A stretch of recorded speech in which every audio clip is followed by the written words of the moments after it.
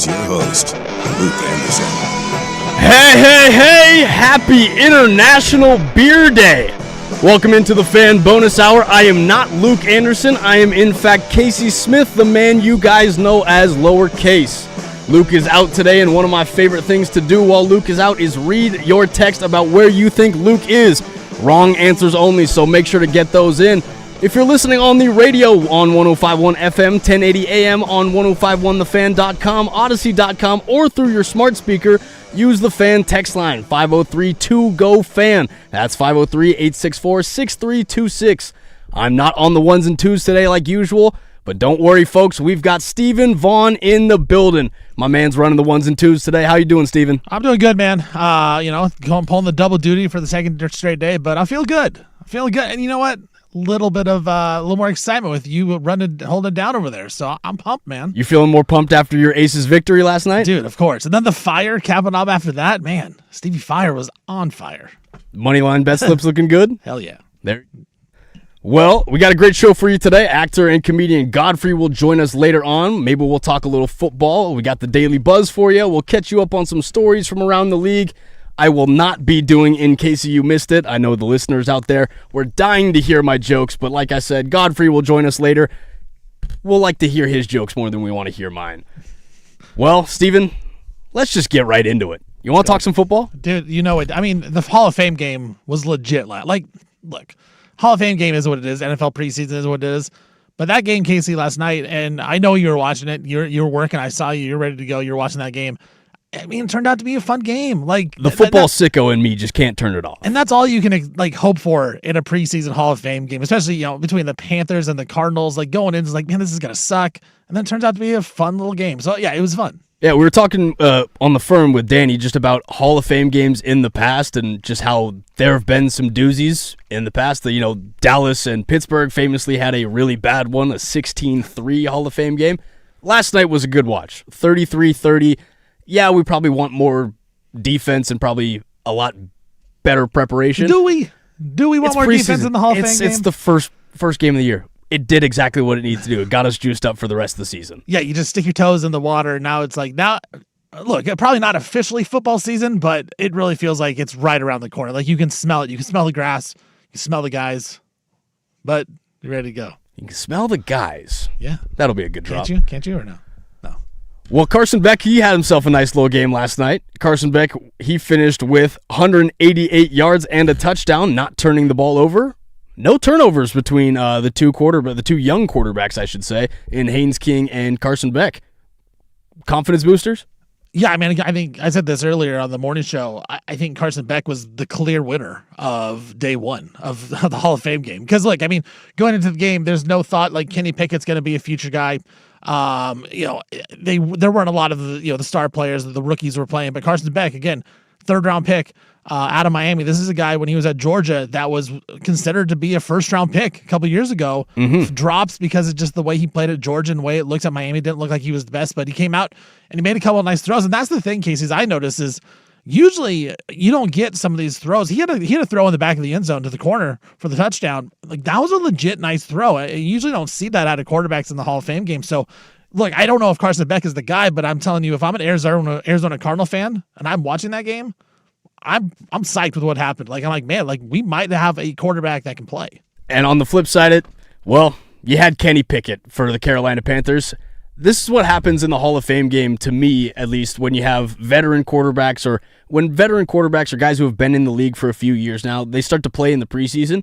They start to press. You see everything is held really tight. Kenny Pickett just not looking great. Yeah, I mean, that's also Kenny Pickett. Yeah, he was 8 of 11, 62 yards, and sacked one time. You as the Steeler fan, that's what you get with Kenny Pickett. That's the stat line you're going to get every game. You're going to get 3rd and 10. He's going to throw it and dump down, 5 yards and punt and 4th and 5. So, I mean, that probably brought up some old feelings for you at watching Kenny Pickett play. That was one where I looked and said, well, I feel bad for Kenny Pickett because I want him to succeed. Again, you don't want a guy that's drafted by your organization in the first round to turn out to be one of the bigger busts that you've ever had. but it's starting to look that way, and it's pretty tough. The crazy part is like everything was set up for Kenny Pickett too in Pittsburgh, like playing at Pittsburgh, playing on that field, and you watch him be like, hey, you know what? Now he goes to the Steelers, like he's a fan favorite, and then he just kind of sucks. And so it's tough. It's tough to watch that. The biggest issue I felt with Kenny Pickett was that Kenny Pickett wasn't necessarily the answer for the Steelers in the moment. Was you're going through the Matt Canada slump where everything offensively just felt like a drag. The personnel wasn't quite what we wanted it to be. Everything just didn't really fall for Kenny Pickett in the way he needed. Well, now you got your guy in Drew Aller, so it's fine. Yay. Again, you remember me during the offseason. I'm on the Will Howard train, and now Aaron Rodgers is back to being my starting quarterback. I love Aaron Rodgers. I think right into the sunset, that's the best way to go out. But why did it have to be my team? All right, well, let's take a look around. We had this little bit of this thought exercise yesterday. Me and Joe Fisher did, or we just started picking the winners of the divisions in the NFL. Steven, yesterday we said that the Bills... Joe Fisher and I disagreed on the AFC North, but we also had the NFC East. I had the Giants coming out of that. I'm sorry. I had the Cowboys coming out of that division. Whoa. I also agreed with Joe, but I picked the Saints to come out of the NFC South. Let's keep going here. Who do you think is going to come out of the NFC North? NFC North, I would go with the Packers. And I'm a big Jordan Love believer. Like, I think he's a legitimately really good quarterback. He's been put in some weird spots where the Packers receivers, we've had arguments about this off the air about Packers receivers. They've never necessarily put the greatest players around. Like, they just haven't worked out. Like, they've invested in some. They've drafted some receivers high. Matthew Golden, former first-round pick, was kind of hurt last season. I kind of think he's going to be good. Like, I was high on him coming out of Texas. I was too. I think the Packers, for me, are the most steady team. I think LaFleur is an unbelievable coach. He knows how to coach those guys up. I have questions about the Lions. The Lions didn't look as good last season. Of course, they lose all their coordinators all the time. I think the Packers are just a really good team. It's a tough place to play. And then you're going to get Micah Parsons back probably mid-season. Mm-hmm. That defense for the Packers last year when Parsons played was incredible. And so I'm kind of buying that, and I think the Packers are going to be the team to beat in the NFC North. And Mike is eyeing that Week 6 versus Dallas, right? On that's calendar. Kind of the shooting point that he's going for, as he is. He hasn't been practicing. Coming off that torn ACL from last season. So yeah, I mean, I expect him to come back and be pretty healthy. Once he comes back, he's going to come back 100%, like you said. Like hopefully Week 6, and then after that, go down the rest of the stretch. Part of me wants to take the Vikings in this one as a sleeper in the same way that Sam Darnold was able to evolve the Seahawks and get them to the promised land in the Super Bowl. I don't want to say Kyler Murray's Super Bowl bound, but I feel like they're going to take steps in the right direction. Now, is it that they win the division, or are they a good wild card competitor? That I don't know, but I think I'm going to take... Yeah, I think I'm going to take Detroit to win the division, but I think I'm going to take the Vikings to follow up behind Detroit. Like I said, I love LaFleur. You could argue that Kevin O'Connell's the best coach in that. I love in that KOC. division. I love me some KOC. And so, I mean, think what he's done with Sam Darnold. Now, Darnold looked like he was fine when he went to Seattle as well, so maybe that downgrades it a little bit. But the fact that the Vikings were competitive last season with J.J. McCarthy and Max Brosmer when he played against Seattle, like they had their quarterbacks were atrocious and they were still competitive. Now you got Kyler in there who has led the Cardinals of all teams to the postseason. He's gotten them to, was it an NFC championship, the game after they defeated Green Bay in the overtime? Was that, I don't remember how far they got in the playoffs. I just know they've gotten to the playoffs. Because when was the Larry Fitz playoff game? You want to look that one up for me? Cardinals playoff history. But that's the thing is, like, the Cardinals are a joke of a franchise, and Kyler got them there. Like, that's something that is hard to take away. It's just like Baker Mayfield. Now that we look back with Baker, the fact that he got the Browns to the playoffs and the Browns made that mistake, I think you could, if Kyler has a nice season this year, you could look back and say, man, the Cardinals really messed up by getting rid of this guy because he's a guy that got to the playoffs. Now, Kyler did get the team to the wild card game in 2021 is the one I was talking about. They lost that game to the Rams. And yes, they did make the conference championship game, but I don't believe that was Kyler on that team. That was the 2016 NFC divisional. Yeah, that was Carson Palmer. So okay. That was before Kyler. So Kyler has the one playoff loss, but they looked terrible in that game. The Rams absolutely dump trucked them. But I think you're right. If he has a nice season, we could be looking back and saying the Vikings really got a guy where the Cardinals gave up a year too early on Kyler. Well, let's take this over to the AFC now. We did the North yesterday, and I won't let you dump on my Steelers anymore. But let's take a look at the AFC South. You have the Colts, Texans, Titans, and Jaguars. I feel like this was one of the more competitive divisions in football last year. Some really strong signings and extensions over this offseason in this division. Where do you think this one shakes out? Yeah, Texans are the favorite in this one. They probably should be. That defense, elite, Casey, and I know you know that. I'm partial to the Jags. My buddy, huge Jags fan, he's always telling me how good that they're going to be. And Trevor Lawrence was really good last season. He started out the year where he was turning the ball over. He stopped turning it over, and the Jags kind of took a turn for the best. I love what they have going on there. Liam Cohen, I think, is a star as a head coach. Travis Hunter, I expect a lot more out of year two. Exactly. I expect a lot more out of Hunter year two. So I'll take the Jags in this one. Yeah, I think we're both in lockstep that the Texans are probably going to end up winning this division pretty outright, pretty dominantly with their defense. I think I'm going to take the Titans. Do you buy CJ Stroud this year, though? That's the question. I always buy CJ Stroud. All right. I will always buy CJ Stroud because that flag stands next to me, and I know people are always going to be buying Justin Herbert.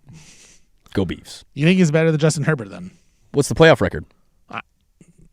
For Herbert, it's a 0 wins. So CJ Stroud is 2 wins better than Justin Herbert, in my opinion. All right. But I got the Titans probably shaking up this division a little bit. I think Cam Ward is the leader that they want in the locker room. I know that they're a very defensive-focused team, especially with Robert Saleh at the helm.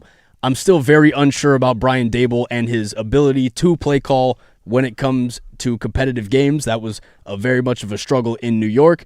But I think I like the Titans having a really strong foundational defense, and defense wins championships, and Robert Saleh finds a way to establish a very strong defense every year. Yeah, I don't hate that because Saleh got an unfair shake in New York. I mean, it's a Jets head coach. It's just in the same way that people are going to end up looking back and saying Aaron Glenn probably didn't get a fair shake. Right. It's just that is such a loser franchise. Again, I know he used to sleep at the combine, but. And I do love Cam Ward. I think Cam Ward could have a nice year too. So I don't hate that pick that they could be a surprise team. They're going to have to get off a good start is what I think. I think if they can start out hot as a team that we can just build momentum because it's a young team that's still trying to get better. All right, the NFC West, the NFC best as they're affirmatively known as, the Rams, Seahawks, Cardinals, and 49ers. You want to pick this one backwards? Well, we all got the Cardinals fourth. We all got the Cardinals at 4. I mean, this is where it gets interesting. This is by far the best most division. competitive division in all of football. We obviously saw that 2 teams, maybe even the 49ers, could have possibly gone to the Super Bowl last year if it all shakes out their way. I think I'm going to take the Rams. Yeah, the Niners, I believe they won 11 games last season with being just so injured, but then they started out injured again this season. They have 20% of the roster still injured. Like, there's no way I could pick them. Now, the Seattle Seahawks, they were the best team last season, and I was shocked by the way it turned out that they just dominated everybody in the playoffs. I thought that at some point it was going to come apart, and it didn't. Sam Darnold leads the league in turnovers in the regular season, none in the postseason. Just incredible play out of him. But I'm with you, man. The Rams are going for it, and you see that. It seems like Aaron Donald probably going to come back. You add him to that defense, even if it's only going to be 25-30% of the plays. That defense is going to be legitimate. Matthew Stafford, one of the best quarterbacks, probably a top 3 quarterback in the NFL right now, MVP last season. Sean McVay, I trust him. So, yeah, I'm with you. The Rams, I think, on paper, the Rams should be the favorite in the NFL to win Super Bowl. Without a doubt, again, when you add the defensive MVP, not only was he just the defensive MVP, he's Myles Garrett. Like, we want to throw around stats and this, that, and the other, throw around accolades. Myles Garrett is just one of those guys where you have him on the roster, everyone around you gets better. All right, we'll take a look at the AFC West now. We got the Chargers, Chiefs, Raiders, and Broncos. The Raiders got a brand new draft pick that we don't know if he'll play quite yet, but the Chargers got a new offensive coordinator. The Chiefs are reestablishing their foundational offense that got them their Super Bowls, and the Broncos are an injury away from being in the AFC Championship. From winning the AFC Championship. Yeah. They were the 1 seed Where the are we season at ago. 1 season. I feel like we're sleeping on the Chiefs a little bit. Like, Patrick Mahomes is coming back. He'll be healthy. It looks like he's not going to play in the preseason, but he should be healthy going in. Now, there are questions, I think, offensively. Do they have a number 1 receiver? Is Rashee Rice even going to be able to play? Is Xavier Worthy going to take a step up? But I tell you what, man, I still love Mahomes. I think he's the man. So I'm going to go with the Chiefs in this one. the Broncos, I think there's still questions about Bo Nix, how good he actually is in the NFL level. And the Chargers, I need to see it, man. The Chargers are just going to charger. They've kind of done that for so long. And you talked about Herbert. I think Justin Herbert is great. He's talented. He does have to win a few more games in the clutch to do that, especially in the fourth quarter. His fourth quarter numbers aren't very good if you go look at those splits. So I'm going to take the Chiefs in this one. I think I'm going to have to take the Chargers. I have to ride with my biracial angel and Mike McDaniel. That guy just makes me excited about football more than any other one. The Broncos, I think they start to take the step back this year in the same way that we've seen second-year quarterbacks start to get figured out by defenses. Defensive coordinators start to do better jobs at disguising blitzes, disguising coverages, and then you see these second-year quarterbacks start to really make these mistakes. I think they take a step back. I know they loaded up on talent with Jalen Waddle, and that defense is still really dominant. But I think Bo Nix is just a little bit, just going to get figured out just a little bit. Isn't that what it kind of comes down to, is if Bo Nix can take that next step? I think that's it. Is if Bo Nix is able to get back from injury and be as good or even better than he was before, they're going to be right back where they wanted to be. Otherwise, the relationship got rocky with him and Sean Payton in the offseason. 100%. Payton kind of called out the injuries and stuff like that, and Bo Nix like, I'm fine. What are you talking about injuries? And so I do think there's a little bit of friction there between the two. But outside of Bo Nix, who I think he can be the game manager you want him to be, I don't think he's going to elevate your team. But you talk about the talent. That talent is there, man. That defense is unbelievable. That home field is unbelievable. So, look, I think this division is right up there with the NFC West. I'm with you there. With that being said, let's get into the Daily Buzz. We'll do that next. You're listening to the Fan Happy Hour on 105.1, The Fan and the Fan Sports Network.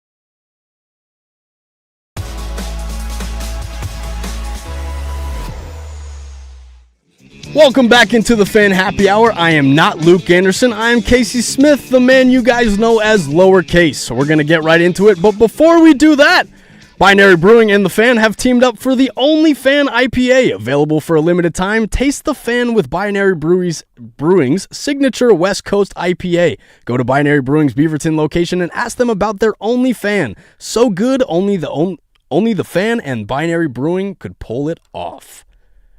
Steven, you want to hit that button for me? The Buzz. Getting into the buzz, former ex-NBA star Monta Ellis was named the general manager at Alcorn State this season. Alcorn State and HBCU finished 9-23 last year, is near the home of the Mississippi native who starred at Lanier High School in Jackson, Mississippi before he was drafted by the Warriors with the 40th pick back in 2005. Steven, where does Monta Ellis rank for you in terms of the Hall of Very Good?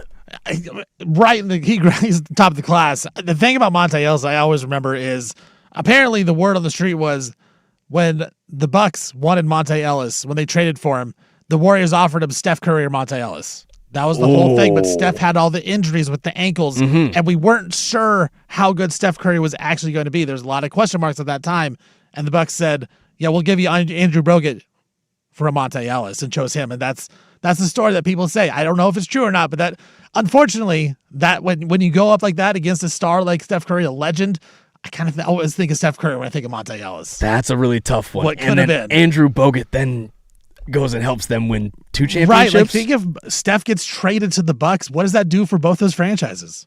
All right, hit that button for me.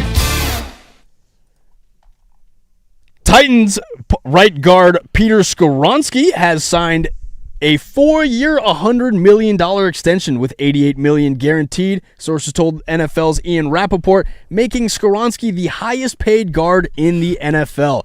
We're starting to see it now. Every single position lately, it seems, is starting to really climb in terms of the value of the cap. Edge rushers are starting to get paid. Running backs have been getting paid. But now this is I believe the third right guard that has gotten a big payday this offseason. It's not how you play, it's when you sign. And all these guys are getting big contracts. They're getting the biggest contracts in NFL history at their positions. I would lean more towards you on this one about Peter Skoronski. I'm not breaking down O-line play. I mean, what does he do for the Titans that's so good that they have to lock him up to it? The biggest guard deal in the NFL right now. In the same vein that Tyler Lindenbaum was the reason for the Baltimore Ravens' success at the O-line, that's Peter Skoronski. He's been their leader at the right guard position since Derrick Henry entered the league. So when you have a guy... No, you're done. Sorry. When you have a guy that's just has the ability to lead amongst a group of 300-pound guys, again, the Titans have had dominant O-lines in the past. Got a guy like Taylor Lewan. Again, you have Derrick Henry in the rushing backfield going to AFC championships. This is their way of honoring the guys that have been around for a long time. They did it with Jeffrey Simmons. I'm glad they did it with Skoronski. All right, your Portland Fire got in a nice little victory last night, 97-83 against the Toronto Tempo. As Carla Late, she finished with 27 points, 15 of them coming from the free throw line. Is this Toronto Tempo rivalry over because of how dominant we are over Toronto? Dominant, you're right. They are. They dominated earlier in the season 1 in Toronto. No, it's not over, but Toronto's been really bad this season. I think they've lost like 9 straight now. Portland finally got their first win without SAB. Sarah Ashley Barker, she's recovering from that torn ACL. Dominant fashion. Look, the Portland Fire, they aren't a very good team right now. It's an exhibition team. I don't think we expect much, but when they play at the Moda Center, when they play in front of the Fire Pit and those fans, it's a lot of fun, and they're actually a lot better. Like, they've played well at home this season. So, again, I would always just advise, hey, go to the games, have some fun. Don't expect a ton of wins, but it's a good atmosphere, it's a good vibes, and I think, they're trying to build something fun just to, bring your family out there. We still tanking for Juju? I wish. I think they're a little too good at this point. I think we're a little bit too good for that, but would love it, she would be perfect on this roster. All right, your Portland Timbers got their first win of Leagues Cup as they took down Club Puebla 5-2 last night. Ari Lassiter had 2 goals. Cole Bassett had 2 goals. The offense for the Timbers just looked fantastic last night. I really thought it was going to be a much more competitive game when I was in the studio watching it right here on 105.1 FM and 1080 AM. But I'm really impressed with how Jack Cassidy has ignited the fire of this Timbers team. Yeah, ever since they fired my boy Phil Neville. Well, not my boy, but what do you know what I'm saying? They fired Neville, dude. They've been playing well, and they get the win here. Now, it's always weird. The cups in soccer is kind of weird. It's kind of like the in-season tournament for the NBA. Mm-hmm. I don't know how much the actual franchise cares about it. Yeah, like, in the past, I had heard that the Timbers don't necessarily go all in. Like, for they the don't league value show. it a ton, unlike other teams do. So it'll be interesting to see how they play. Now, the next match, from what I understand, is against another really good team. So we'll see if the Timbers can keep that momentum going. But for now, man, it's not like the thing about soccer. Everyone makes fun of soccer. Oh, 0-0 tie, 1-0. Dude, the Timbers are scoring 3, 4, 5 goals a night. Mm-hmm. Like, they're scoring a lot. Yeah, they're really elite. I believe they have 16 goals in their last 5 matches. So a really good offensive outing for the Timbers. And next game, I believe, is Marty Cifuentes, the new manager's first game with the club. All right, I think it's time to get out of here. I believe we have comedian Godfrey coming in here in a few minutes. And with that, let's walk over to the George McCoy at Warren Allen Sports Desk and see what we missed. Steven. Yeah, well, this update is brought to you by Big's Chicken. Try their smoked and fried wings tossed with a perfect dry rub and served with a trio of killer sauces. Menus at bigschicken.com. Casey, I want to bring you new Purdue athletic director, Tommy McClelland, and what he said, man. What a bad first impression to have to come out and say this about your rival. Every recruit, every current student athlete will hear this message repeatedly. We are here to win championships. If you don't want to win championships, go to Indiana.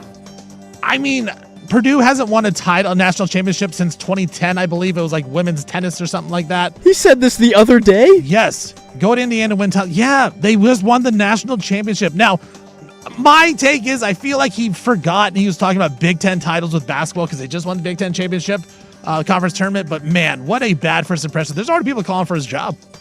That is a terrible first impression. I saw Stephen A's take on it, calling it disgraceful. Well, yeah, that's the one time I think I'm going to agree with Stephen A. Smith on that one. That AD needs to go. Tough look for that one. I'm Stephen Vaughn from the George McCoy at Warren Allen Sports Desk. Don't call your mom. Call George McCoy at warrenallen.com. The home.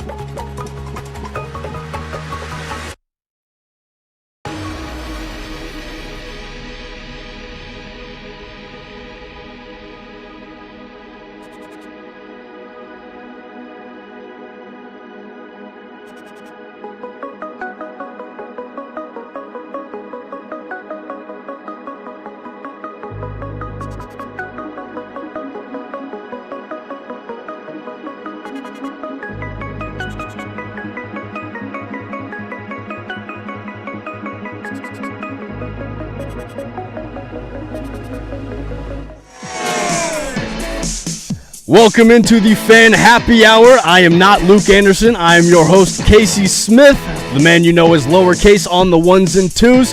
Right now, we have a great guest next to me. Ladies and gentlemen, I'm very happy to introduce actor, comedian, impressionist, and host of the In Godfrey We Trust podcast. Welcome in Godfrey to the show. What's up? What's happening? No cursing. How are we doing today, sir? I'm good, man. I'm just got here to Portland. Again, we were talking about Marvel during the break. Yes! Because you came in with the Spider-Man sweatshirt. Oh, man, yeah, because I travel because, you know, the airplanes are freezing cold. But then I found out why they're freezing cold. Because of air pressure. Oh, okay, and it's like, it has a lot to do with your blood levels and stuff like that. And that's why they keep it cold. As far as like, it's a health thing. Do you fall asleep on the plane a lot? I'm in and out, you know, because I live in New York, so the ride is about 5 hours. But I'll sleep for about an hour or so, and get back up, watch a little movie. You know what I mean? It's like it's a combination of both, you know. All right, yeah, it's easy to sleep on a plane. You can't sleep on a plane? I like to sleep on planes. I get really anxious when I fly, so I don't fly very well. I don't. No, dude, I'm anxious all the time. Oh yeah, I can't sleep at all, man. Yeah. What? I don't know, dude. I'm just like, what am I doing? Like, I'm in a tube. Don't think like. Ugh. I'm in a metal tube. I'm surrounded by a bunch of people tube. that I don't know. There's all these weird yeah, smells in the air. No, you can't think like that. Don't you'll don't do that because if I go we're in a tube for 10 hours. Don't think you're in a tube. Just say you're living in a space for you gotta be like really gotta take yourself and go, no, I'm living in a place, I'm eating, I'm flying watching to Vegas, movies. so I'm gonna change my mindset here. Don't go, I'm next couple in of a weeks. tube. Like I'm in a tube. Oh, that's just my anxiety going. That's You too talked much. about Portland real quick, and you said Portland kind of a weird. What do you think of Portland?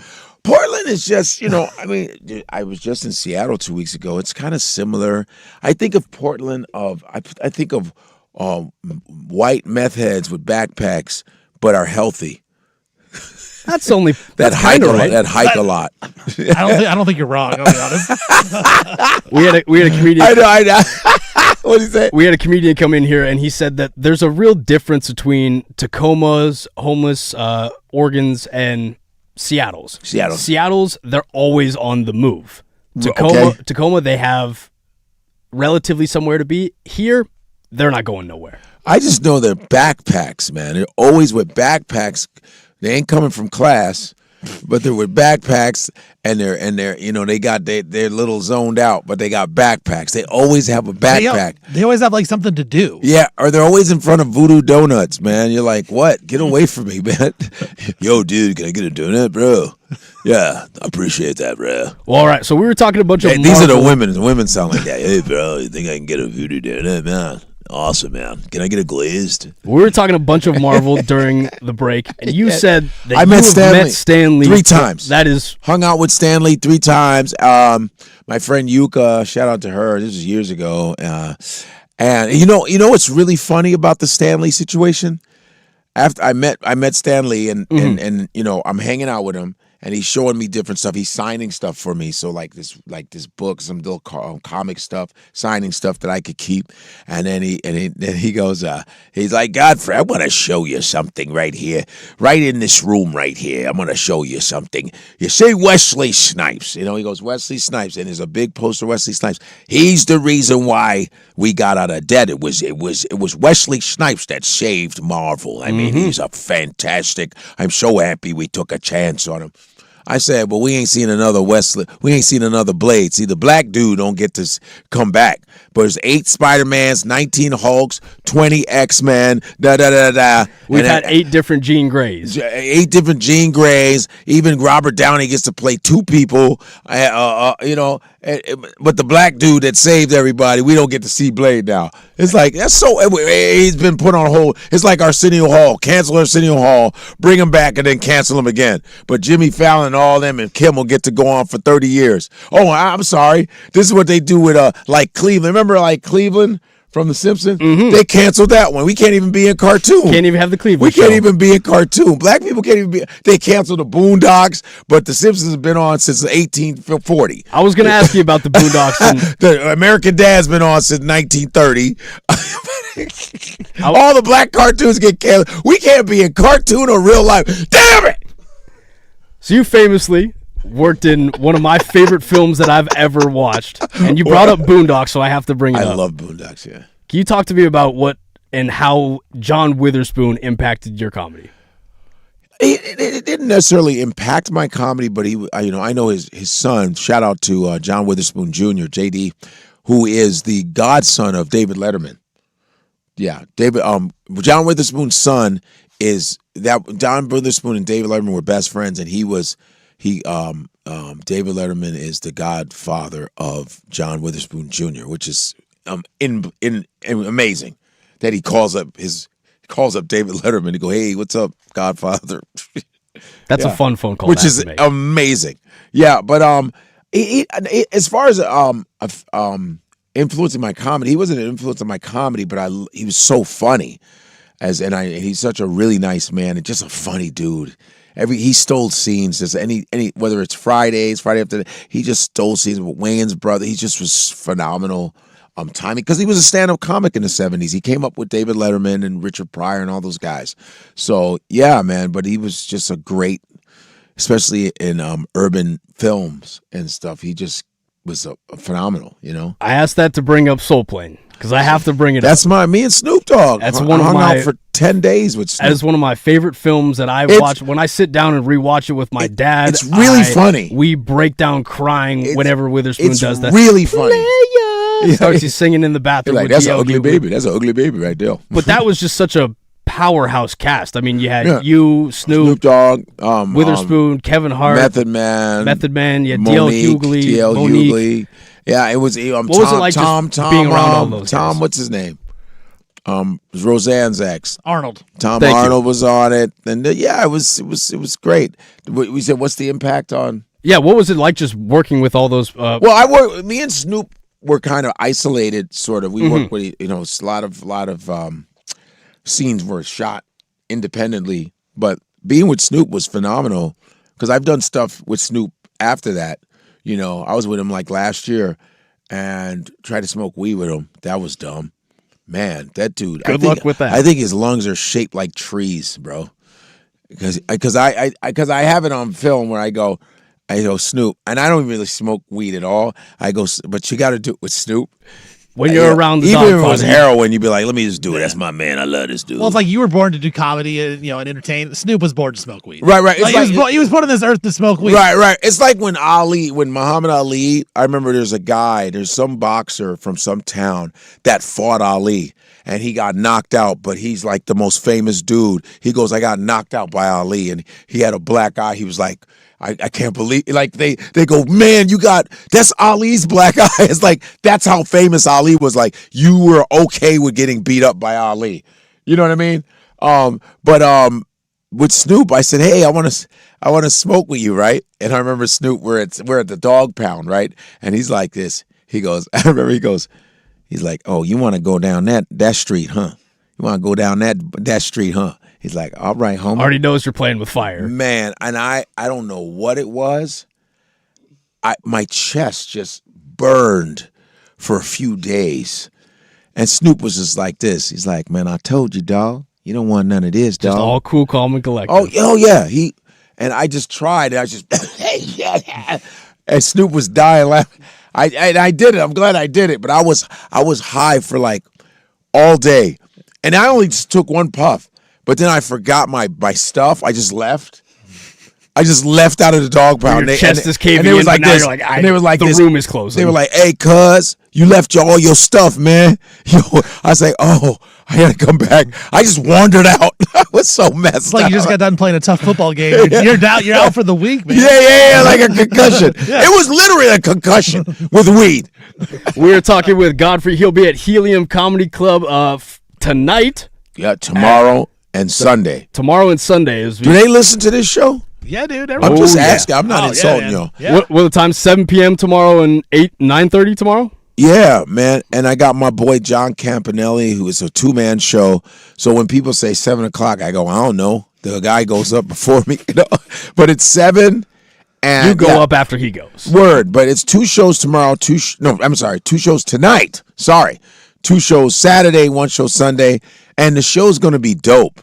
So, and this is my 4th time coming to this Helium. It's a fantastic. Is that an old high school or something? No, it looks like a high school. I know when you go up the stairs, it looks like you're going to high school. But you Feels guys like you're got in a little bit of a small auditorium. Yeah, it's weird. That does sound like a real Portland thing to do, though. Turn to old high school. I feel like the bell's gonna ring after the show's over. But you guys gotta come. I don't know what y'all are doing. There's no other club here, so just come to the Portland. Isn't there another one? Not that I know of. No, okay. I believe there is one, but It's gonna be great. It's gonna be fantastic. I'm so happy to be here. This is great. Well, I was going to ask you about impressions. This is so great. I can't believe I'm here. Like Portland Trailblazers. They're so fantastic. Because your Stan Lee impression was excellent too. Is there an impression that you've practiced that you just can't get down? Morgan Freeman. You just can't do it. But Frank Caliendo, who's a friend of mine, can kill. He kills Morgan Freeman. He's real good. It is But that's like the real. one you want to get. Yeah, I try. I'm like, I gotta. Sometimes there's certain voices you go, it's in my range, but it ain't there. You know what I'm saying? It's just. And the more you force it, the less you get out of it. I'm like, I can't do it. You go, do I do Shawshank Morgan or do I do? Damn it! Or I did Jason Statham for Jason Statham. Have you ever Killer, seen by it? the way. On YouTube, and that was pretty dope. It was on Opie and Jim, and he was like, "I heard you can do my voice." I was like, "Yeah," and then he's like, "Oh, it's pretty good." He's like, "You did it. I've never heard nobody do me." It was pretty dope. I did him. That's a pretty cool feeling. That's a pretty good dude, Jason Statham. Ah! All right, we're talking with Godfrey. You're listening to the Fan Happy Hour on 105.1 The Fan.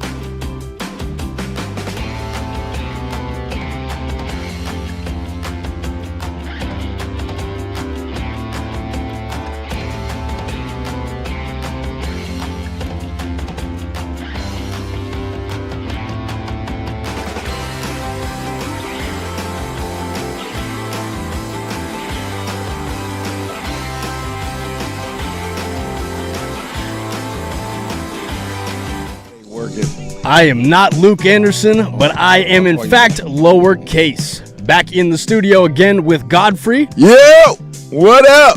I got a few football questions I want to ask you. up? Because I heard you played ball at University of Illinois. Is that correct? I tried. Mm-hmm.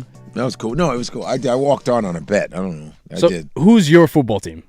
Oh, well, I'm from Chicago originally, Chicago Bears, but I like Giants. And nowadays, with the way players don't even stick around, I just go with sometimes if I'm watching the game, I go, oh, I like that guy. I'm going to root for that team or that quarterback. It depends on the quarterback.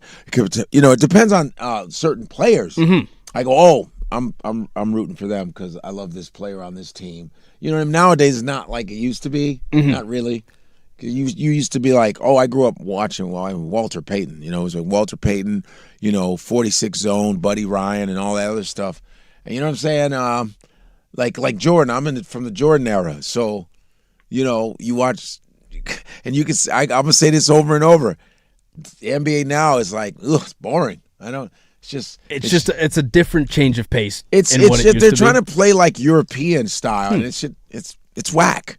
It's whack. It shouldn't be. It's whack. I don't like it. There's something missing. And Shaq, and I'm good friends with Shaq. Ray Allen told me, he goes, they don't hand check anymore. They don't even hand check anymore. He goes, I would say there's a few people from now today's NBA that would survive in the 90s. Ooh, give me him. Curry, because that's just ridiculous how. Because no one's shooting like that. It's just unreal. Curry, LeBron, of course. Kyrie, definitely. Ball on a string. Kyrie, who else? What's his name? Jeez. What about our guy Dame Dollar? My fault. Oh, What'd you say? What about our guy Dame Dollar here in Portland? Oh, Damian Lillard? Yeah, Damian Lillard. Yeah, okay, yeah. I think a few guys. What's his name that got traded from Boston Celtics? Jaylen Brown. I think Jaylen Brown would be all right. But I just see a bunch of biracial dudes that look like Drake playing basketball, and it's whack.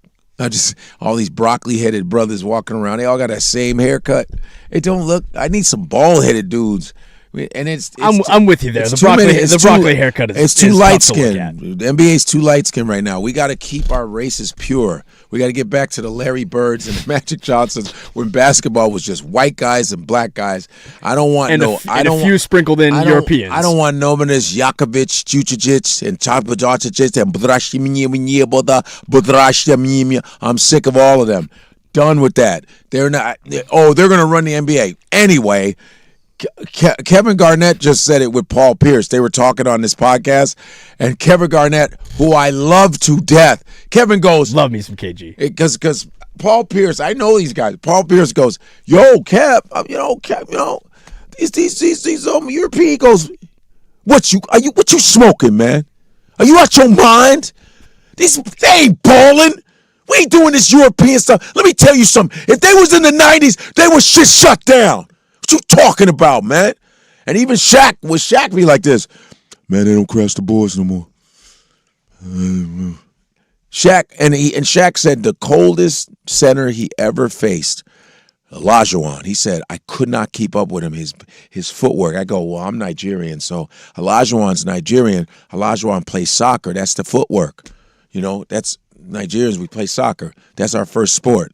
He goes, and you have to understand, Shaq, at his age now, is super strong. Imagine Shaq, 20 years old, out of LSU. I mean, what are we watching right now? He was the big Aristotle for a reason. You have the glove. You have Gary Payton, who's like talking like, you ain't getting past me, who would stick you man on man all the way through. What about Vince Carter? Man, listen. GP wasn't afraid to talk to Jordan, man. What about Sean Kemp? That's right. The Rain Man. Throw it down. And guess what? There's a lot of young dudes right now.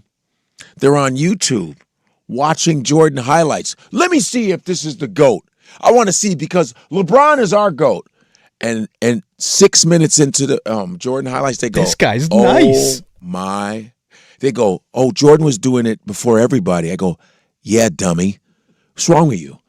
I said, yeah. Check the tape. He wins 3 in a row and then stops and comes back and wins 3 more. And they could have won 8 of them. Do you understand who Michael Jordan is? My man, and they weren't playing against plumbers. They were playing up against people that played defense, that actually bodied you. What are you talking about? Jordan could hit the fade. Jordan was a defensive player, and he got more accolades in a shorter time. LeBron is going to have the record for the most towels used.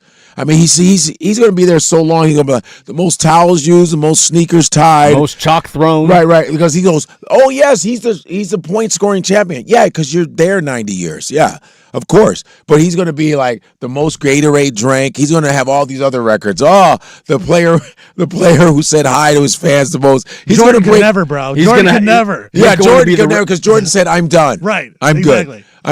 He's going to be in the Hall of Fame with like Gatorade, towels used, showers taken. Suns played in the Suns NBA. Yeah, right. He's going to have a record for the most NBA records. And then Bronny's going to have a kid, and he going to stay too long, and he going to have another kid. He'll be the first grandfather in the NBA. Grandfather in the NBA. Yeah, LeBron ain't going anywhere until Bronny has a kid.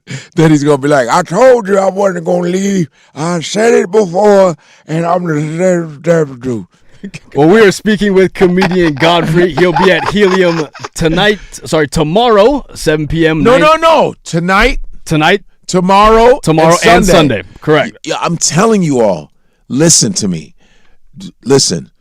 I got my boy John, he's Italian, and there's me. You got blacks and Italians on the same show. Come on. It doesn't get any better than that. You know what I'm saying? Give me a break. All right? This is the best combo right now. It's like Jordan Pippen, you know what I mean? It's like Kobe Shaq. It's going to be amazing. You guys got to I'm telling you, any comic that you like, I'm going to blow them out the water. Watch. You're going to be like, whoa, he just took it to the next level. I'm trying to tell you. Yes, I'm going to talk about race. So what?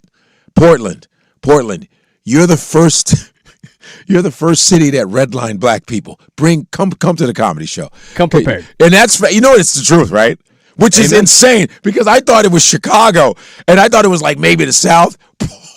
Portland. And guess what? Guess what I found out? There used to be a chicken place called Coon Chicken, and it was in Portland. I thought it would be in the South. It was a big, I'm not lying. Oh, it's still there. It's still there? I believe he's... Is it still there, the Coon Chicken? I believe it's still around. Oh, I don't want you to think I'm trying to go get some. I'm telling you, it might still be around. Is that the song for it? No, I don't know. I thought that was the music for Coon Chicken. No, I'm playing you guys off. I was like, that was racist. He goes, let's play a little Coon music for that. I'm just messing. I'm totally messing. Yo, listen, racial jokes are fine. We need to get back to real comedy. I'm tired of this woke crap. I agree. We need to get back, not from a bad standpoint, but be creative with it. But we got to get back to funny, man. There's a reason why people still watch Golden Girls. There's a reason. They still watch the old sitcoms, because that was funny. Hey, I hope you guys come and see me. It's going to be fantastic. I can't wait to do it. A black and an Italian. It's going to be fantastic. It's going to be great. Well, thank you, Godfrey. If you're not able to listen to the entire hour, or you're not listening right now, no worries. The Fan Happy Hour podcast page is up. Go to 1051thefan.com, Odyssey.com, or the Odyssey app. Thank you all. Bye-bye. Yeah.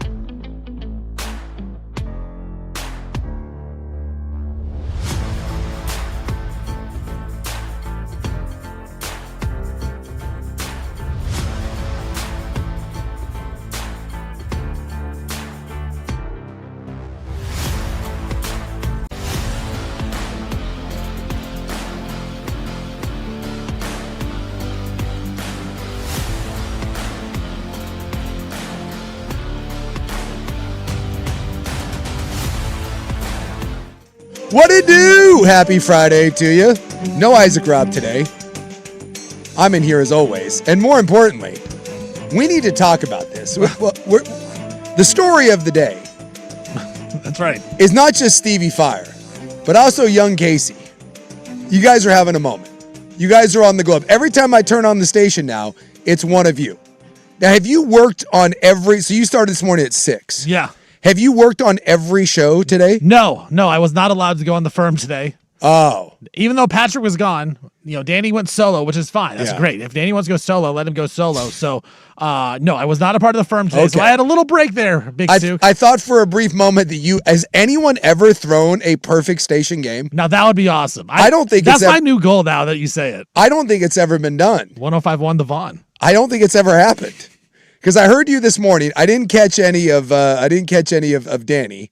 I know Patrick was gone. So I knew Patrick was on vacation. There was a possibility. And then I knew you were producing Happy Hour. I didn't know young Casey was hosting Happy Hour. How about that, though? Casey, basically his first time hosting, he gets to interview Godfrey. So that was his first time? Yeah, that I know of. That was his first time First ever? time that I've seen him host. I saw that he was co-opting Team Japan in there, though. I know. And I'm wearing my Team Is Japan there going to hat. be a little lowercase beef right now? Look, you can't just be co-opting things. You can't just rent. He has no affiliation to. I saw him wearing the Japanese jersey like a month ago. Yeah, he's got the Murakami jersey. That's Yeah. like his favorite baseball player. But he's a Yankee fan. But apparently he loves Munetaka Murakami. And he rocks that jersey a lot, bro. Yeah, I saw it and I asked him about it like a month ago. Because I wear my Team Japan hat, my Team Japan, it's a World Yes. Baseball Classic hat that I got in Japan. And I'm married to a woman from Allegedly. allegedly. Right. Rumor has it. Right. I heard about it. I don't know if it's true. Wild- I can't confirm or Wild deny. speculation. Exactly. Who's to say what's true and what's not? It could all be AI generated. But there's a reason why I have a Team Japan hat. So I saw him wearing the Team Japan jersey, and I asked him, I was like, what? And then he told me about that, and I'm like, he plays for the White Sox. He's like, yeah. I'm like, you're a Yankee fan. But he's like, he's my favorite player. I'm like, why? And he didn't have an answer for me. Okay, you're gonna hate this though, because Casey told me this. Because there's a chance the White Sox and the Yankees play in like the wild card round against each other. He said if that happens, because he's so mad at the Yankees this year with how they've performed and some of their players, that if the White Sox beat the Yankees, he is going to flip his allegiance and then be full-time White Sox fan. See, Based off of one playoff series because of Murakami. See, this is the problem that I have with young lowercase. This is the my own, youngins, man. This is the issue. And by the way, we love lowercase. We do. Casey's great. But This having said that, this I have issues with. So you're an alleged Yankee fan. Allegedly. I secretly think he just likes to wear a Yankee hat. Also, can I judge him based on the fact that he wears a red Yankee hat? That being said, Like, if you wear a red Yankee hat, are you a Yankee fan or are you just a young man from the mean streets of West Lynn? What is that? And you like wearing a red cap? that is a real It's Westland Lake Oswego. right. It's a little odd. Like, I'm a Mets fan, and if I saw you wearing a red Mets hat, I'd be like, "Are you a Mets fan?" Like, or do you just like the logo?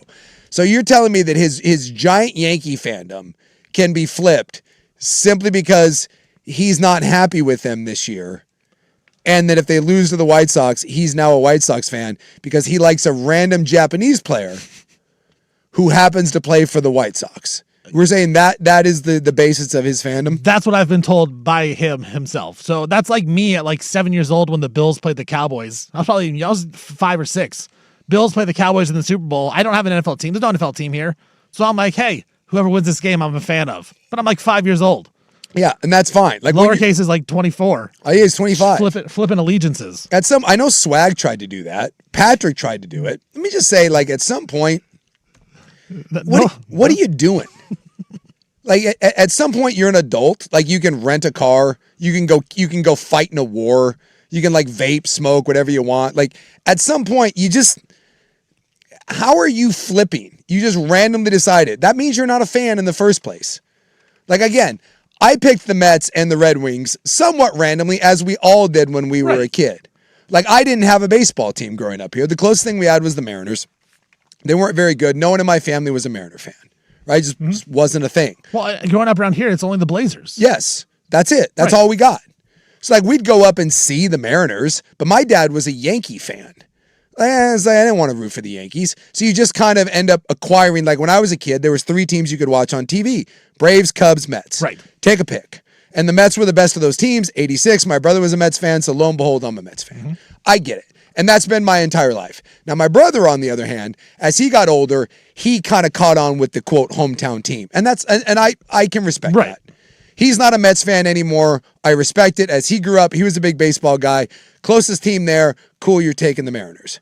But Casey is from West Lynn, and he's a Yankee and a White Sox fan, and now randomly he may pull the cord on the Yankees, the winningest team in Major League Baseball history, and become a White Sox fan because of a Japanese player. Yeah. That's the dumbest reason of an adult switching fans that I've ever seen in my entire life. I feel like you're right. You're not a true fan. You are a fan of a player. And that's great. You can be a fan of a player.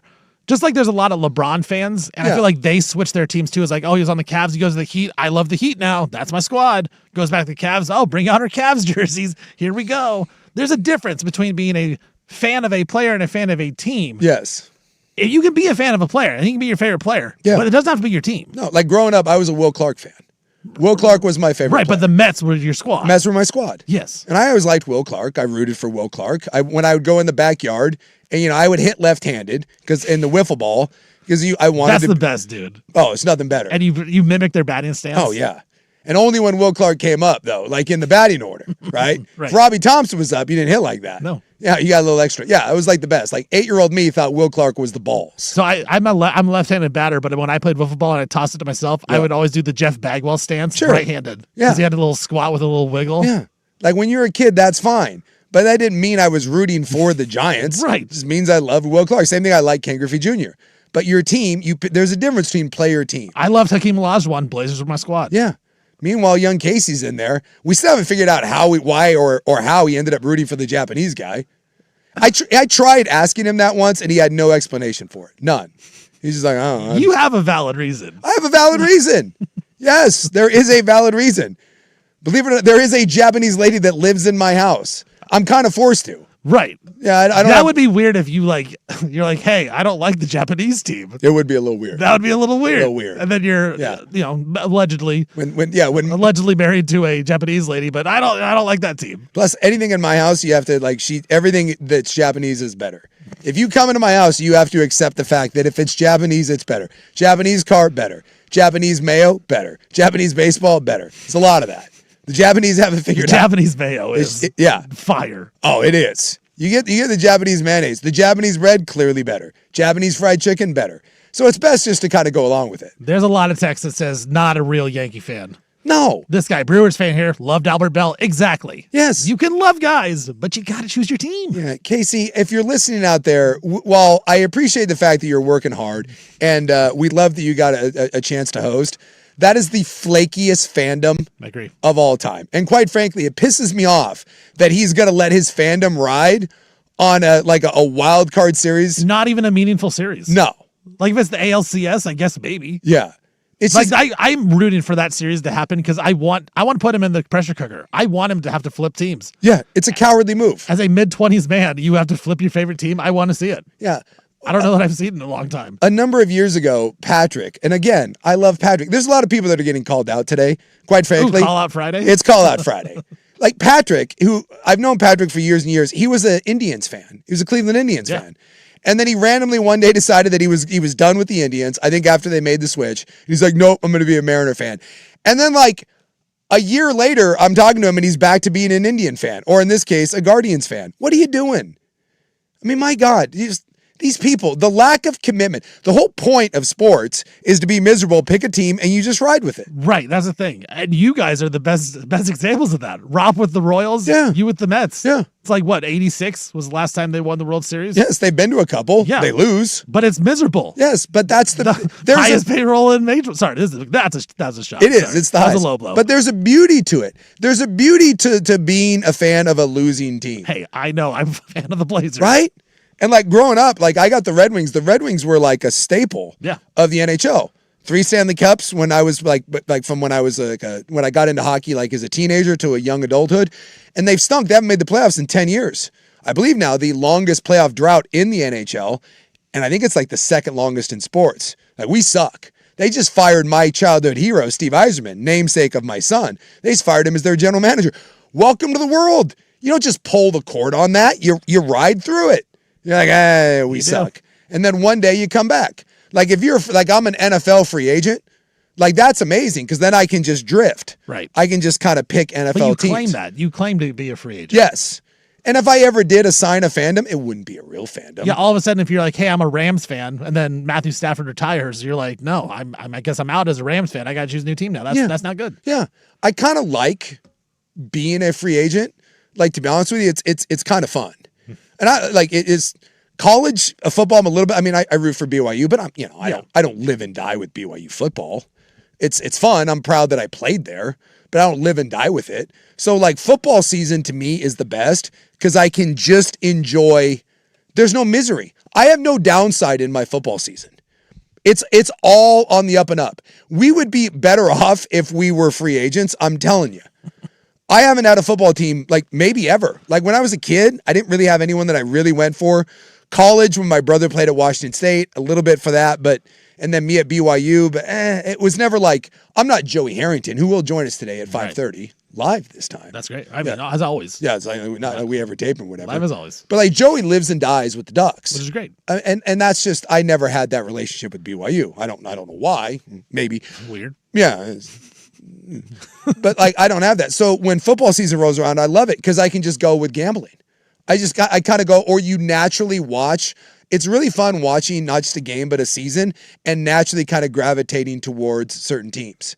You get all the enjoyment of wins, but you don't get any of the disappointment of losses. It's better not to be a diehard. But once you claim to be a fan and a diehard, you gotta ride or die, man. Yeah, that's the thing is once you make that decision is final. It's just like when you were choosing a college back in the day. If you there's no transfer portal. No. There's no fan portal. No, you stick with it. You stick with it. So look. When you're married and all of a sudden your wife gets like a bum tooth and like a drop foot and you're like, oh, sorry, lady. Now Like, that would be interesting if there was a wife portal. like, yeah. Dude, I'll tell you right now. Coach Vaughn has entered the breaking news. Coach Vaughn entering the portal. Well, it's much like I have a lot of radical ideas from Bon Voyage to hookers for heroes. Like I got a lot of like when I get elected to the city government, I'm gonna have a lot of big ideas. But I do think the other one that I've had is yes, much like license renewals, like you have to take the driving test every so often. I do feel like marriage renewals should be a thing. Whoa! Like every 4 to 5 years. How long does it? Like how often do you have to retake the driving test or not? Yeah. I guess it's a written. Right. That's a good question. Like every so often 20, you have 15, 20 years, something? yeah, every so often you have to go in and like renew a license. You have to renew a fishing license, all that. If you get a marriage license, that's good forever. I don't think so. I think every so often couples should have to go in. And Oregon driver's license, 8 years. 8 years. There you go. There it is. 8 years. After 8 years, you should be able to go in, sit down together, and you should have to reapply for the marriage. Right. And then like, kind of like a transfer portal thing. You recruit your own. Maybe you put yourself in the transfer portal to see what other. I mean, maybe you've Look, been. this is what I can do for you. I can bring this to the table. I don't know if anyone else will do this for you, but I can bring this to the table, babe. Yeah, and just because Coach Vaughn puts herself into the transfer portal doesn't mean she's going anywhere. She might come back. It just means like you have to re-recruit her. I got to recruit. The question becomes how many people would re-recruit and how many people because in college, this is the dirty secret. A lot of players they get unrecruited. They want you to hit the They portal. want you to hit the portal. When you have every offseason, you have an exit interview with your coach, right? And you have an exit interview with your position coach and your head coach. And they kind of tell you, hey, this is what we want you to do. We need you to gain 10 pounds, lose 15, whatever. Hey, this is kind of where we see you. And for all the people that give crap about the transfer portal and kids leaving, realize that the vast majority of kids that end up in the transfer portal are told, it might be time for you to go into the portal. Right. So the question becomes, in your marriage, are you confident that Coach Vaughn is going to tell you that she would like you to re-up for another 8 years? Or is this I'm feeling pretty good about myself right now. I just got a promotion at work, lost a few pounds, and I know this program's been pretty good to me, but I think there's some better programs out there, to be honest with you, and quite frankly, they may be looking for an upgrade. Well, that's the thing. You may have a good year. Yeah, Indiana, is it just a 2-year flash, or Yeah. are they in there for the long haul? Yeah. I don't know. Maybe they're a new blue blood, and you buy in early. Think about how great it would be to enter a contract year of your marriage. Oh, you'd be dude. You and your wife would be on your game You'd have to be. if you like them. That what. That's what I'm saying. Like, If you don't like him, you mail it in. Everyone's in, and You they'll go let James you, Harden fat. they'll let you know. You're like, hey, it's a contract year, and gosh, she's getting a little hefty. You know, I don't know if she wants to be around. All of a sudden, you start working out, you're eating better. You're like, hey, what's up with Vaughn, man? He's dressing better. He wore a collared shirt the other day in slacks. I'm like, I think it's a contract year. I think he knows he's got to step up his game. I'm telling you, the transfer portal free agency would be amazing. If you were trying out for the team, like it's my buddy always, because I've been single for 12 years, and he's like, hey man, always try a little harder when you're trying to make the team. Once you're on the team and you're a starter, you slack off a little bit. The question would be, can you sign a no trade clause? Like, it's an 8-year deal, but you can't trade in the middle. Or are we opening up trades? Oh my God. Trade deadline? Wouldn't that be something? Like going into the summer, you got the trade deadline. He hasn't been working out in the off season during the winter months. I don't like what Steven, you gained a little weight there. You don't look great in a swimsuit. You find out through a buddy, like like now athletes find out through Twitter. Shams. Like you're just driving home and like breaking news, Coach Vaughn trades Stevie Fire. You're like, where did I get traded to? Turns out you got traded to Malala somewhere. You're like, what? Huh? Yeah. Now Coach Vaughn hates the WNBA bets I've been making. She's out. All of a sudden, you're working a construction job at Malala. You're like, what? You got dealt. I know it's not what you wanted. Hey, we tried sending you to a better situation, but hey, Malala gave us the best offer. Malala Concrete and Construction gave us the best offer, and we had to take it. I'm kind of really into this idea, but I also am a little afraid that if this idea came about, I would be cut and be put in the portal. So Vaughn would sit me down and say, hey, Steven, you know what? You had an okay year. You're fine. The potential's not there. There's more potential out on the market. I would love to see what you can get in the portal. Go explore. Explore it. See if you can do it. There's a lot of people right now driving around asking themselves that very question. Would I enter the portal or would I be traded? I would be put in the portal. You'd be put in the portal. Yes. I'm not entering the portal. I can tell you that. You would be unrecruited. Yeah. Coach Vaughn's like, go check it out. All I'm saying, I think you could do it. I think we would all be better off. I'm dead serious. We'd all be better off, and we'd be on our P's and Q's if we had to reapply. Every handful of years, you'd be in better shape. You'd go on more dates. You'd drink less. You'd gamble less. It would be beneficial. Now, it'd be some heartbreak. There'd be some problems. There'd be some problems. Maybe the kids might not like it. Yeah, but that's a tough one. You don't got to think about that. That's a tough one. That's the problem. Well, I've always said that to me, and no one wants to hear it, but if it's just the reality. I know a lot of married people.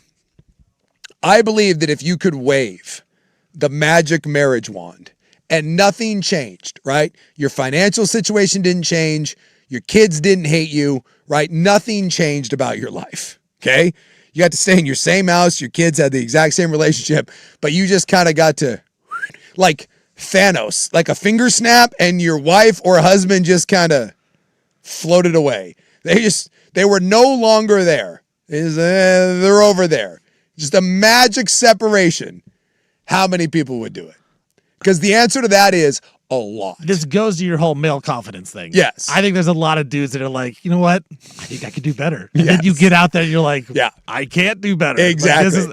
You're like, man, we're going to go get chicks. I'm going to be out there living the life. And then like 2 months later, you're like, oh God. Unbelievable support. You're like, honey, can I come back? I always kind of have made that joke with Coach Vaughn's like, you know what? I feel like at 39, I figured it out. Like I can talk to girls now if I really needed to. It's like, I get out there. I know I could. I'd be denied right away. Someone say, would it be possible to trade your wife in for like a boat? Look, you could make it part like cash considerations. Right. Look, I'm swapping the wife for this other thing, but also, you know what? My wife's pretty good, so we're going to need you to throw in some things. You got that bass tracker that I've had my eye on for a while. What about that Labrador? That's like a buyout. Like if the wife wants a buyout in the contract, hey, I'll throw a boat in. You want a boat? I will buy you a boat, but I am bought out of this contract and I can go search for someone else because you suck. Look, I think it's I like it. That's the buyout situation. And much like college football, look, I'm not saying this is a perfect plan. We got some deets that we need to be worked out. Right. Would it be better for everyone? No. Would it be better for a lot of people? Yes. Look, there's going to be some Oregon States, Washington States that get left out. And if you're an Oregon State person out there, I'm sorry, but Just own it. You're group of 6. Yeah, at Own that it. point, exactly. You got to play down to your competition. The SEC versus the Mountain West. What are you going to do? And everyone thinks they're SEC, but you know what? That unearned male confidence, there's a lot of men out there about to find out you think you're Alabama. You're more Idaho. You're San Jose State. You're San Jose State. You're Sac State. And you're like, God bless America. All right, Joey Harrington will join us for his 2 segments, 5:30 today. We got some Motor Center stuff to get to. We'll get to the college football stuff in the Gobbler at 4 o'clock. But tomorrow, well, actually, it wasn't tomorrow, should I say, yesterday. It's back. I was sitting down in a bar yesterday, and I looked up at my TV, and it kind of dawned on me that we have crossed over the hump. It is back. The American institution, American Church, was back last night. We talk about it here on The Fan.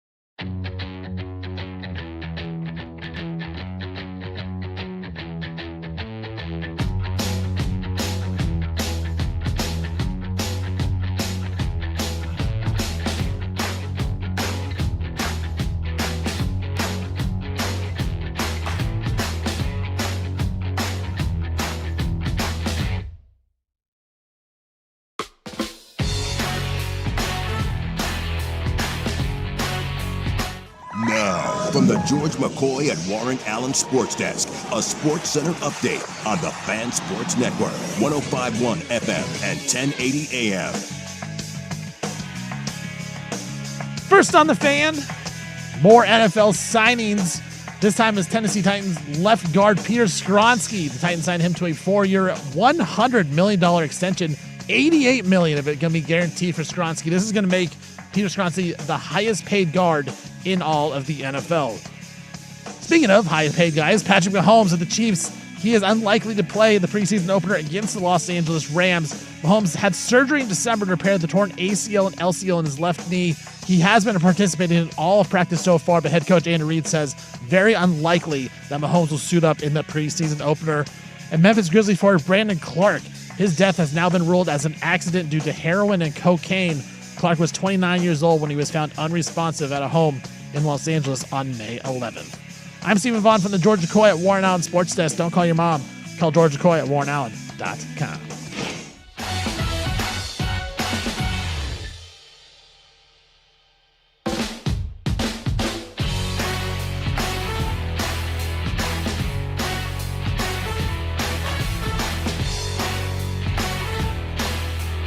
AM. Now, this relates to nothing, but I'm going to bring it up anyways before I get to America being back. When we were doing the little crossover thing, Casey, I'm assuming Godfrey was in because Luke has a lot of comedians that comes in. So is Godfrey, if you don't know, he's a stand-up comedian. I'm assuming he's playing at Helium. He's performing tonight and tomorrow, maybe even Sunday. All right. Yeah, tonight, I think later tonight. So you go see that show. Yeah, and so like he was in Zoolander, he was in like Soul Plane. You've seen him in a bunch of stuff, and so it was kind of one of those when I crossed through, I was like, I know that guy, and you brought up something that he said. This was just like during the break. That the people of Portland. Yeah, no, this is on the air. No, he talked about it on the air. Yeah, yeah. He was talking about the homeless and how in Portland, the Portland homeless is different than the other homeless. Yeah, they usually have like backpacks on it, and it seems like they have like daily tasks that they're up to. They're not just like sitting around. They're definitely not going to school. No, but they have stuff in their backpacks. They're like gonna go do jobs. And I thought of you right away because you always have stories about the street men doing stuff. I'm telling you, dude, he is so right. The street men of Portland are different than the street men of other places. Like we have the same, like there's levels to the street men. Much like we were talking about, like levels to fandom. Like you've got like your the lean, the homeless that are like the most homeless you can be. Right. Where you see them, you're like, whoa, like that ain't going anywhere. But we've got go-getter homeless. And the go-getter, like street men, they're the ones wearing the backpack. He's so right. That's the guy who rolls up on you on a scooter and is like, hey, just get your car broken into. I know the streets. And then like, he's your Batman. That's a go-getter street man. And Portland does have those. But that led me to look up Godfrey because I was like, dude, what's that guy's name? Like, I know that guy. He's 57 years old. That is the best looking 57-year-old man I've ever seen in my entire life. I thought that guy was like younger than me. Right. Because how the hell is that guy 57? Again, because you know who he is. He's been around for a while. Like I assumed he was probably mid 40s, like high 40s at the most. I was thinking like 45. Yeah. He's 57. Made me feel terrible about myself. Right. He looks 10 years younger than I do. I'm 39. My God. So you didn't. Well, he played one of the male models in the Zoolander movie. So I guess that's the thing is like, if you play a male model in a movie that, you're good looking. No one's ever hired me to be like, hey, would you like if you're applying for a job in the movie. I'm a goon. Right. I'm part of some sort of John Wick crew. That's like you're the tough guy. I'm just getting killed by Keanu Reeves. That's the only job I have. You're a bodyguard. Yes. You're the tough guy, the That's intimidator. I'm like the sloppy dude at the bar eating pretzels. Godfrey, on the other hand, if you notice too that Ben Stiller always plays like he's secretly like he's in really good shape, and he always casts himself as like he's a model or a war hero, and his shirt always comes off in every movie. Yeah. Ben Stiller is low key like, oh, I'm just Ben Stiller. Hold on, let me take my shirt off. Even in like Meet the Fockers, there's the scene where he's in his little Speedo. Yeah. Dodgeball. He's working out. Yeah. He runs a gym. Ben Stiller's whole thing is, hey guys, I'm secretly jacked. I don't know if you know this. I don't know if you know this, but in every movie, I have to take my shirt off in the scene. I guess I'll take it off. I got to play a male model, the most beautiful man. Ben Stiller secretly, I believe, has the biggest ego in all of Hollywood, but he doesn't want to just come out and admit it. So he just quietly puts himself in those roles. Well, what would you rather have? Would you rather have him be out there and just like, hey, I am hot and I know it, or kind of try to do it subtly? I like the subtleness of it. This does the subtle? Yeah. Yeah. It's like, because if I was hot and like that, I would subtly try to take my shirt off at all times. Well, I don't know if Godfrey is like subtly taking his shirt off, but like, if you're listening, that's the best looking 57-year-old man I've ever seen in my life. Yes. Dude, that dude's going to be 60 and will look like he's 40. That dude was, it kind of took me back. Like I said, that related to nothing. It's just you mentioned something he said online, which I couldn't agree more. If you see a streetman with a backpack, that's nothing good's happening. Nothing good. No. And he has a task. Like he's going out to go do something. Yes. And that's the scary ones. Like if you're out, because I roam around a lot. Like I'm in Portland a lot. It's where I spend my free time. So I feel like me and the streetman have a lot of interactions. And if I see a streetman that's just out there, just kind of like going solo, kind of raw out there, maybe he's got like 4 pairs of sweatpants on and like 1 shoe. Like I'm not worried about that guy. Like that guy's not going to do anything.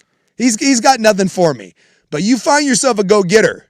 You find someone out there with both shoes and an insane clown posse neck tattoo, and he's got a backpack. That's a dude with a mission. That's a dude that's the guy that smashes your windows because he's got the backpack to put your stuff in it. Right. That's the guy you got to worry about. What about did the ICP guy? Did he have a backpack? No, but he had a scooter. So he had he's ready to get out of there. He's ready to get out of there. The smash and grab. He's on a scooter. I don't think he was working on his own. He was also friends with a guy because we stopped at like the worst mini mart I've ever seen. Like when you walk into one of those like little corner marts, it was like an express mart over like off of 11th. No, thank you. Dude, we walked into that sucker at like 10 and I had like the in-laws with me and everything. Dude, it was like, it's a scene. Those like, all I can tell you, I can't even get into like who was milling around that place, but it wasn't good. And we had to buy like a toothbrush and some waters. That's what they needed. Her brother needed a toothbrush and they wanted to get some waters. And we're like, there's no Target in the middle of Portland. Right. So you have to go into these express marts. And if you've ever been into one at like 10 o'clock at night, nothing good's happening. The workers looking at you like, you're buying a toothbrush and water at 10 o'clock? Yeah. What are we doing? Yeah. Who are you? And that's where I first encountered the insane clown posse guy. That's how he remembered me from earlier in the evening. But the other gentlemen that were in that store, they weren't buying toothbrushes. And the guy that was working the counter at that Express Mart, let's just say he had some problematic tattoos. I got a real good idea of what that guy's ideology is, and it's nothing good. Nothing at all. And it was like, well, this is awkward for everybody. Like, what you want from me? Yeah, it's interesting. It's the whole thing. So Godfrey was spot on. If you're out there getting into some stuff and you see a guy with a backpack, get away. Yeah. Get away as fast as possible. That's not the guy. So that guy's got a purpose and it's no good. So last night, finished the show up and we were watching a little bit of the Hall of Fame game. And it actually turned like when we had it on, it was kind of a dud.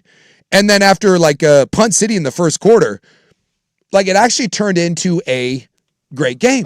Football game. Turned into a great game. Turned into a really fun game.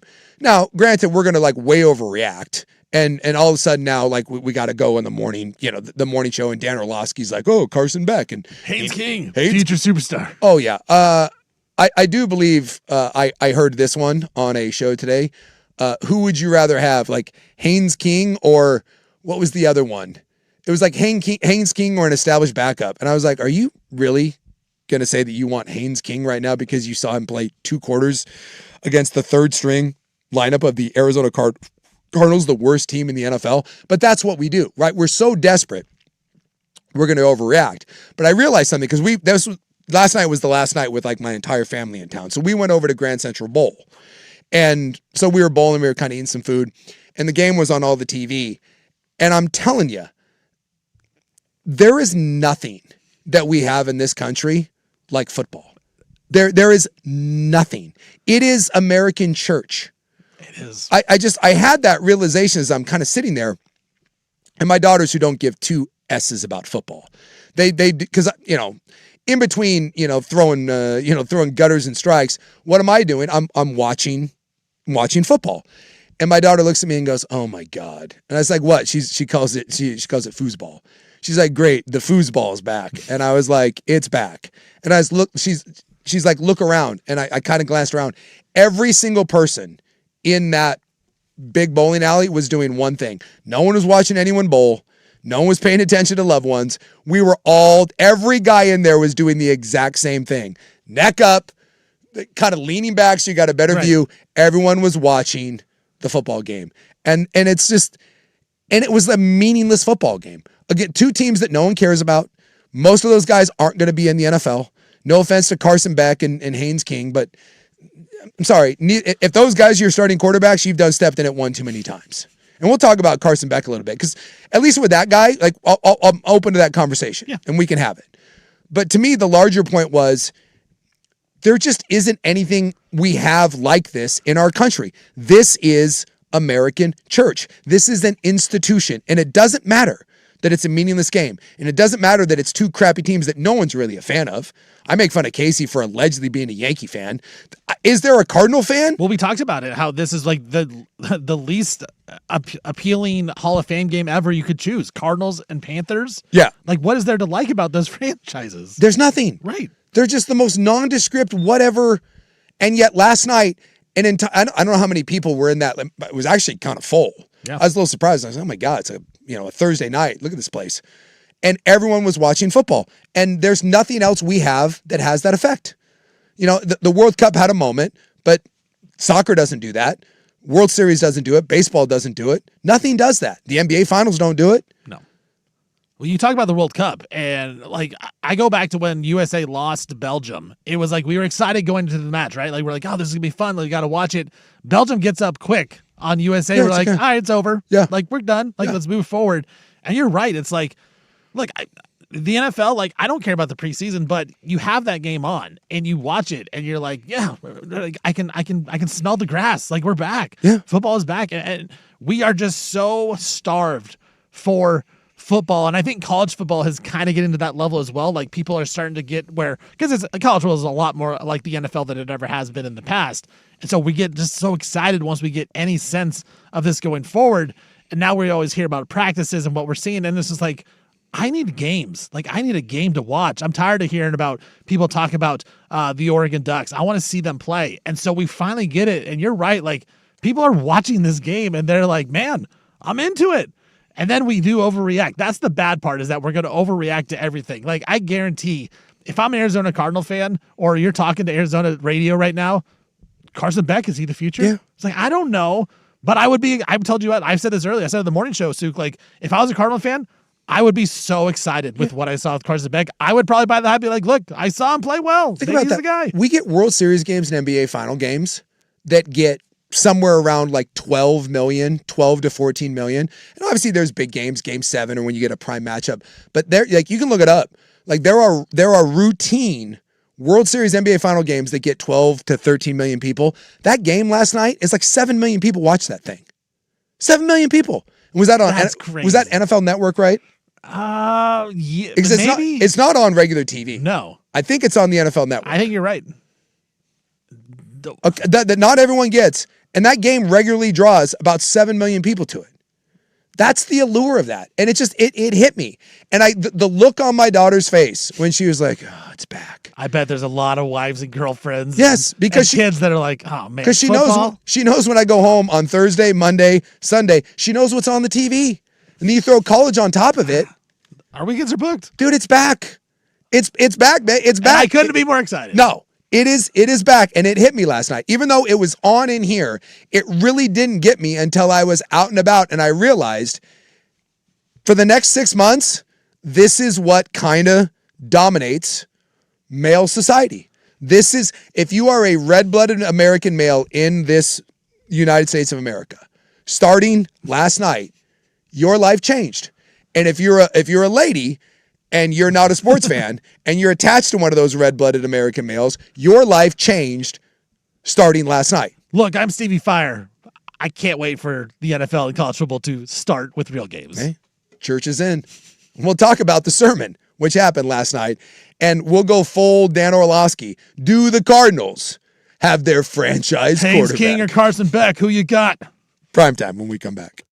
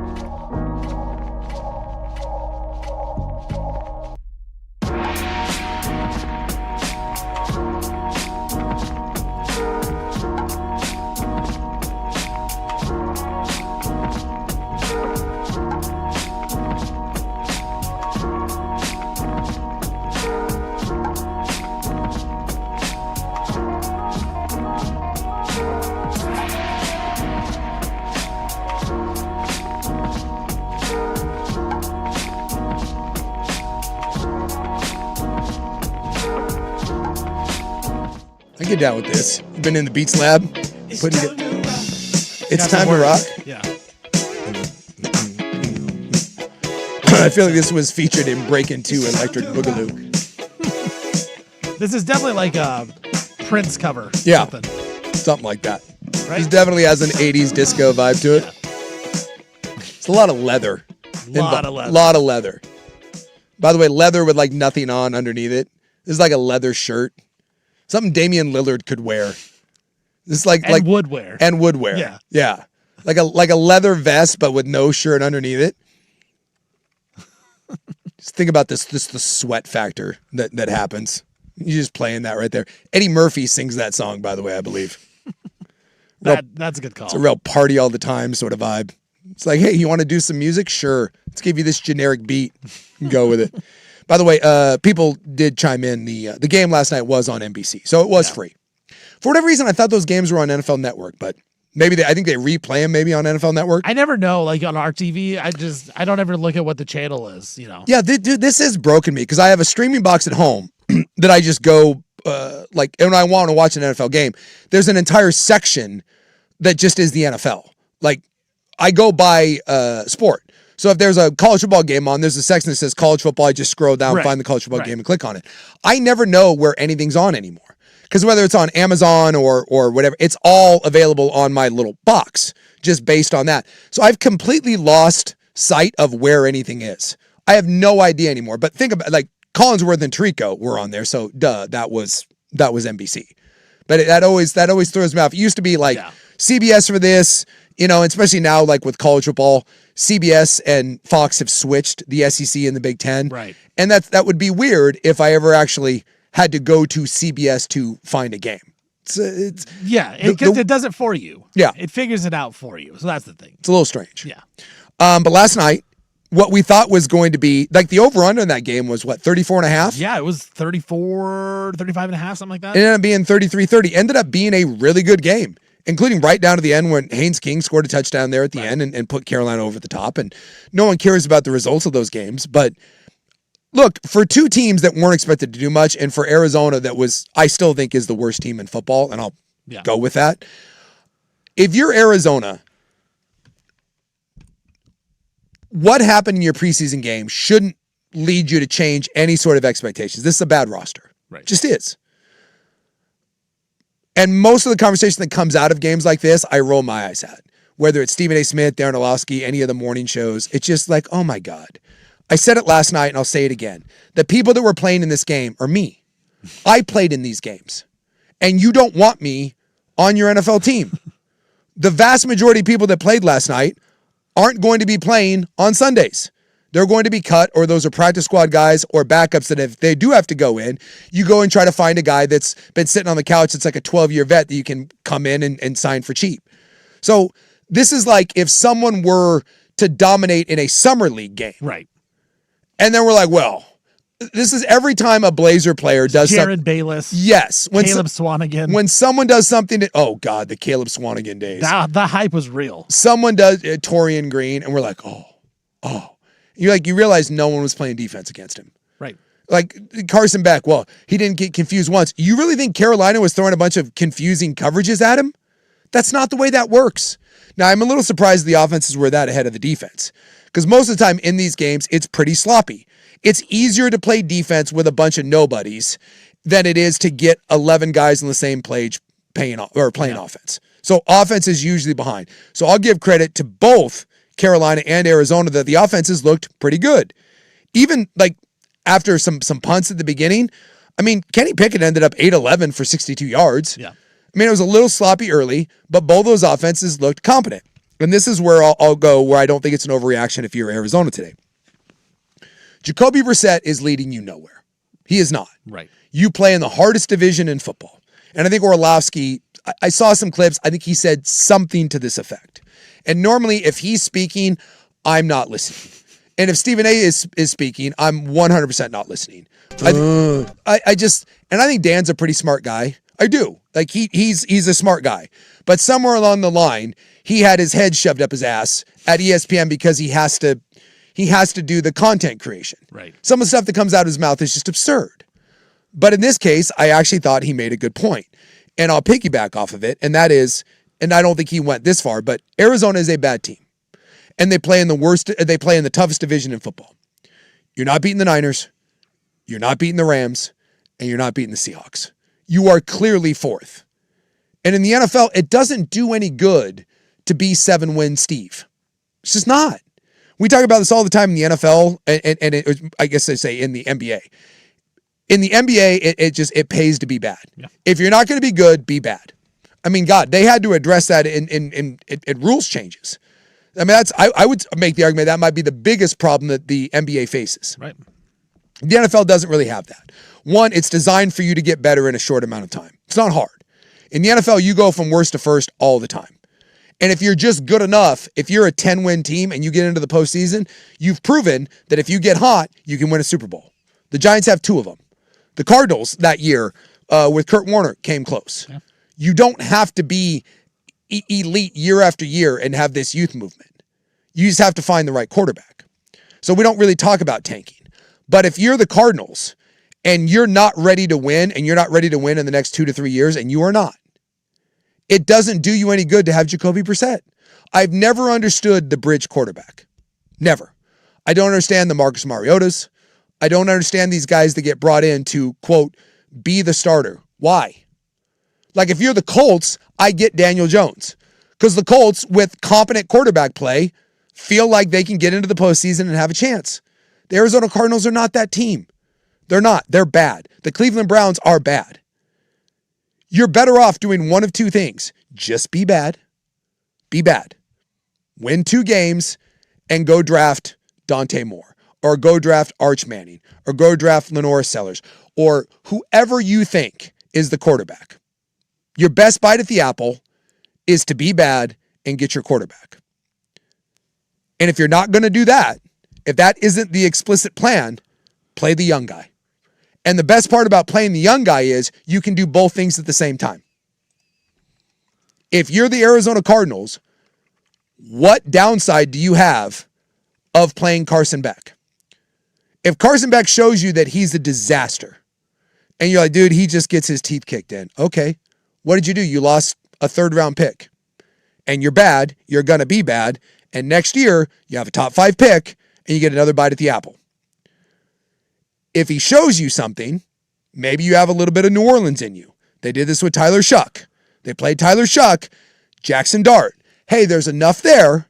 I don't know if Tyler Shuck's a franchise guy. I certainly don't know if Jackson Dart's a franchise guy. I don't know. But you saw enough there, if you're New Orleans and you're New York, to say, okay, we're going to let this play out. We're going to build a roster here, and let's see what we can do. We can support him, and we'll see what we have. And if we lose, okay, but there's something there. So if you're Arizona and you saw Carson Beck under favorable conditions, right, playing a bad team, not showing you a lot of looks, but he went 15 of 19, looked very calm, threaded the ball a couple times. He looked like a competent player. And after the game, they even said, hey, this is a broken record. At every turn, this guy has shown us that he's better than you think and maybe better than what we thought. So keep running him out there. I do not understand the benefit other than to say that if you do think he's got something, don't wreck his confidence. Like, if he's not ready to play, you don't throw him in there. You don't throw him to the wolves. But if Carson Beck looks competent and it's even close between him and Jacoby Brissett, you play Carson Beck. I've never understood the downside of seeing what you have in a kid. Well, and especially a guy like Carson Beck, same with Tyler Shuck. Tyler Shuck was 26, I believe, when he came to the NFL. Carson Beck had 6 years of college. Yes. Like, he started at Georgia in 2020 and then ended up in Miami in 2025. Like, 6 years. Like, he's been around. So you pick him in the 3rd round and you figure out if he could play. If he shows you anything, look, you can go with it and you can try to build around it. But if it doesn't, you can kind of just say and trash it after 1 year. The Cardinals did this. Remember with Josh Rosen? Yeah. They played him that rookie year. Didn't work. He sucked, and they said, we're out. Yeah. Kyler Murray is our guy now. And worked. Like, Kyler Murray, for all it is, for his struggles that he led the Cardinals, who were maybe the worst franchise in the NFL besides the Browns, to the playoffs. Yeah. Like, he did that. And so the Cardinals have done this in the past where they have just cut bait real quick. And look, if it's a 3rd-round pick, it's great. If Carson Beck shows, he's got some skills, but he's not going to be a starter, you got your backup and you go with someone else. I'm with you.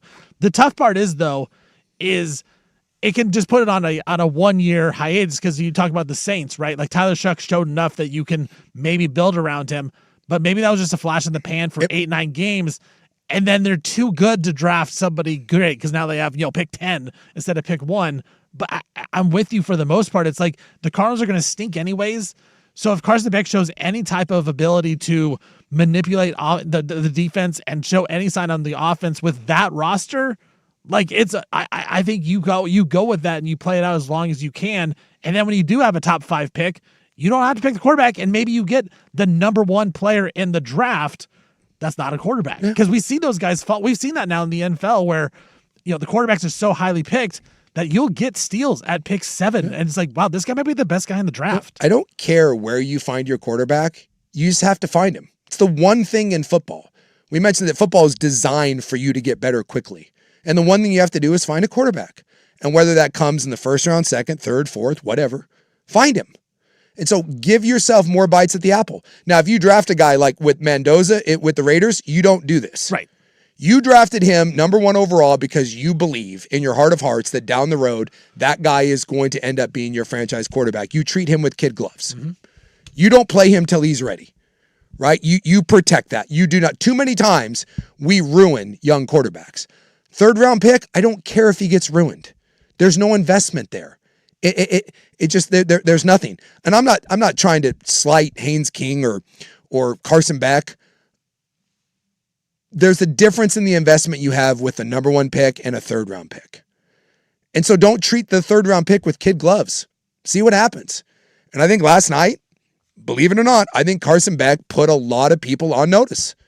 I think if you're an Arizona GM today, if you're an Arizona coach, and if you're an Arizona fan, I get why you think that Carson Beck deserves a shot. Now, some more preseason games to go. All preseason games are check boxes.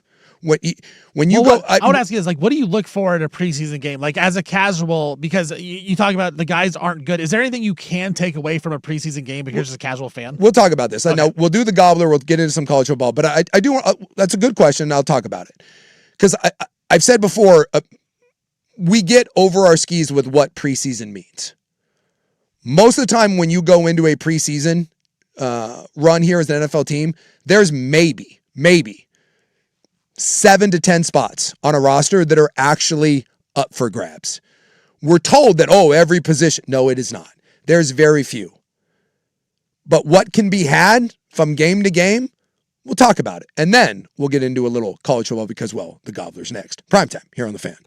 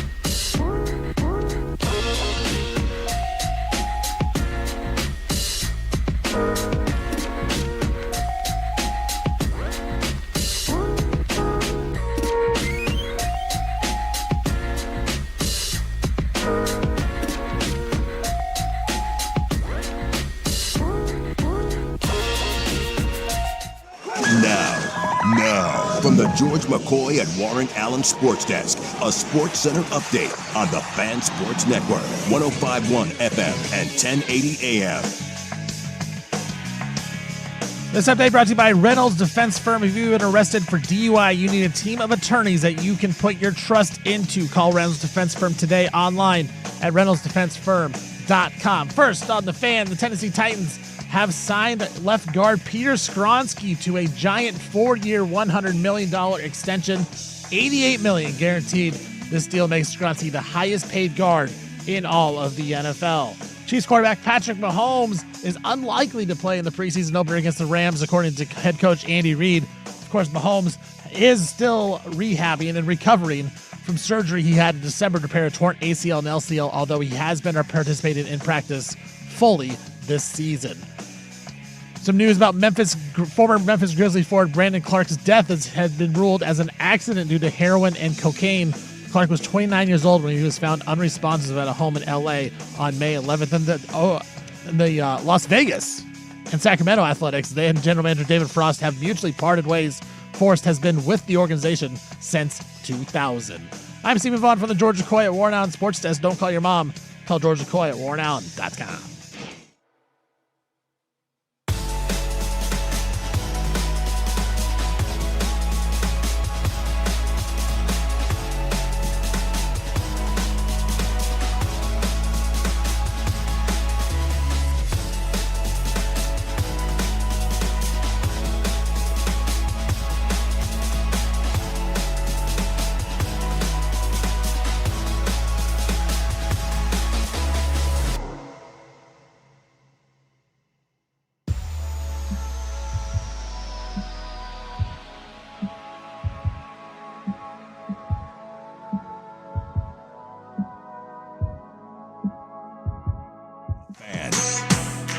All right, welcome in. 1 down, 3 to go. Joey Harrington will join us at 5:30. Some Moda Center news at 5 o'clock as well. I see on the little board over here, like days since something bad has happened with the Blazers. Like we're in double digits now. I can't believe it. Like everything that's coming out, by the way, is our little tease if you haven't seen it. Like everything is very positive at this point. Like it. Look, I know we got a long way to go until we get to December and this thing's done. And Rob was saying this yesterday. People will exhale when there's actually a deal that's signed. Right. But like at this point, are you even remotely concerned? I mean, I've never really been concerned. I've been somewhere in that like 98% certainty. Like nothing is certain in this world. If I was at 98 or 97, I'm like 99.9. Like stuff can fall apart, but this is going to get done. Just FYI. Right. And that was kind of our take the entire time, is that it seemed like the Blazers had really nowhere to go because Vegas and Seattle would have been the likely options, but that's an expansion squad. And so that's completely different than anything else. And so, yeah, like I thought, I didn't think Tom Dunn necessarily wanted to move. I think it's all just posturing. But the weird part about it, Sue, is that it's just been played out in the public so much. Yeah. And I think we just didn't expect that to happen as much as it did. And then it just caught fire. And it feels like kept going. And the Blazers didn't want it out in the public. Right. And so I do think that, like, and it's possible that they've just been jackasses this entire time. I also think it's possible that they just decided, by the way, I don't think it was a good look. I don't think it was a smart strategy. But I do think that part of them was like, we're not going to deal with this. We're just going to sit back and fold our arms and be a bunch of D's over here. And eventually you guys will come to us. And quite frankly, it worked. It did. It's not the best strategy. I think it made a lot of people anxious. I think it made a lot of people mad.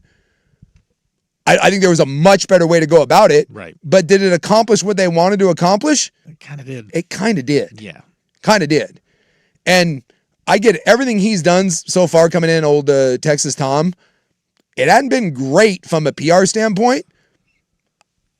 I think it's kind of accomplished the mission that he was trying to accomplish. He just stepped on toes. And what did we hear from the very beginning? He doesn't care what you think. Right. He doesn't care what you think. He doesn't care what I think. He doesn't care what the media thinks. He doesn't care. He's like on a spectrum somewhere that's like, well, it's the way I do business and, go to hell.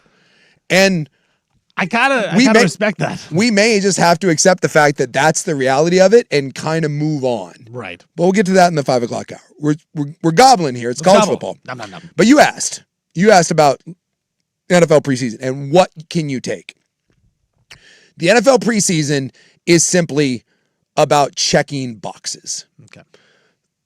The vast majority of what gets decided is decided on a practice field. Like the games themselves, honestly, that's not what makes or breaks players.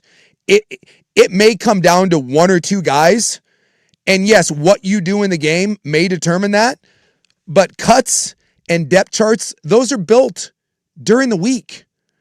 I mean, there's a reason why most coaches don't play players. Sean McVay just flat out says, hey, well, I'm not going to play anyone that matters.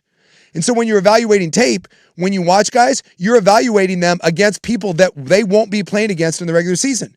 They talk about this at the Senior Bowl, right? When you go down to the Senior Bowl, when you watch the game on Saturday, it doesn't matter. It's the practices that matter. Those inter-squad scrimmages that they run between camps, why do you think there's those that become so prevalent over the years? Because it's a controlled environment. I can see ones versus ones. I can set you up in red zone opportunities. When I watch practice every day, I get to evaluate you on a day-to-day basis. I promise you, I would rather be a guy that balls out in practice and then maybe has some drops, or maybe, when the game comes around, it can be a little wonky. Because what I can do as a coach and I can do as a GM, be like, oh, well, it's kind of a rough thing, but hey, it wasn't a great ball and he was playing with backups, and you can dismiss a handful of plays in a game. You can. You know what you can't dismiss? 6 weeks of camp. The larger sample size. Yes. Yeah. If every day as an offensive lineman, I'm getting beaten like a drum in one-on-ones and in inside 9-on-7 stuff, if I'm just getting my ass whipped, but then I go in and in the preseason game against their backups and I play pretty well, I'm like, oh, that's not that bad. Do you think any of the coaches look at me and be like, well, that's weird. Hey, he's playing against these guys for the Bears or the Cardinals, Panthers last night, and against guys we don't really think a lot of, but hey, he looks pretty good.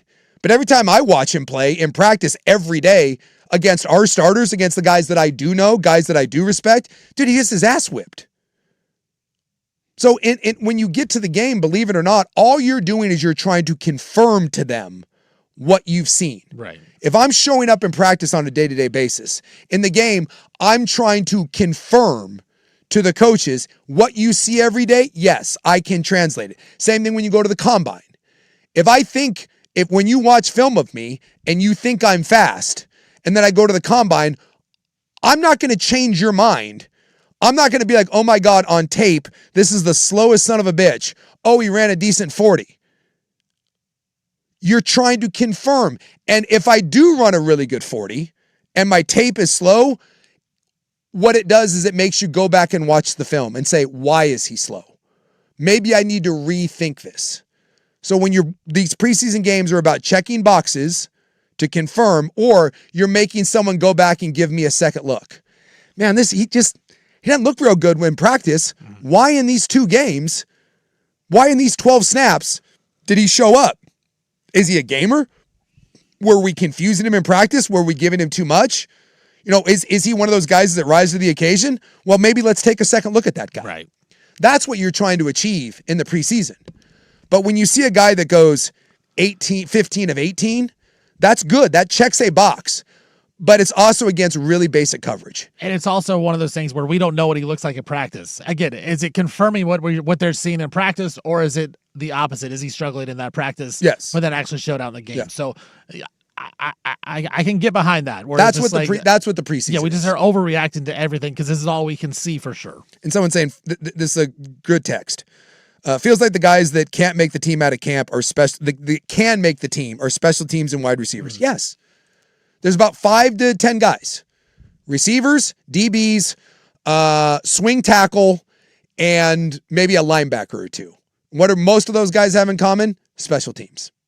They'll tell you right from the beginning, if you're a 5th round pick or beyond, or a free agent, when you walk into camp, the first thing they tell you is if you're going to make this team, you better play special teams. If you're a 5th round pick or beyond, you aren't going to make the team unless you play special teams. That's where you make it. And then from there, you kind of work your way up. Or you're trying to show enough where you can be on a practice squad.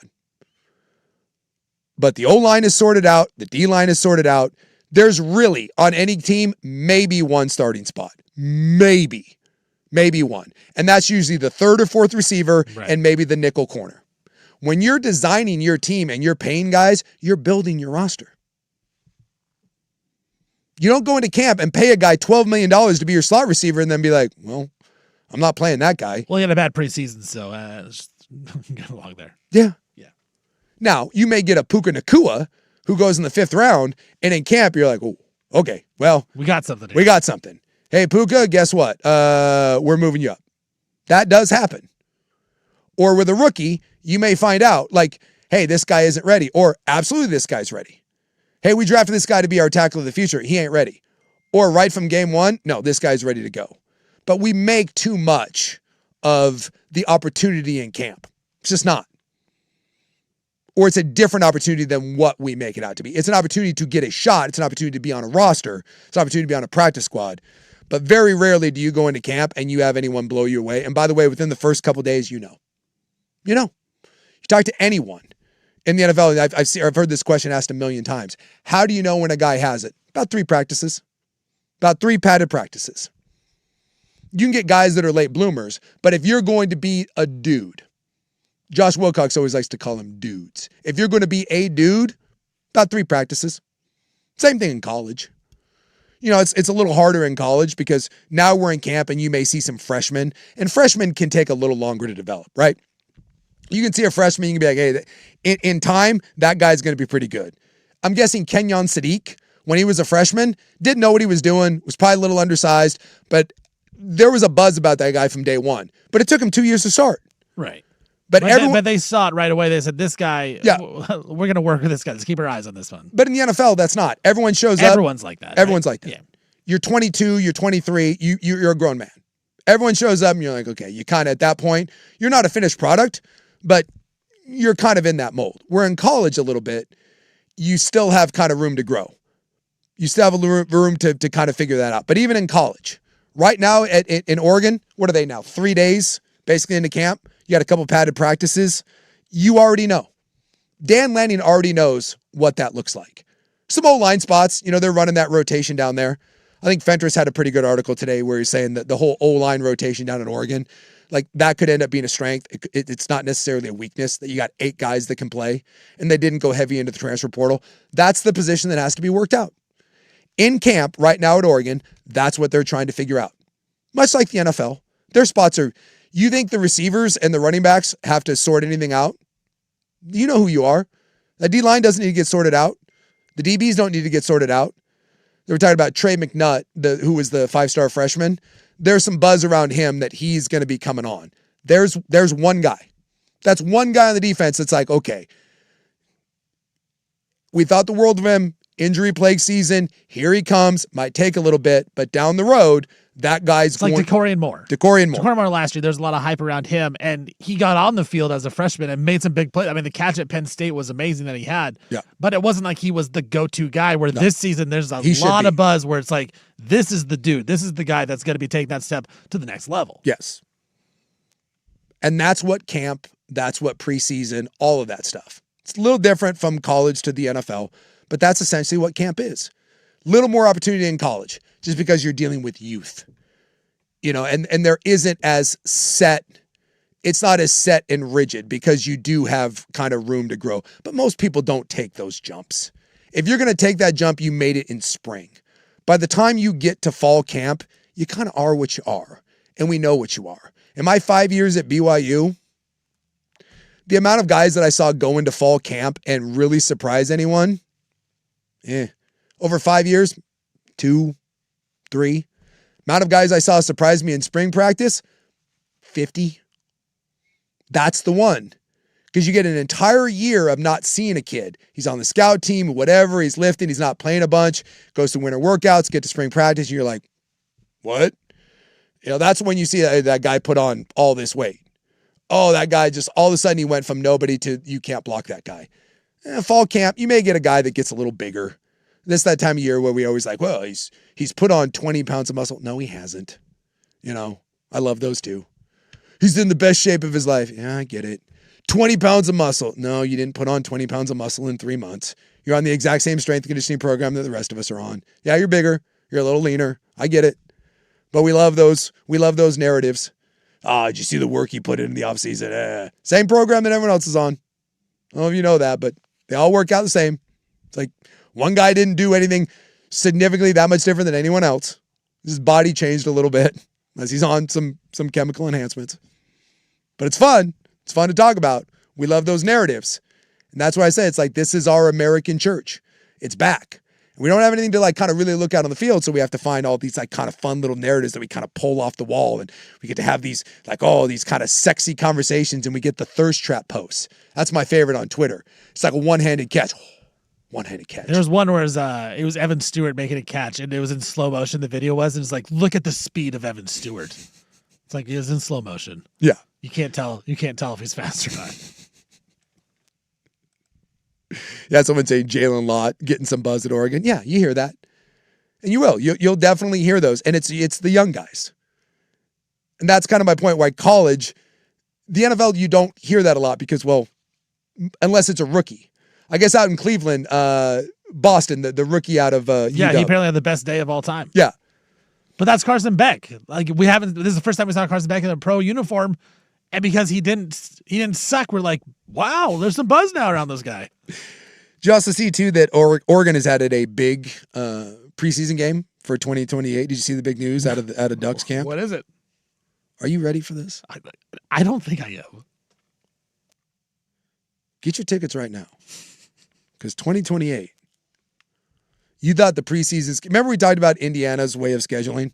And that is going to start becoming the norm for people because, well, it works and it makes sense.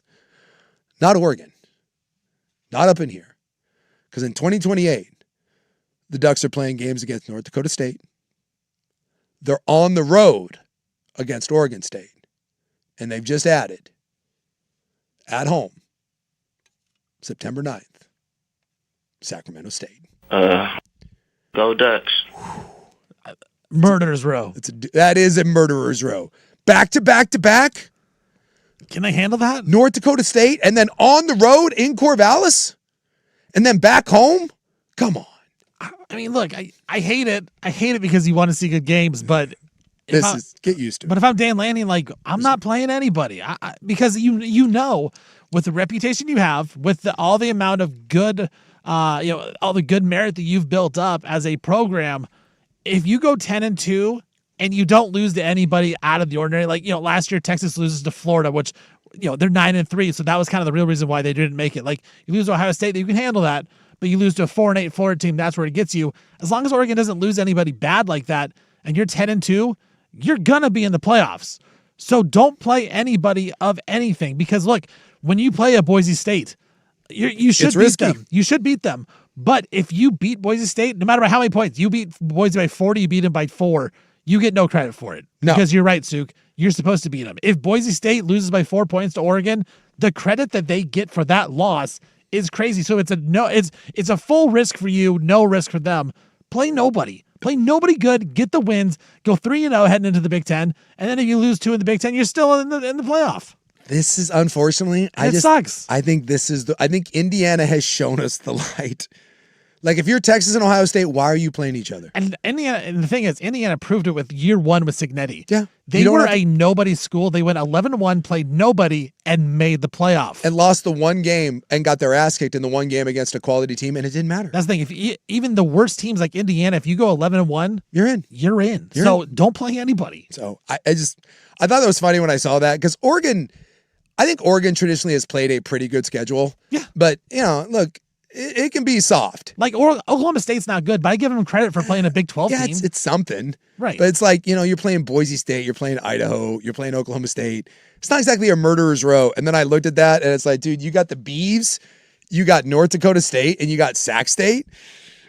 Yeah, something tells me that I think there's a plan in place. I just think looking ahead, I wouldn't count on many big non-conference games coming to Autzen Stadium anytime soon.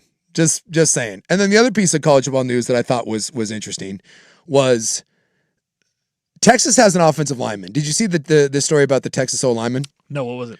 So his name is Cole Hudson. So Cole Hudson graduated last year for Texas. He has played in 48 games for his career in Texas, and he has started 23 of them. He is their most experienced lineman, and he graduated last year.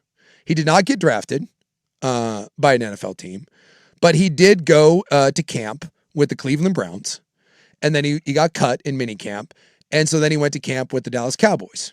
So he has been a member of the Cleveland Browns and the Dallas Cowboys, but they did not invite him to this camp, right? He was in the mini camps, the OTAs. But he's a Brown and he's a Cowboy. He will now be starting for the Texas Longhorns. He is because of those extra years, the extra 5 years. year. So he sued. Of course he did. He sued for a 5th year of eligibility, and his suit basically got won because it wasn't his suit, but the NCAA lost theirs, and everyone now gets 5 to play 5. And so retroactively, he's like, hey, I want my 5th, and he's been granted it. So a guy that has played in an organization in the NFL 2 times over will now be starting for the Texas Longhorns, which is just college football. That's college athletics. This is college athletics, man. Yes, that's crazy. That guy has been a Cleveland Brown and a Dallas Cowboy, and now he's going back. And Sarkisian said that they were monitoring the situation, and now they're welcoming him back. Well, of course, yeah. That is so bizarre. I'm trying to think of what that would be like after my camp with the Broncos, and they were like, you know what, we don't want you here, and then I just went back and got another year at BYU. Fascinating to me that this is the world of college football that we're in. I'm sure he got 7 figures to go back to Texas. Yes. He went from not having an NFL job to, my guess is Texas gave him $1 million to come back. So good for him. You're going to start the O-line. Yeah, here's $1 million. Yeah. So he figured out that he's never going to be in the NFL. This is his last opportunity, and I hope they took care of him. Or though maybe Texas lowballed him, was like, hey, what else are you going to do? Like, you ain't going anywhere. The NFL doesn't want you. You can't even make it to camp. Save some money. But I wonder if they pulled a Tom Dundon.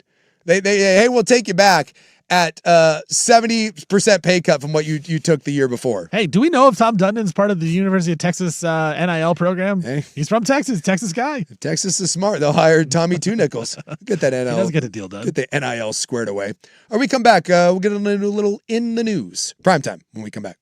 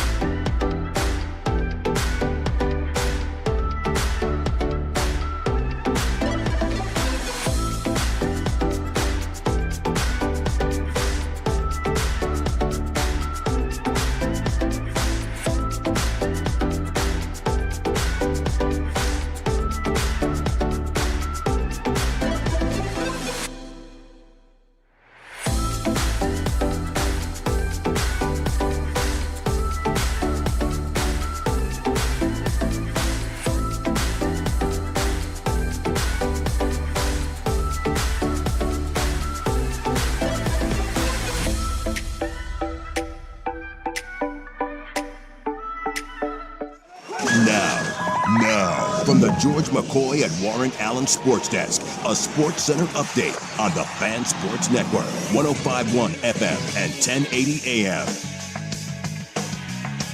First on the Fan, some more NFL signings with extensions. Yesterday was the running backs. Today it's Titans left guard Peter Skronsky.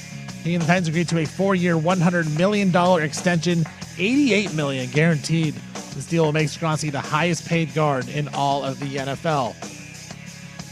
Chiefs head coach Andy Reid says that quarterback Patrick Mahomes is unlikely to play in the preseason opener against the Los Angeles Rams. Mahomes, of course, had surgery in December to repair the torn ACL and LCL in his left knee, but has been participating in all of practice and should be good to go for week 1 of the regular season. Some more news about the death of Memphis Grizzlies forward Brandon Clark. Clark's death has been ruled an accident due to heroin and cocaine. Clark was 29 when he was found unresponsive at a home in L.A. on May 11th. And the A's and general manager David Forst have mutually agreed to part ways. Forst has been with the organization since 2000. I'm Stephen Vaughn from the George McCoy at Warren Allen Sports Desk. Don't call your mom. Call George McCoy at warrenallen.com. This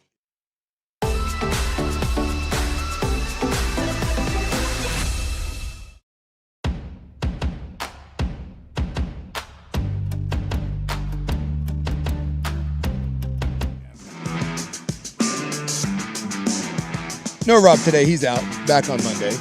It's all Stevie all the time. 105.1 The Vaughn. Morning show host, afternoon producer. I guess I say midday producer. Yeah. And now afternoon host / producer.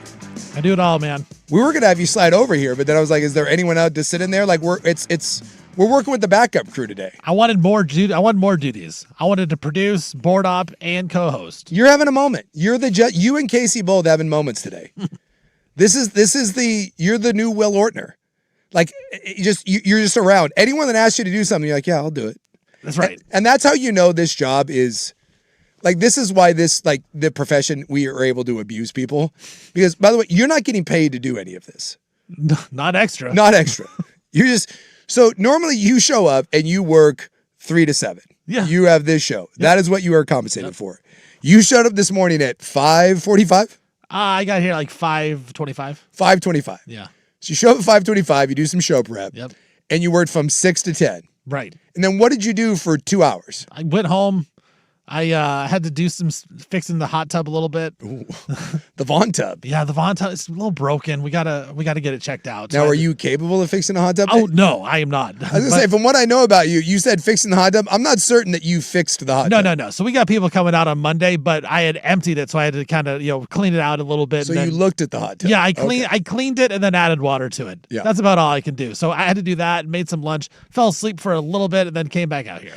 You came back, yes, and then worked a 3-hour shift, right? No, just the 1 hour. It was just happy hour. Oh, you just happy hour. Yes, just the one. So I got here about 1:30-ish, and then the show was at 2. And now you're back here doing Now we're back with the big time, prime time. For a brief moment, I thought you were going to go, because I knew Patrick was gone. Yeah. I thought you were going to try to throw a perfect game. I don't know if in the history of the Fan, anyone has ever thrown a perfect game. I tell you what, if given the opportunity, I might have to do it just for the bit. Well, these next couple weeks. Yeah. Because like Rob's taking some Fridays off. Like we're in that weird time right now.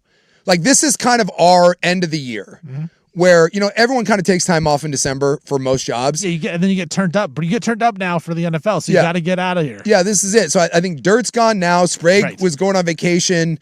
I think Danny's like getting married and he's going to do something. And then Patrick is rafting somewhere. I'm going to Hawaii in a couple weeks. Like there are some opportunities here and we don't have the greatest depth right now. We're like the Indiana Hoosiers. Like we're really good, but we lack depth. Is there an opportunity for you to throw a perfect game of working the morning show, transition to Danny, then going to happy hour? Now, are we doing the extra hour of happy hour or do we have the Ducks now? We have the Ducks Insider, so there's always going to be an hour break in there. Okay, so does that count? Well, no, it doesn't because you don't have that opportunity. Like there's no way that show is not done from here. No. Can I somehow get on Duck Insider too? I'll tell you right now. Dusty's on there sometimes. If you are going to attempt to go from 6 in the morning to 7 at night, I feel like you should have to do something with the Duck. We should call down there and be like, look, guys, even if he's on for like 2 minutes, We just need. I need to be on. Was it Fletcher Johnson, right? That does that? No, that's the Timbers guy. Oh, who does the? Is it? Who does the duck? I don't remember. Who goes inside the duck? I can picture him in my mind. We need to get a hold of him and be like, look, we need our guy to come on the show. It's Joey Mack. Right? Joey Mack. Yeah, there you go. Joey Mack. Could we get Joey Mack to let you on for like 2 minutes so that you can, like when Cal Ripken right. would like start a game and then leave after like the second inning to keep the streak going? Right. We need you to throw. It's never been done in the history of the Fan. 6 a.m. to 7 p. I think this over the next like month, I feel like this should be your calling. I'm pitching it. I'm pitching this idea because I do like that, and I agree with you. I need to get somehow a Duck Insider as well. Just give me my first at bat of the inning. And then I'm leading the game off, and then I'm out. I roll my ankle or something. I pinch hit in the second inning. Get me out of there. But I'm down for this. I'm down to try to do all the shows. Because look. Now, Dusty is saying, I just got, the brand man's listening, and he said, I can guarantee you Joey will put Steven on. There we go. Can we get it? Because as Dusty said to me today, he goes, hey, 9 hours of Stevie Vaughn today. And I'm like, hey, you know what? It's 105.1 The Vaughn. 105.1. The best ability is availability, Sook. You're a man known for many things. Stevie Fire, Stevie Brackets, Stevie Woke, Stevie Freedom. Now Stevie Fan. Stevie Fan. 105.1 The Vaughn. Look, Vaughn all the time. I may not be the best at this radio thing, but I'm available. And they can throw me out there. Dude, I'm the long reliever that you throw. Right. You're down 6-0. I'm going to eat some innings. Put him in. In. You're the right fielder up there just throwing I'm Victor salad. Robles of the Mariners. Dude, I played right field, but then you're down 11-0. Throw me on the mound. I love this. I love this for you right now. I'm excited for you. I am. The idea of you have been very excited for me. I am. Well, I just like when I came in today, I was like, how long have you been here? What are you doing? Because originally I was like, hey, why don't you slide over? And I was like, oh my God, don't do that. Go home. I want someone to fill in for you. You need a fill in. You've worked too damn much. But I appreciate the fact you're here.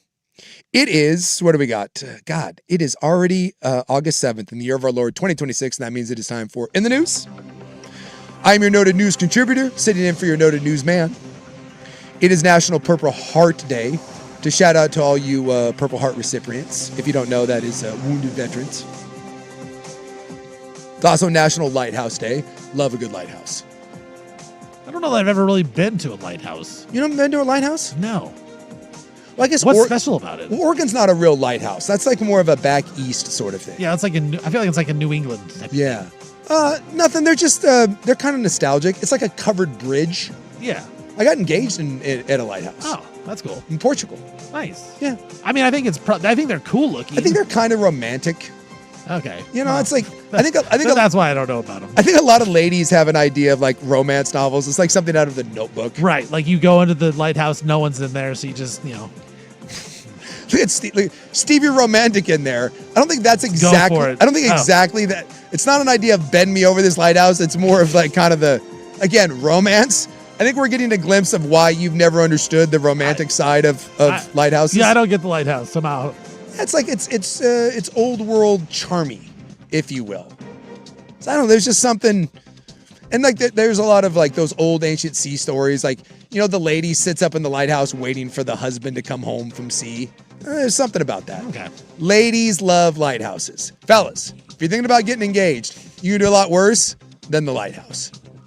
I have the lighthouse story, and it's lighthouse. You know who loves it? The BTJ and all of her friends. Right. That's a good story for her to tell the friends. It's a great story. Because it'll make them a little jealous. Yes. And then all the other husbands look at me and they're like, really? Douche. Lighthouse? Exactly. I get a lot of that. One of her friends got engaged at a Dave & Buster's. Stop being a douche. And you're like, that's a swing and a miss. That's your fault. It's your fault for going Dave & Buster's. Swing and a foul. When there's a lighthouse. I don't know where the nearest lighthouse here. There's got to be a lighthouse down on the coast somewhere, right? I would assume. It's also National Water Balloon Day. Love a good water balloon. Water balloon fights back in the day were awesome. Right? Like I don't know when the last time I had like a good water balloon fight, but... So they now make these water balloons that tie themselves. I don't know if you've seen these. Oh, have you seen... Are those the reusable ones that like split down the middle? No. These literally, you fill them up and they just like break off. And they tie themselves. Oh. But The problem with them is they don't break very well. Like, you have to chuck it hard at people to bust them open. And so it's like my kids will be playing with them at my parents' house. It's like they throw them at me and it just bounces off me. It just hurts. Just like, hey, you're throwing a water balloon at me. It just nails me in the head. Yeah, that's a little. It needs to pop. Yeah, because it is. You do feel bad. Like when my kids were little, we'd have water balloon fights. And if you don't fill it up all the way, you can hit a kid in the head and it just bounces off. And then that's it's like throwing an ice ball. Like snowball fight, you pack it too, and then you feel bad. Right. You're like, oh God. Like bouncing off the kid's dome. No, I was this summer, I saw them, they're plastic. They're not rubber. They're like they're like plastic but with rubber. I don't know how to describe it. Like And it's like an egg, like a plastic, like an egg type like an thing? egg. And then there's like a magnetic like halves to it. Okay. So you fill it with water, and then when you throw it and it hits, it opens up. It's really easy to open. And so when it hits, it opens up, but then it snaps back together. And so you just reuse them. So it's like, and you don't have to clean anything up. So I actually thought it was kind of cool. I'd never seen those before. I was like, oh, what is that? Because you can just grab and easily squeeze it and it pops full of water. So you just get like a bucket, you squeeze it, you dump it under the water, and then you bring it up and let go of it, and it seals itself. Like these little magnets. And then you've got like kind of pre-made water balloons. Huck it, burst, go pick it up, refill it, and away you go. If they stay together, when you can get a good grip on it and throw it, I'm down with that. I think that's a great idea. There's like the middle ring where they kind of join together. There's enough heft there that you can kind of grab it and throw it like a two-seam fastball. And like they don't hurt, and they easily split open. I thought they were I've never seen those before. One of my friend's kids had them. And I was like, oh, what is that? I was like, oh, that's kind of cool. Because you would think that water balloon technology should have advanced by now. What is that? We should have moved on from it a little bit. Right. As opposed to because the whole downside to a water balloon is having to tie the thing. Because in order to get a good fight, you got to make like 100 of them. Right. And that's where this technology is great. The one that I'm talking about, it ties it for you, it rubber bands it off, but they don't break. That's the problem. Now, I saw this. The Portland City officials have issued a demolition order to the Centennial Mills. Right down there by Moda Center. I guess that thing caught fire. Yeah. It's right by the office here. Yeah, and it's all charred. And so I guess now the city is demanding that it be torn down. And so it has to be torn down no later than August 14th. And I guess it's like much full of asbestos and all this, so we got to tear it down. And I was thinking about this because also our friend, Counselor Dan Ryan, who's now a friend of the program, he is starting a proposal to pair up with the Albina district people to actually get something on the books to start the redevelopment of the Albina neighborhood, including the Moda Center. So the Moda Center, Memorial Coliseum, and that area around there, he wants to start putting some wheels in motion here that we can start redeveloping that. And that's right kind of where this mill is adjacent to. And if that thing catching fire, it's another one of my crazy ideas. Can we just start lighting things on fire in the city, and then the city will be forced to tear them down? Like, those silos right there by Moda? What are those things? It's like the biggest eyesore. Like all around that downtown area right there, which nothing goes on other than the Memorial Coliseum and Moda Center. We used to have a lot of like old crappy buildings that we can't do anything with. And if that's all this takes, is we had to light this mill on fire, and now the city is being forced to tear it down. And it has to come down by August 14th. It kind of got an idea. Can we just start burning? Can we just start burning that crap down and then be like, now we're forced to tear it down? I think all of this kind of goes hand in hand. I mean, I think there was a pretty good chance that streetmen were in that mill building anyways. I know there's people reporting that was a very, it was a squatter house for a lot of the streetmen. Yeah. So you just got to find, I guess, buildings that the streetmen can take over, and eventually they'll burn it down. We don't have to purposely light them on fire. We're just like, hey guys, you're invited to squat here, streetmen, and then eventually they just burn it. It goes down, and then we as a city have to be like, well, we didn't do it. We can do it no countsies, right? Hey, I didn't want this to happen, but now that it's charred, let's tear it down. Can the streetmen tear it down too, or just saying? What's in their backpack? That mill is getting torn down, and they're giving them like less than a week to tear it down. When's the last time the city move this fast on something. Never. When's the last time a city said, hey, we're giving you 10 days and I want that thing down and I want it down now? Never. That's the sort of motivation that I think we need. And when I saw the proposal that Commissioner Ryan or Councilor Ryan is putting in to redevelop the Albina neighborhood, I just thought, we got some momentum, right? So we got Moda Center that's going to get renovated. We're trying to do this Albina neighborhood, and now we're tearing down the mills. I like some synergy here. I think we're moving towards some positive directions, and then we can have a big water balloon fight there. We come back, more in the news right here on 105.1 The Fan.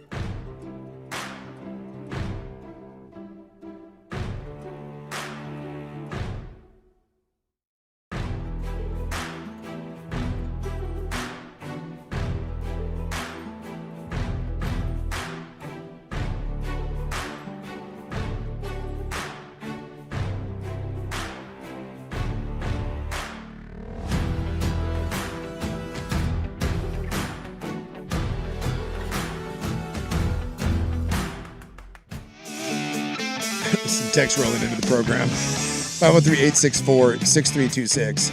Antifa Souk is the best. I'm getting a bit nervous the more you talk. Give me a heads up. My office building's over there. Look, we wait till the evening time. See what happens. Again, I'd like to point out, not condoning burning anything down. Just saying. That mill needed to come down for a while. Caught on fire. Next thing you know, it's coming down. Now there's a week deadline. Now there's a deadline. And it's full of asbestos. How long would it take to normally tear down a building full of asbestos? 7 years minimum in the city of Portland. Light it on fire. Next thing you know, hey, it's got to come down. It's got to come down. What else we got going on? Oh, and by the way, someone asking when are you going to open the phone lines? 6 o'clock. Oh, well, misfire. I'm pretty sure I had in the news there. That was weird. Waiting. Hold on. Where's my news? There it is. There's my news. Yeah. 6 o'clock. We're gonna open this bitch up. I can't believe this. Look, I mean, It's happening. Because I listened back in the day, and you guys didn't take calls then, and this was a long time ago. We have not taken calls in like 20 years. But yesterday we took 2 calls, and Zach, who screwed the whole thing almost up. ruined the entire Almost thing. ruined the whole thing, but then T-Bone. I feel like T-Bone saved the calls. T-Bone called in and had a wonderful memory of Lloyd Center, and someone said, you should open up the phone lines. Look, the YouTube chat was sad. They Yes. saw Rop was gone, and they said, where's T-Bone? Like, why is he not co-hosting? And I agree. So I'm just saying, in the club, 6 o'clock tonight, this is what I'm going to do. This is your guys' chance. This is your one chance. And by the way, the phone number is the same as the text number. Look, Right. you've been talking about people having moments. Yes. Listeners, this is your moment. This is your moment. This is I'll your tell you moment. right now, if it's a disaster, I'll shut that S down so 20 fast. more years till another phone call. Yes, but I'm going to do this. Mainly because Rob's gone, it's a Friday, and I don't care. Like, no one else is here. Like, we're all backups today. And I'm going to do this against my better, or should I say, against really any sort of judgment. I'm going to open up the phone lines. And we're not going to do a bunch of call screenings. We're just going to give you your name. Whatever you want to talk about. If you want to ask me a question, I'll answer it. If you want to bring up a topic, we'll have that discussion. Was it Lars does First Amendment Friday, right? Where people just call in and like, guns, yeah, Constitution, woo! And I don't know, you say whatever crazy S that says over there on political radio. I think we should all have guns at all times, woo, pew, pew, pew. That's what we're going to do. It's going to be First Amendment Friday here at the club. You call, ask me a question, give me a statement, what you want to hear, what you want to talk about. This is your opportunity. Brother, it's not going to be good, but I think it's going to be glorious. I'm hoping T-Bone calls back in. There is a high ceiling, low floor on this one. A lot of outcomes that can happen. Yeah, very good, very bad. Yeah. I'm excited. It could be rough. City Council's been up to a lot of things. You know, they've got a lot of things on their plate. And apparently now they're trying to throw in a no right-hand turn on red proposal in the city council. And let me just say this to the city council. What the hell are we doing? So now they're trying to ban all right-hand turns on red lights in the city of Portland. And let me state this, because there's already a bunch of those. They said there's like 200 intersections where that's already banned, including one right up here by us, right off of, was that Vaughn Street? I think it's Vaughn Street. Yeah, I think you're right. I have never once respected the no turn. Does anyone out there, when you see the no turn on red, does anyone respect that? I respect it. Do you really? Sometimes. You don't turn? Not always. I turn left on red sometimes. I'm a rule follower. So this is a proposal from Councilwoman, is it Koyama and Loretta Smith? Sure. They first introduced this in the Public Works Committee in late June, and it would specifically direct the Portland Bureau of Transportation to ban drivers from turning red at intersections within the high crash network, which consists of 62% of the local, the local traffic areas. So now we're just banning this. By the way, I would also like to point out, it's going to cost $800,000, $800,000 to put up all the signages and do what we have to do. $120,000 just to for a pilot program.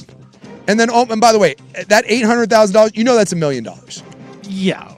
Let's just round it up. Let's just round it up. We're there, I mean. If they're saying $800,000, you know that's $1 million. We got to give, a couple $100,000 for the bonus for whoever thought of the idea. There's bonuses. So I just like to point out that all this hand-wringing that we have, over $6 million a year for Moda Center, which the city owns, and that would be here to keep the Blazers. we're going to spend $1 million to ensure that we don't turn right on red lights. And I'll tell you right now, that sign up here on Vaughn Street that says no turn on red, guess what I do every single day? I would guess you turn on red. Every single time. When I pull up, and by the way, it's a dedicated turn lane. The one up here that says no turn on red, it's one of those dedicated turn lanes. Right. With like a median. So you want me to sit there at that red light when I can look to my left and not see another car for a mile all the way down? I'm supposed to sit at that red light and be like, I gotta wait. No, I don't. But good thing we're looking. I was trying to get on board with what the city council was doing. And then I saw this. This is what we're doing.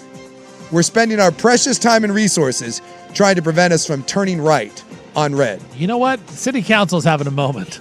They are City having council is having a moment. I'm not on board with it. Not right now. Not on board. Not up in here. If you're looking for something to do this weekend, I try to do this on Fridays when I'm hosting without Rob. Try to give, because everyone's like, hey, what do I do this weekend? We got 7 things for you to do this weekend in our fair city. There's the Delilah Festival. That's on 22nd Avenue in Canby. You can get your camera and allergy meds ready. Over 50 acres of Delilahs. 375 different varieties. So I would think that would be something maybe for the Vaughn family to do. That'd be cool. The PDX Live Concert Series. This is going on in Pioneer Courthouse Square.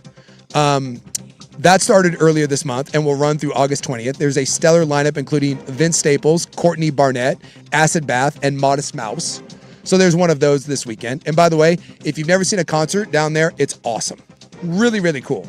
Even if you don't buy a ticket, they put up some walls around Pioneer Courthouse Square. Yep. You can still hear it, but the tickets usually aren't that expensive. I saw Ben Harper there last year. Really cool place to see a concert right in the middle of the city. Yeah, Modest Mouse, man. They rock. There's also the Lee Farms Summer Flower Festival. Oh, more flowers. That's going on in Tualatin. If you're not a Delilah fan, maybe you want to see the tulips. There's also the 28th annual Elephant Garlic Festival. That's out in North Plains, out Helvetia, that area out there. If you like garlic, so basically, if you want to go to a festival this weekend, you've got that. How about this? Right here in the city, PDX Hot Sauce Expo. Ooh. Okay. That's at the Omsley Bridge lot. Let's go. So if you want to go and eat some hot sauce, we got you there. Kickstand Comedy in the Park. That's happening at Laura Horse Park. Big stand-up comedy festival there. A lot of local and national comedians there. And don't forget, Lloyd Fest. And there is going to be a naked bike ride there as well. But the Lloyd Center ends. It dies this weekend. So after 6 decades as a Portland landmark, Lloyd Center will cease operations on this weekend. So on Saturday, there is going to be a community celebration featuring activities throughout the mall, a farewell event, there's a chess tournament, there's a themed mall walk, apparently an 80s, 90s theme, and there will be a naked bike ride is there. And of course, the Portland Saturday Market as well. So if you're looking for something to do in our fair city or around our fair city, we can naked bike ride, eat hot sauce, listen to music, comedy, or go stare at one of the numerous flower festivals that we have. I'll add, or Godfrey. Godfrey came in earlier. Yes. He's performing at Helium on Saturday and Sunday. I just looked this up. So and we got the fire. Tonight. And the fire, dude. And the fire. Portland is happening. So this weekend, there you go. That is in the news. When we come back, headlines and Joey Harrington at 5:30.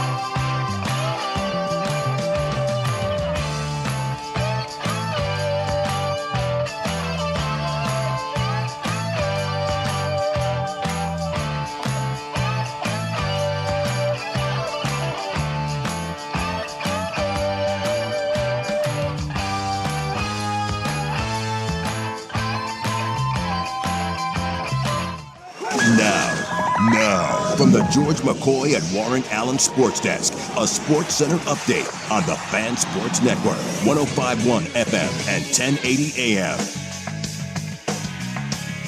First on the Fan, some more big-time contracts being dealt in the NFL. Yesterday was the running backs. Today, it's Titans left guard Peter Skronsky. He and the Titans agreed to a 4-year, $100 million deal. $88 million guaranteed for Skronsky, makes him the highest paid guard in the entire league. Head coach Andy Reid of the Chiefs said that quarterback Patrick Mahomes is unlikely to play in the preseason opener against the Rams. Mahomes had surgery, of course, in December to repair his torn ACL and LCL in his left knee, but has been to participate in all practice so far this season. Some more information about the death of Memphis Grizzlies forward Brandon Clark. His death has been ruled an accident due to heroin and cocaine. Clark was 29 when he was found unresponsive at a home in Los Angeles on May 11th. And the A's and general manager David Force have mutually agreed to part ways. Force has been with the organization since 2000. I'm Stephen Vaughn from the George McCoy at Warren Allen Sports Desk. Don't call your mom. Call George McCoy at warrenallen.com.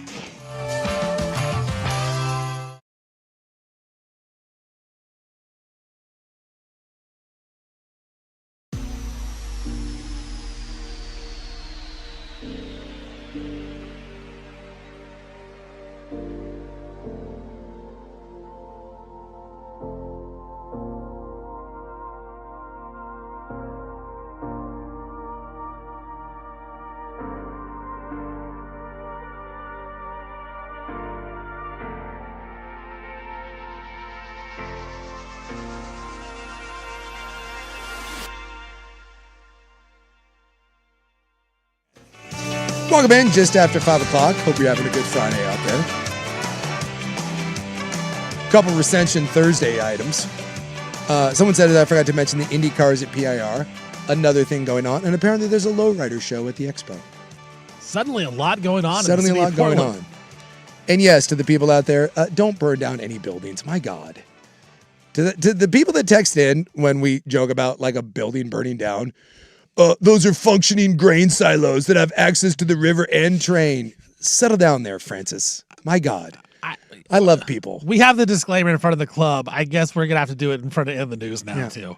Just joking there. Yeah. Don't burn buildings down. Officially. I don't want the streetmen to go into the silos and burn those down. The official take of Primetime. Don't burn buildings down, guys. The fact that has to be said. It's like the fact that McDonald's has to put, like, don't spill hot coffee on yourself, like caution hot. Like, don't eat Tide Pods. Right. Yes, I love that guy. And that mill building, it's across the river. It's adjacent to Moda Center, but it's not. It's on the other. Right. It's on the other side of the. It's on the west side. That guy too. It's across the river. Yeah, I get it. You can see it. Other side. I love that person that's just like you're on a rant about streetmen helping us by burning down buildings. Correction. If you really want to get detailed, those are functioning grain silos, and that building that burned down is on the other side. It's not by Moda Center. Get it right, dummy. People are great. The corrector guy is wild. You're fun at parties, aren't you? Aren't you that guy? Sean out there in Vancouver? Keep listening, buddy. Love you. What do we got from a headline standpoint? Well, let's start. I wanted to get the Moda Center stuff out of the way. I guess the Blazers and the city are meeting today. Now, we talked about yesterday that the county pushed through not just the $88 million, they kicked in, $101 and some change for continuing costs, so that's good. So we got the county thing out of the way. The Portland City Council has to vote on the 12th, and there was some kind of news and coming out because they had a work session yesterday. I guess a couple of the counselors who aren't really in favor of the deal, they tried to put 19 amendments in the term sheet to the Blazers. And this is what gives me a lot of hope. So the county vote ended up being 4-1 in favor of passing the money. Now, if you listen to people, some people in the media, they've been telling you all along that this is the most contentious thing ever and this thing's going to fail and the Blazers are going to leave. The county vote was 4-1. We've heard all along from people that they believe that the votes are there in the city with the city councilors. By the way, I've also heard from someone close to that situation that even if, God forbid, that vote didn't go their way, the mayor would still find a way to get that money. This is going to happen. But they tried to pass 19 amendments to kind of further strengthen the city to make sure they, quote, got a return on their investment, Would you care to guess how many of those 19 amendments passed? How many? 0. Not a single one. Jeez. Not a single one. And the counselors were like, well, if we don't do this, basically you've taken us out of this. And we're just going to have to pass this money. We don't have a say in it. And then it goes to negotiators. Yes, exactly. This is going to be out of the hands of the city councilors soon enough. It just is. And then once it gets passed on the 12th, then the negotiators will get down to actually the business and we're going to strike a deal. But this is going to happen. In fact, the report that came out today actually came out last night, and there's some emails associated with it. If you want to know about this, Jason Quick had a good piece on it, but Wright Gazaway has been all over this. You want to talk about Stevie Fan? Stevie Moment. 105.1 The Fan. 105.1 The Vaughn. You're having a moment. Wright Gazaway's having a moment. Yeah, he'll be in studio with Dirt and Sprague on Wednesday. He's been fantastic. When the vote goes down, he'll in studio breaking it down. So he really has, like, here's the thing, Stu. We've seen a lot of weird stories and a lot of weird takes come out of this whole thing. And a lot of it is because I don't think anybody really thought it was going to play out this way, where it's going to be so public and so in front of our faces. But it lent itself to having so many wild takes to just get people out there, to get clicks, to get views. That's it. And it's been horrible. It's been horribly covered, where Wright Gazaway has done a really good job of just the information. Finding information and giving it to people. Like, that's what a weird concept, Suk. And find the information and give it to people. And I love that it's not hot takey. It's just, here's the facts. So from a public records request that he found, there does appear to be a meeting today between the city and the Blazers. And get this, guess who the Blazers are bringing? An architect. And Jason Quick actually had this. So Quick follows up on Gazaway's piece that the Blazers have actually been working with this architect firm, which, by the way, is the preeminent architect firm in the world in building stadiums. They remodeled Wembley Stadium. Basically, if there has been a big stadium that's been constructed, they have a piece of it. Like, this is one of the biggest in the world, and the Blazers have been working with them the whole time for months. And they're bringing that architect to this meeting today. So again, for the people that said that all along Tom Dundon has been trying to move the Blazers, what? There's just no truth to any of that. Now, Quick did say that the Blazers are still trying to get the city to pay for the architect. And then Wright Gazaway had it where he said there was actually a letter from the city that says that they're willing to do a 50-50 split. They're even willing to pay the cost up front and then reimburse the Blazers on the back end. But it does appear that at today, at least, ahead of the August 12th vote, there is a meeting right now with the Blazers and the city. And what has the city been saying all along? We want to see plans. Right. We want to see what your actual plans include. And the Blazers have said, well, we don't want to show you until the threat of the lawsuit. And there's been this kind of standoff. But if you bring an architect in, remember, part of this was there were some city councilors that wanted to use part of the Green Energy Fund to put money towards this. But in order to do that, they would need to see plans about how this building would be climate friendly, kind of like Climate Pledge up there. If you bring an architect in, is it possible that they could share with ideas how this could actually meet those requirements, and then you could use the Green Energy Fund money to actually redo Moda Center? So there's still a long way to go on this, but I've said all along, we have yet to miss a date. We've yet to miss a date. We've yet to see a threat. All of this so far has merely just been posturing. But we got the states on board, the counties on board, and it sure as hell seems to me at this point that the city's on board. And today, the fact that the Blazers are meeting with them and bringing an architect doesn't. And then we found out through leaked documents that the Blazers were open to the idea of some union workers and some things. Doesn't it feel like the Blazers are starting to get on board? Yeah. And if everyone's pulling in the same direction, why doesn't this deal get done? Right. And I totally agree with you. And we've said this, and I've said this lots of times. It's just all the stuff that has gone down hasn't led me to believe that the Blazers were going to leave or that the Blazers were trying to leave Portland and Tom Dunn was trying to leave. Dan Ryan even said this as well, basically just like, we expected the Blazers to do this. We expected Tom Dundon to posture this way and come in and say, oh, well, city of Portland, the business are leaving, and try to portray it that way, because that was the play he had.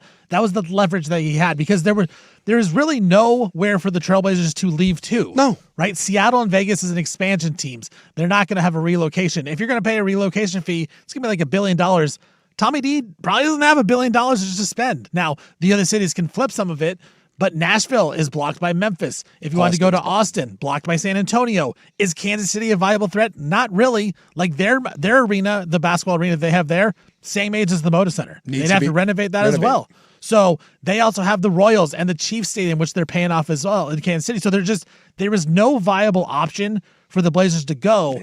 And it just got pushed so hard that way that it scared people into it. And it is scary because, look, since I've known about anything, the Blazers leaving, the Blazers moving has always been a talking point. Like since the 90s, this has been a thing. The Blazers out, they're not going to stay in Portland. Small market, going to leave. As soon as Seattle lost the team, Portland's going to move up to Seattle. Paul Allen, he's a Seattle guy. He doesn't want to be in Portland. This has just happened forever. And so it's just, we fall for it every time. And the whole time it's just like, look, we just got to let this play out a little bit. It's the same thing with Tom Dundon being cheap. Let it play out before we villainize the guy. Maybe it doesn't work. Maybe it does. I don't know. But this whole time with the Blazers and the Moda Center, just we got to let it play out. Now we got a deadline. And guess what? When deadlines approach you, you're more likely to come up with a deal. Yeah. You're more likely to put your cards on the table and say, this is what we want to do. Yeah. I'm more confident than ever. And I've been confident all along. Yes. That this is going to get done.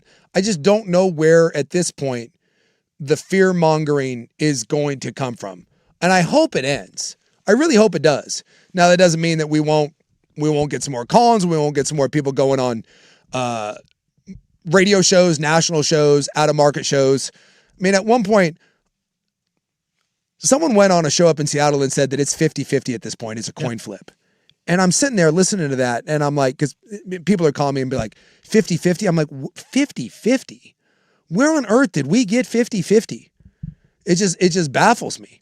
And the fact that the Blazers were only asking for whatever, $600 million, like look around at some of the similar arenas around the country that are getting renovated from San Antonio to Oklahoma City to Utah. This is the least amount of money that's being spent on a renovation in any of these buildings. Mm-hmm. If Portland was, if the Blazers were really trying to stick it to the city, and the goal was to leave, why aren't they asking for $1 billion? Right. Why aren't they asking for a new arena? That's the Clay Bennett strategy. Everyone compared this to Clay Bennett. Clay Bennett asked for the world from Seattle, where it was unattainable to actually think that they were going to go along with it. Like I just, this narrative out there that all along he's twisting his evil handlebar mustache. And you don't have to like Tom Dunn. I don't know him from Adam. I'm just trying to be a reasonable voice in this whole thing. And if I really thought for 1 second that his goal was to leave, now I will say this, I don't think he cares. I don't. Agree with that. I talked to Jason Quick, and, I try to, when I talk to Quick off the record, you always be careful of what you say. But he said this on our air, basically. The very first time that he met Tom Dundon, I just shot him a quick text, and I said, hey, what do you think of Tom? And he said, he's interesting. And I said, I think he wants to win. I think he's genuine in that, but I don't trust him. And I was like, why is that? And he said, because he doesn't care about Portland. And I think he's made that abundantly clear. I don't think he cares whether or not the team is in Portland or the team is in Nashville or the team is wherever. I think Tom Dundon would move that team to the moon if he thought it was a better deal. I believe that. And that does suck. It's not fun. Right? I think we all want the owner that's like kind of rah. Right? We want the owner that's like, oh man, like Portland, Rip City till I die. And that stinks. I also wanted an owner that had more money than God. That's why the Phil Knight thing was kind of fun. That would have been 100% approval rating. It would have.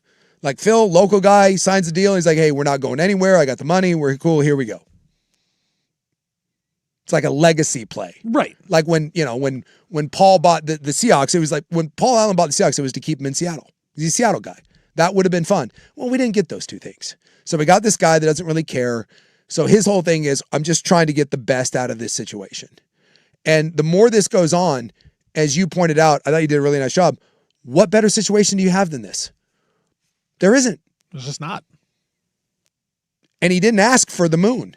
He even said in that opening statement, when they were talking, he said, when I looked at this, I knew this city wouldn't support a new building.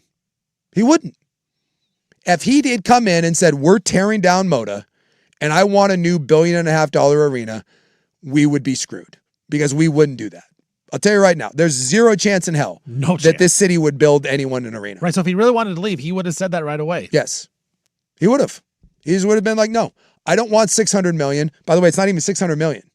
It's $573. We keep saying $600. It's not even that. This is the cheapest renovation going on right now in an NBA arena. So again, I ask anyone that's putting the narrative out there that all along his plan was to leave, why? And look, I'm not saying I'm like this great investigative journalist. I'm just trying to speak from a place of rationality. I've yet to hear someone other than he's cheap and I don't like him. And you cannot like someone and you can think someone's cheap. And those are two very fair statements. Mm-hmm. He is cheap.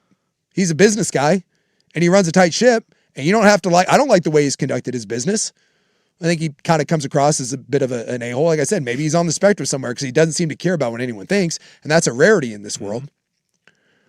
But give me one thing that he's done that I can actually point to that's a real fact of I was trying to move this team. And I think this show, you and Rob have done a really good job since the beginning of when Tom Dundon took over of just saying, let's let this thing play out. Yeah. Because there was so much overreaction from the get-go of this guy is cheap, this guy is doing it differently. The NBA has never seen anything like this. This can't work in the NBA because no one else does it. And you guys are just like, let's pump the brakes a little bit. Let's figure this out. And that goes to my take of, look, man, after Paul Allen died, back in, I believe, 2018, and Jody Allen and Burt Cold really took over, there was never one radio segment, not one tweet, not one comment about how well they ran the organization. It was always, man, I can't wait till we get a new owner in here. I can't wait till this happens. It was never anything positive. And now a new owner came in and he's doing the exact opposite of what Jody was doing, yet we hate it more. And it's just like, I'm with you. It's just, let's let this thing play out. It may not work at the end. In 4 or 5 years, we may look back and say, Tom Dundon is a terrible owner, and I want Jody Allen back. Yeah. But I want to let it play out. And it goes the same thing with the Moda Center. It was just like, well, because he doesn't put T-shirts at the playoff game, he didn't bring the G League guys to the playoffs, he doesn't care about the Blazers. Well, that's not true at all. That's just him trying to save a buck and doing things differently. Do I agree with it? Not necessarily. But at the same time, I'm going to let it play out because, look, this guy won a title in the NHL. He turned around a franchise who, you say, Sue, you follow the NHL. The Hurricanes were one of the worst franchises in the league. He came in, completely changed everything, and now they're one of the best. So, look, as a Blazer fan who all I want is to win a title, I want to go to that parade with my kids, give me something different, man. I've seen the same thing for 39 years. It hasn't necessarily worked out. Let's try something different.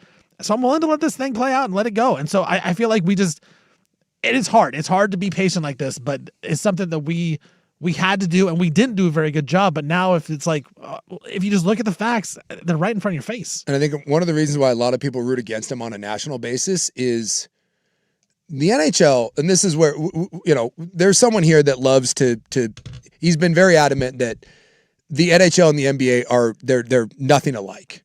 And one means nothing to the other.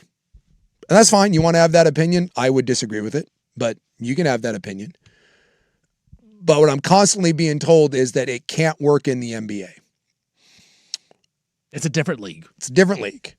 And I think one of the reasons why so many people write hit pieces and make this a big deal is if this were to work in the NBA, does it show you that the bloated corpse of all these franchises that piss money down the drain for seemingly no reason, that's not the model?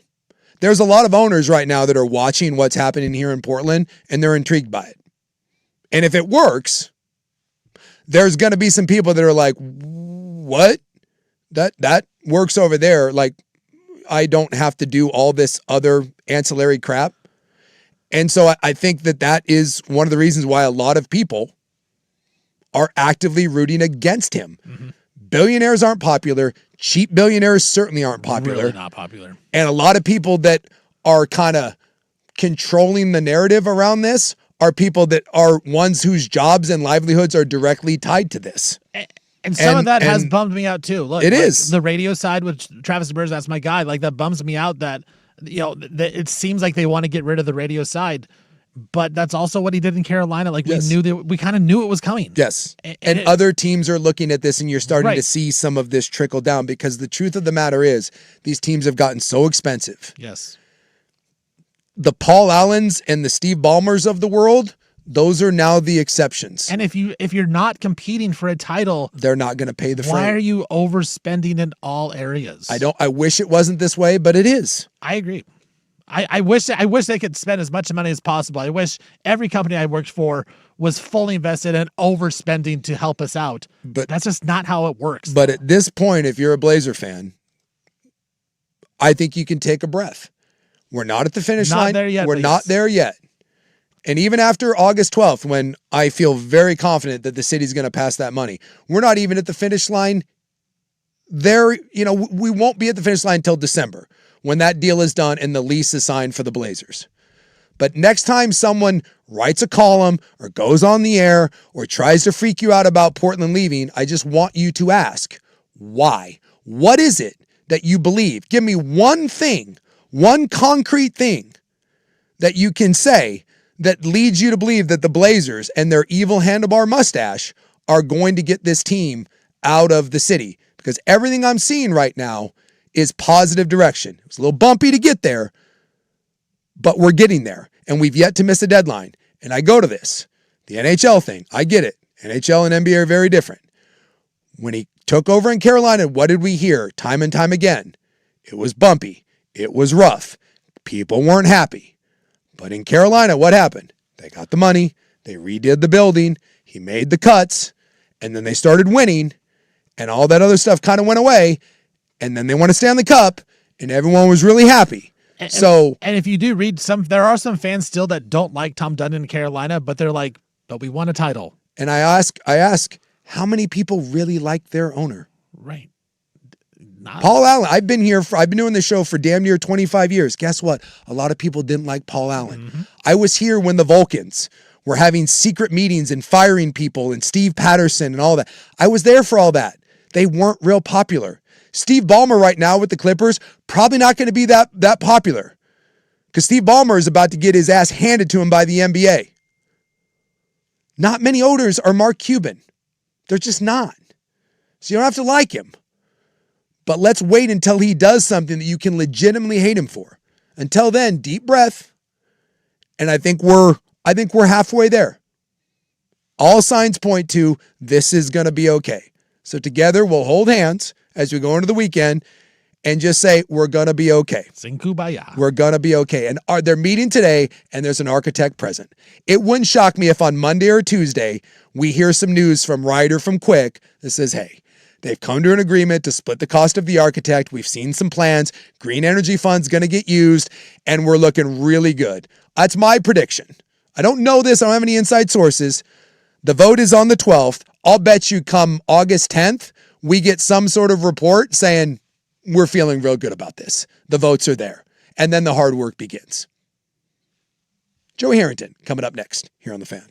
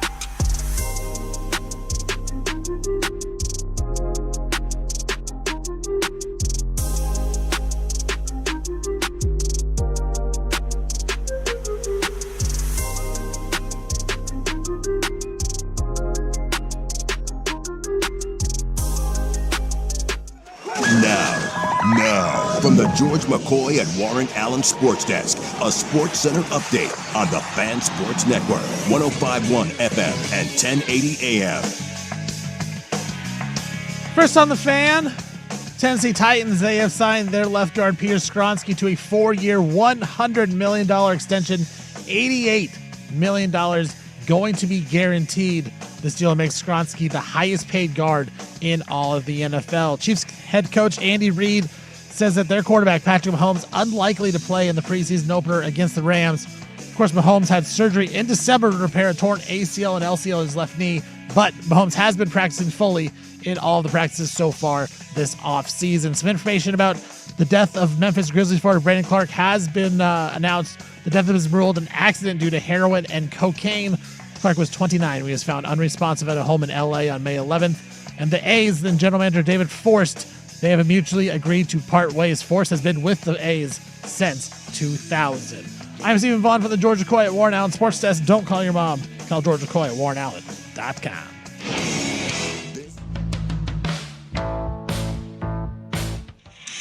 Waking up on Monday and the coffee just can't quite wash away last night's 6-pack of hams.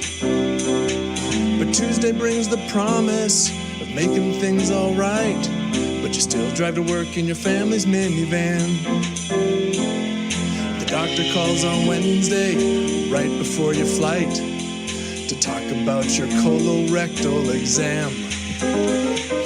Back to work on Thursday and your boss is all uptight 'cause you didn't push your best-selling brand. But now it's the Friday drive and it's story time. Yes, it's story time.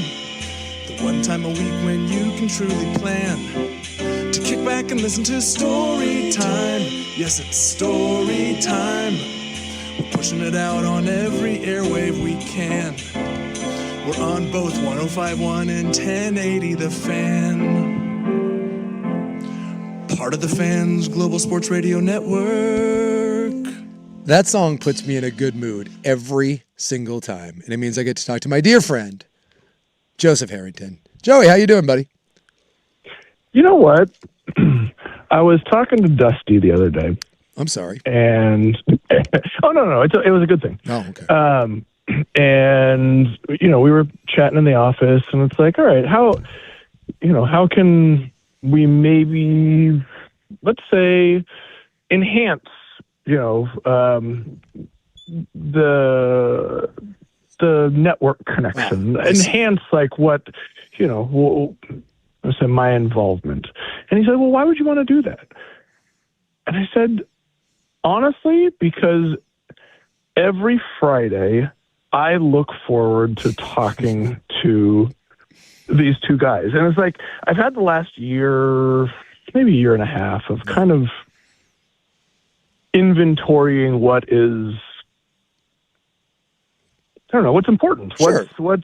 What's enjoyable? What is it that I want to do? You know, I want to say a midlife crisis, but I've been very selective about the projects that I've taken on, and what I want to do with my time. I've got only so much time, right? Kids, foundation, family, wife, and you guys, and it's like I had that moment where I was like, I really enjoy it, and it brings me a lot of joy.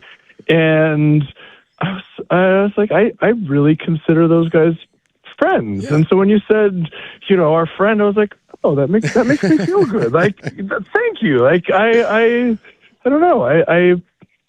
Now, this is the moment where, like, you say, well, actually, I don't know what this guy's talking about. Good. I'm glad you feel that way, because it's obligatory for us. Well, you're putting it out there, because if that doesn't get a return, that's a big matzo ball that's hanging out there. It is. That's tough. It is. But I'm going to be honest, because we've laughed about this before. Like, when it's the three of us, we get into sports like analysis and how are we? But inevitably, when it's just the two of us, like, we end up down like some emotional road where it's, talking about post-career and, what happens to guys' brains and how it really feels, and like, playing your heart out and then like bed for the next day feeling like, the world's going to end. And, so yeah, I came into it. I'm going to be honest. I came into it on, expecting the emotional thing, and you came right out with our good friend. And I was like, damn it. Yeah, we are. Yeah. Well, so if we're doing fill-ins, if we're catching fill-ins, I'm gonna have to top spin lob this back year into the court, because you've caught me. Well, I said friend, that got you feelings, and now you said that, and now I've got my own feelings, and now I'm gonna put it back in your end of the court, and that is this. I texted you last week because I was gone on Friday. I was not here, and it's funny you mentioned that. Like you kind of do an inventory. So. I did kind of a bit of, I got married last weekend, and yeah, you think? Yeah. And it's not something that I talked about a lot on air. It was kind of one of those things that for me, I just kind of wanted to keep to myself. Right. Yeah. Like you get your family involved, and I talk about my kids and I talk about my friends, and I don't know, there's just every now and then you want to keep something kind of to yourself. And so I just was kind of doing a bit, and, I was like, it's like, maybe I am, maybe I'm not. And it was kind of one of those things that I was inviting people, and there's only so many people you can invite, right? You can't, plus I had an open bar, so you had to keep the tab within like a certain reason. Oh, it's very, very selective when you have open bars. Yeah. Like, do we invite Tommy from fourth grade? Yeah. No, he kind of went off the deep end. He might cost me a few bucks. And it kind of like your list goes up real fast. Like, by the time you look down, you're like, oh my God, you're like at like 120, and you're like, oh, geez. Oh, it's like coming from an Irish Catholic family. Yeah, like all of a sudden you got like this whole thing. And this is where I'll get you. I was sitting there, and it was last week, and I was getting ready, and I kind of had that thought of like, I just wanted the people that mean something to me there. And I was kind of sitting there, and I asked Rob, I was like, do you think Joey would want to come? And because it's all a little weird if you throw that out there and someone doesn't want to, or they feel obligated. But I did have that thought where, yeah, this is, over the years, this has become a real friendship. And I was like sitting there, and I was like, I want you there. Now you couldn't, you were out of town, which, totally, I didn't want any sort of like, hey, I need you to come. But I did have that moment where I thought about the people that I wanted to share a drink with and kind of celebrate for me, which, arguably outside of your kids being born should be the biggest day of your life. And when I thought about who I wanted there, I will tell you, Mr. Harrington, you were on that list. And I was a little bummed that you couldn't come, but I totally understood it. But I did have that thought of, no, this is more than just a radio interview. You've been coming on the show now for, it's been 8 years? It's been almost a decade. And it is one of those things that I look forward every Friday. That song puts a smile on my face, and I think about talking with you. And I was like, well, no, I want him there, and I wish we could have shared a beverage. And next time we're together, I'm going to share an old fashioned with you, and we're going to have a toast. Well, I appreciate that, and I will say that we were texting, and I was actually over in Central Oregon. Yeah, and it was one of those things where it's like, all right, boys, like Emily was with her girlfriends and doing their thing. I was like, boys, we're packing up and we're getting out of here. And so they brought a couple friends and we headed over. But God, had I known ahead of time, I would have been there in a heartbeat. I would have loved that. Yeah. I'm honored that you would consider to invite me to your nuptials. It was a great time. Nuptials or numptuals? I think it's nup. Is it? I think there's a P in there. Right? But is it MP nuptials? Nuptial? Yeah. No, you know what? I always get that in I always used to say voluptuous, but it's voluptuous. Well, trust me, no one butchers the English language quite like I do. I mean, I do this for a living. It was a voluptuous nuptial. There you go. And people are always like, people text in all the time. You're saying it wrong. I'm like, well, cool. Get your own show and you can say it however you want. It's not the National Grammar Rodeo Champion up here, all right? Sorry about that. So sorry, I didn't pronounce it the way you wanted me to pronounce it. I apologize. Whether it was nuptials or nuptials, I will tell you it was a great time. It's upsetting. Well, I'm glad. We had a great celebration. I look forward to maybe hoisting a glass of Buffalo Trace or Weller's with you. Yeah, you know what's funny? That would be fantastic. And you know what's funny? I actually saw it through. I saw something from Jason Quick. Yes, who was also there. Yeah, exactly. And he sent a picture of the two of you just happily, madly in love and, doing the whole thing. But I was like, Jason Quick, there's a blast from the past. I don't know if he was the beat writer for Oregon football when I was playing. Oh, really? Like, oh yeah. Huh. I was like, Jason Quick, I haven't talked to him in a good decade. So see? Yeah. How the Portland circle just kind of grows smaller. Had you have been there. So he is responsible. He changed my life. He's the one that introduced me to my missus.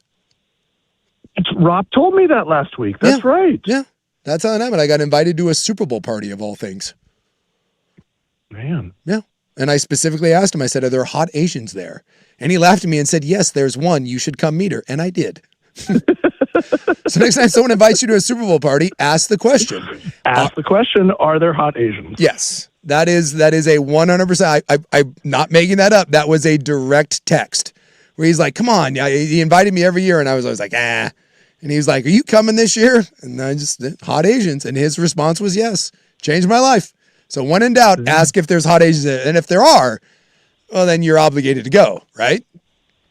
Fair enough. Yes. I mean, I guess I have to imagine that as somebody who's happily married, are we still obligated to go if there's hot Asians, or should we be asking that question? Like, I'm not sure how that, what that would, do. What if you're married? Yeah. What if you're not married to a hot Asian? That's true. Right? What if you're married to a hot non-Asian? Well, she doesn't need to know that you asked that question. And then just if you go to the party, look, it doesn't mean that you have to take the painting off the wall, but you can admire it. Right? It's like going to an art gallery. That's all. It's just, all I'm saying is what party isn't better off with hot Asians? Find me a party and you're like, if there were hot Asians here, would this be party better or worse? And I think the answer is always better. And I am only going to say, if you just tuned into this conversation, yes, I really, I wonder what people would be thinking. So I'm going to then transition back to what the hell are we talking about today? All right. Well, first off, I got this text and I love this. I sing along with that song every time too. My wife thinks I'm ridiculous. She hums the tune in my truck and people will ask what I'm humming. And wife. I love it. I love that right there. So we got to take a break. And we come back. We're already back at the break? We're already at the break. Well, we had an emotional moment. We were catching feelings. We were catching feelings and it got emotional and like I love non-Rob Fridays. Yes, it was adorable. Someone said this is adorable. It's like the radio equivalent of a long hug with eye contact. Yes, we had like 10 minutes of meaningful eye contact there. And just so you know, had you come, I had a few drinks. And by a few drinks, I had a lot. You would have been hugged probably uncomfortably for a long time. The amount of probably over hugging that I did, it was a lot. I would say my average hug was probably 45 seconds on Sunday. Just like, and that's averaged. Wow. I like to hug. And if I've been drinking and I'm happy, you're getting squeezed. You're getting squeezed. Man. Hot Asians and long hugs. Long hugs. And on that note, we're going to commercial. When we come back, I want to ask you about Drew Brees and this little thing called the Hall of Fame. The Hall of Fame. The Hall of Fame. All right. When we come back, Joey Harrington, one more segment here on The Fan.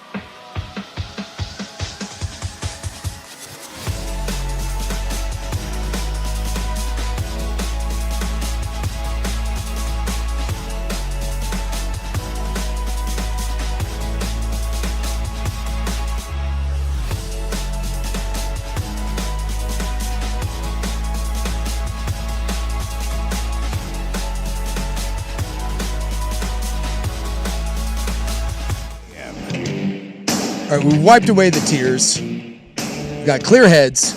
Hall of Fame game yesterday. It's so good that football was back. I was at Grand Central Bowling last night, and I looked up, and they were, preseason game, whatever. But every guy in that place, in between, like they were friends, girlfriends, whatever, they were all bowling, and every guy was looking up at the TV, and I was like, yeah, football's back. It's like American church. It doesn't matter. Like, you're out and about, you look up at the screen.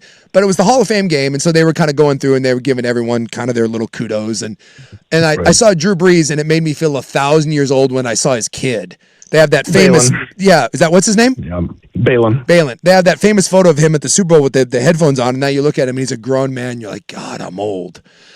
Yeah. But I wanted to ask you about Drew Brees, because that's a special player that didn't have the biggest arm, right? Not the biggest guy in the world, not a big recruit, played at Purdue, afterthought in the NFL draft, and yet goes on to be one of the best players in NFL history.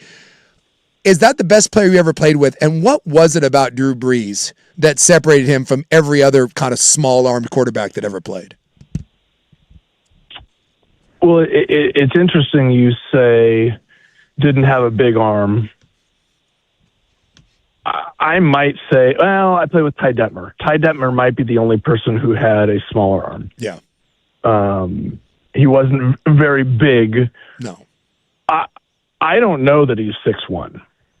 I mean, he wasn't under 6 foot.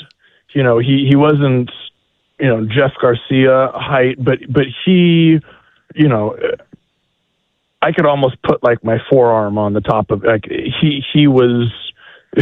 He's not big. Whatever he was lifted at was exaggerated. Exactly. Like, so for all those reasons, when I got into New Orleans, Mark Brunell was Drew's backup, and I asked Mark. I was like, "Look, you've been a Pro Bowler. You've played in the AFC Championship game. You backed up, you know, Favre. You've been around. Like you've seen Super Bowls. You've seen greatness. You've been greatness. What is it that makes Drew different?" And his answer I'll never forget. He's like, "Just watch him." Like, there is something that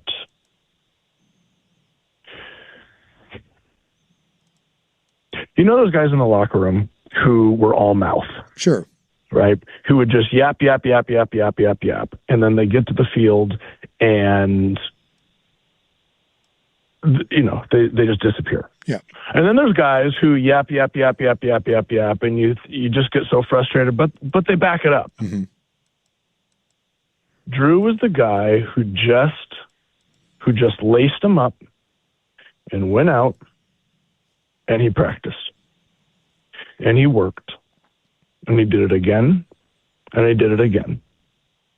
And when it didn't work in San Diego, he didn't complain. He didn't blame it on anybody else. You know, when they drafted Phillip Rivers, you know, he didn't why me.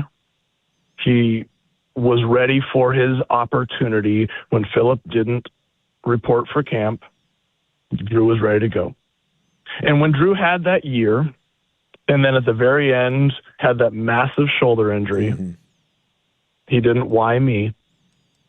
You know, he just moved on to the next opportunity. And the next opportunity, he wanted to be Miami. And when Miami said, "No, your shoulder isn't good enough, we're going to take Dante Culpepper," he ended up in New Orleans. And he didn't why me and he didn't complain. He just showed up and worked. And, you know, I had been around guys that would stick around and you know, run a couple drills, run a couple extra reps after practice. We literally had to rearrange the meeting schedule. You know, you go to practice, go in, right, shower, treatment, do the whole thing. You come back, and then you go back in and you watch the film, right? Because Drew wasn't in yet, and when Drew didn't come in, the receivers saw it, and then the receivers would stay out. And so it was funny to see, like, as I'm walking off the field, you know, third string, you know, I'm not going to try and take somebody else's reps, but I'm just kind of paying attention. And Drew would be there with Marcus Colston, and they'd throw, all right, well, it was red zone day, so they're just going to throw back shoulder fades. And then Lance Moore would stop in. And then next day, it's Marcus Colston and Lance Moore. And then, you know, the next day, Devery Henderson sees them and it's like, all right, now it's Devery Henderson and Lance Moore and Marcus Colston. Now the four of them are just throwing. And now you got the undrafted rookie, right? And then you got the free agent. And then you got and it just became this thing where, and then the tight ends, and then Shockey's in, and then Billy Miller's in. And and by the time things were done, we would have half the team or half the offense that wasn't wasn't back in time for meetings after practice because they had all been out working with Drew, right?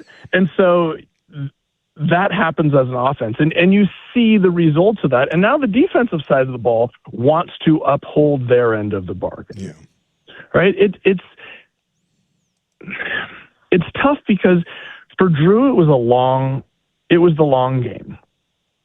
Right? It wasn't, I'm going to come in and I'm going to be a superstar from day one. I'm not going to be a Peyton Manning. I'm not going to be like, his journey was different.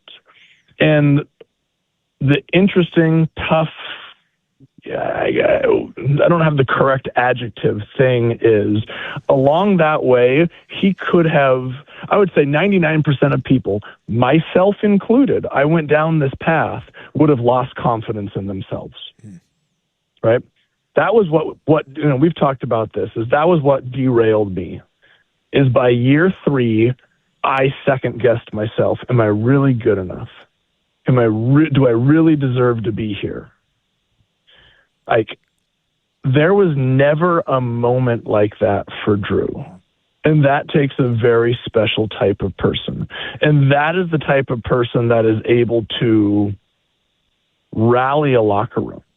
So that now that he's put in that effort and he's put in that work and and the rest of the locker room has seen it, then he can become the vocal guy.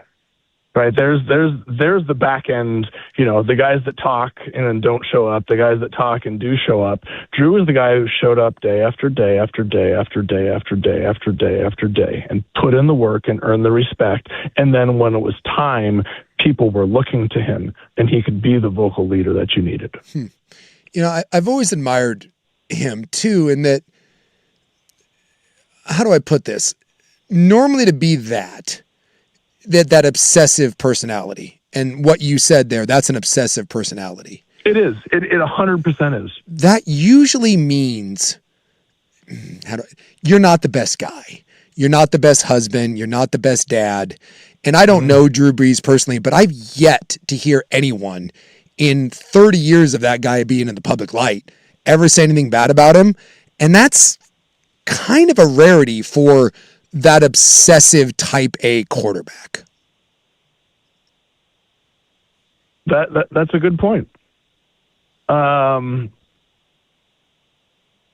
can't speak to what he had to give up when his kids were growing up. Yeah. I would guess that if you asked him, did he miss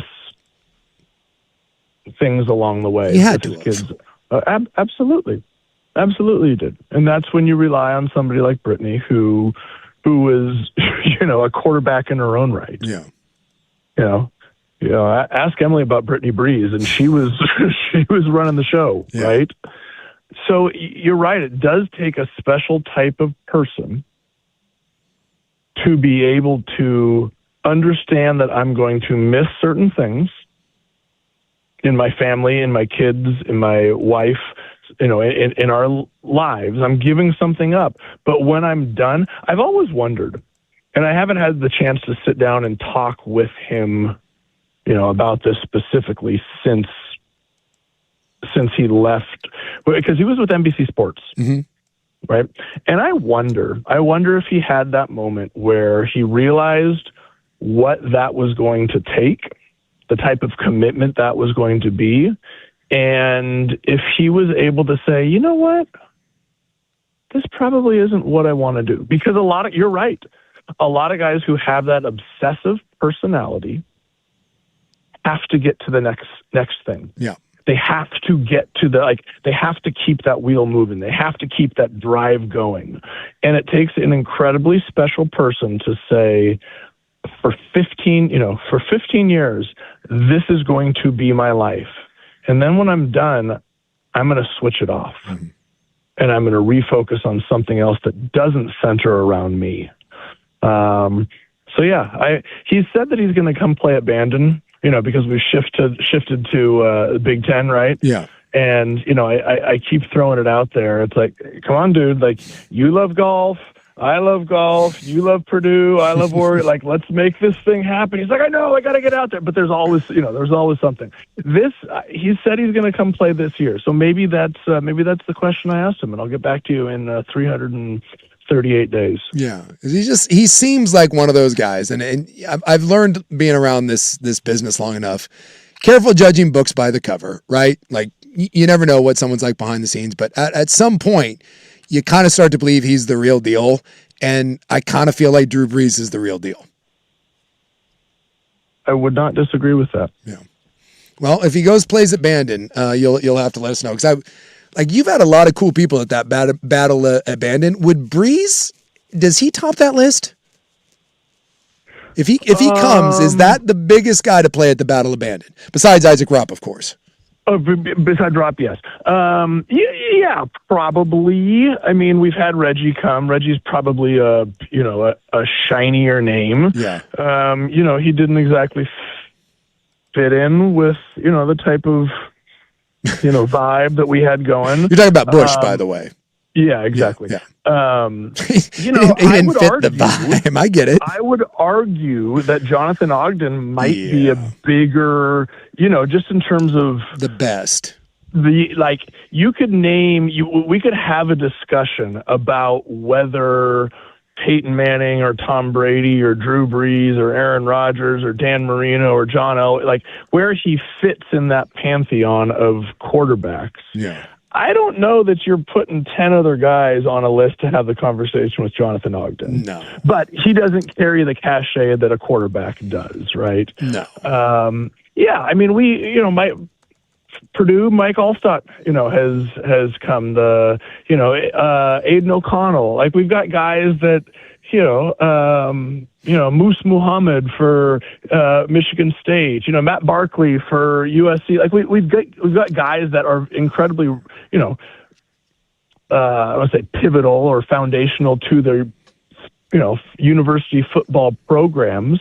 But Drew might be the biggest, but biggest name. That's probably Reggie Bush. Yeah. Most accomplished, Ogden. probably Jonathan Ogden. But what's the qualification there? That's a good one. And by the way, Mike Allstott was one of the nicest human beings. My locker was by his. That dude is a phenomenal cat. I really was.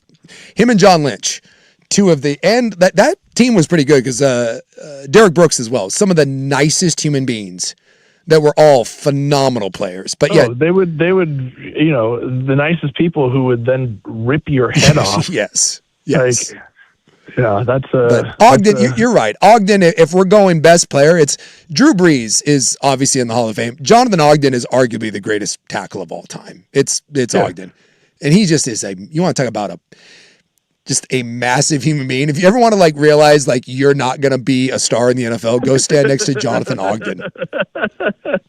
Just be like, what? So oh God, that's always the measuring stick of you know what? I think I could play in the. That's what it looks. Oh no. Yeah.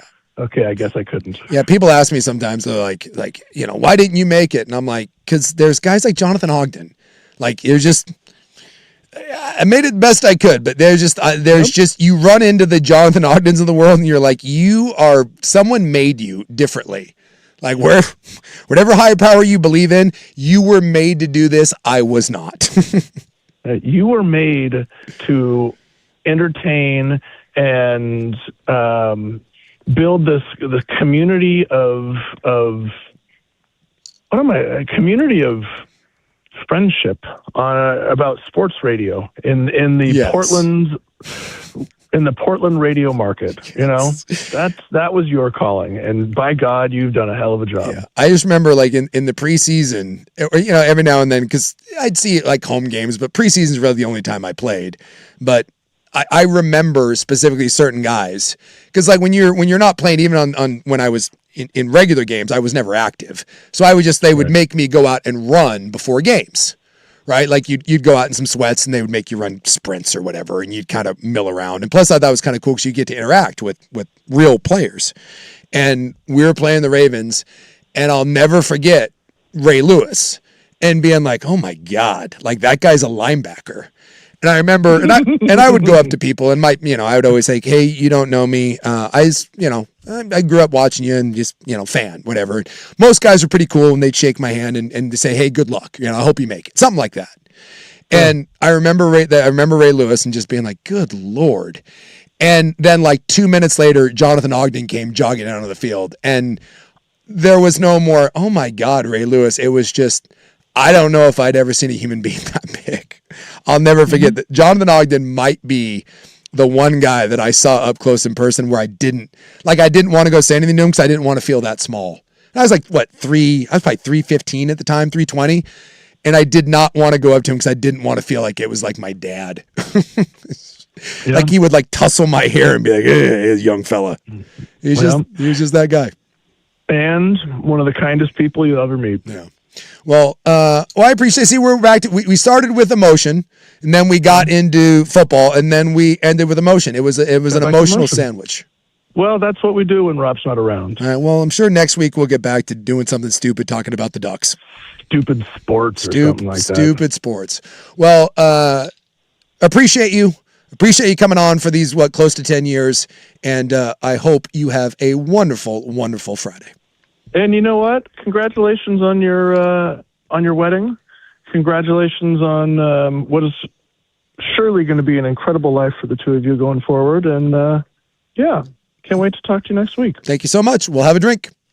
All right, buddy. That's Joe Harrington. He joins us each and every Friday, courtesy of Mods PDX. The future of building is now. Now the question becomes: do we open up the phone lines? Do we do it? One person's already calling it. Oh my God! All right. Well, against my better judgment, we are going to do this. 503-864-6326. It's a First Amendment Friday, courtesy of Lars. We're putting this out there. Whatever you want to talk about, whatever question you want to ask, whatever subject you want to bring up, I am turning this over to our listeners. Phone lines are lighting up. This is going to be so bad. This is not the good. club against our judgment coming up next.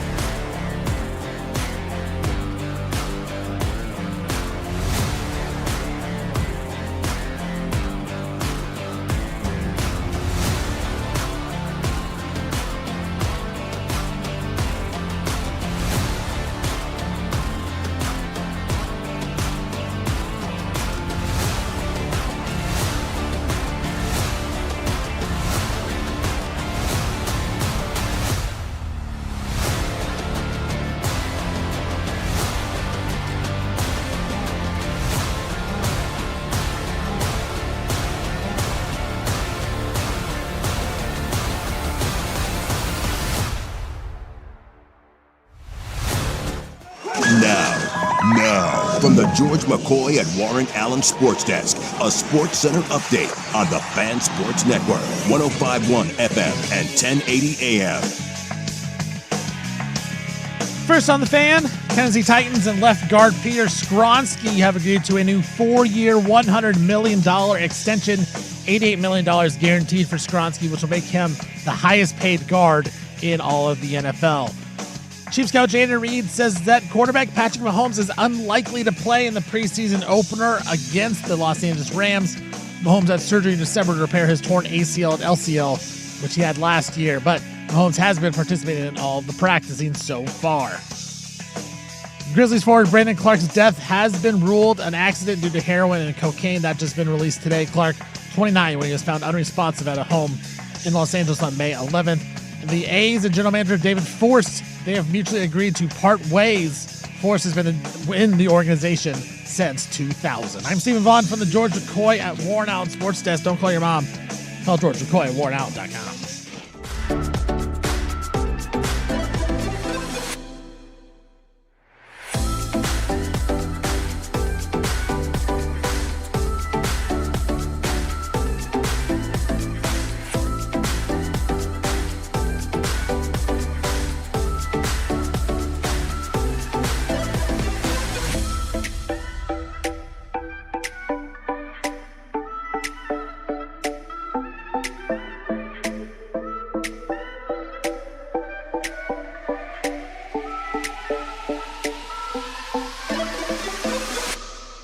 Limits are the words you can't say thanks to the FCC. They don't know what the they're doing. Do you understand that? We've given away too much to arrive at these political compromises. Yeah. Google me, bitch. Oh no, oh no. Well, my.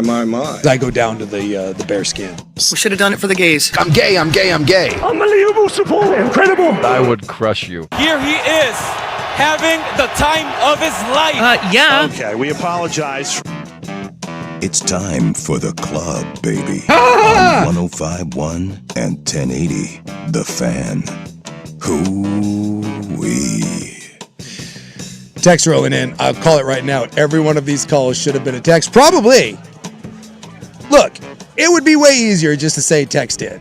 But then you're just doing, a Q&A, or you're doing what, Reddit, or what do the guys do? Ask Me Anything. Ask Me Anything, and then Dirt and Spray call it the mail sack. Yeah. Whatever. Like, anyone can do that. We have not taken calls on this. If you don't know what we're doing, we have not taken calls in probably close to 20 years. When me and Rob, and this is the true inception of this, and by the way, I'm going to stall here, and we're going to do this for like 4 minutes. And if it's a disaster, then we'll just get out of it, right? We're going to ditch. We're giving ourselves a short runway. And if it's good, we'll keep it going. The inception of the no phone call thing, and I would like to take credit, me and Rob both, we killed phone calls here at the Fan. No one else takes phone calls because of us. So when me and Rob got hired, well, I was hired, was doing the show with Ian Furness. And then Ian left, and Rob came over and was my new Furness. And so when we were sitting around, when they were pairing us up, we were talked to by a big higher up, right? And hand to God, this is what we were told. What I want you guys to do, and always remember if you want to be successful, calls. The more calls you can take, the better. And me and Rob at this meeting, we both looked at each other and were like, dude, calls are the worst. And we were both like, what if we just didn't take them? And it probably took us about 6 months. And we were kind of like, we wouldn't do it very often. And it just got worse and worse. And we were just like, let's just stop taking calls. And at the time, that was kind of unheard of in local radio. Like, calls were a big deal. It's like, oh, we'll hear from you, And we just decided, Still are. and we were just like, we're not doing it. And so we just stopped doing it. And and at the time, we were the only show on the Fan. And every show after us, what do they all do? Does any show here at the Fan take phone calls? The answer to that, no. Who video killed the radio star? Who killed the phone call? Isaac Robb and Jason Sukanik. And yet, yesterday, I don't even know why, we were talking about the Lloyd Center. And I was like, well, I want to hear someone call in with an emotional Lloyd Center moment. We took 2 phone calls. One guy was a jackass who did a bit. Although I appreciate the fact that he called in and was like, I don't have a story. I just wanted to call in. And I was like, you son of a bitch. And he lied to me. And lied. And then T-Bone. T-Bone called in, and T-Bone had a legitimate emotional call about Lloyd Center. And I said, you know what? We're doing this, damn it. Rob's not here. Why not? It's a Friday. It's sunny out. We're in the middle of summer. What the hell? We're going to do this. And as RJ points out, this has disaster written all over it, and I'm here for it. Yes. So we have not screened anything. No, we just have names. I literally answered the phone. I said, "What's your name? Where are you calling from?" All right. So all right. We will. So this is all we're gonna do. So you can ask a question. You can make a statement. I'm not gonna have a big back and forth with you. I'll tell you that right now. We're gonna work through these. So you can say a piece. You can start a topic. You can ask me a question. Whatever you want. And we're gonna do this. And we're going to see how this goes. And based on how these 4 minutes go, we'll make a determination. So we're up 35,000 feet, and we're going to jump out of the plane. Do we have a parachute? We're about to find out. All right, Joel in Vancouver, you're up. Bill, go. What do you got? Joel. So, hey, first time, long time. Oh, boy, we're nervous. Big Sook has had many great ideas. Bum Voyage is number one. But two nights ago, he came up, he said something about if we have the technology to record and locate lightning strikes, why couldn't we use drones to stop the wildfires before they even get started?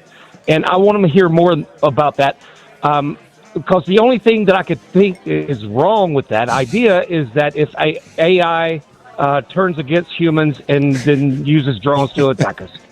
Well, I appreciate the fact that you love my ideas. And I would just like to state for the record, I don't know where else to go with that because it's probably a horrible idea.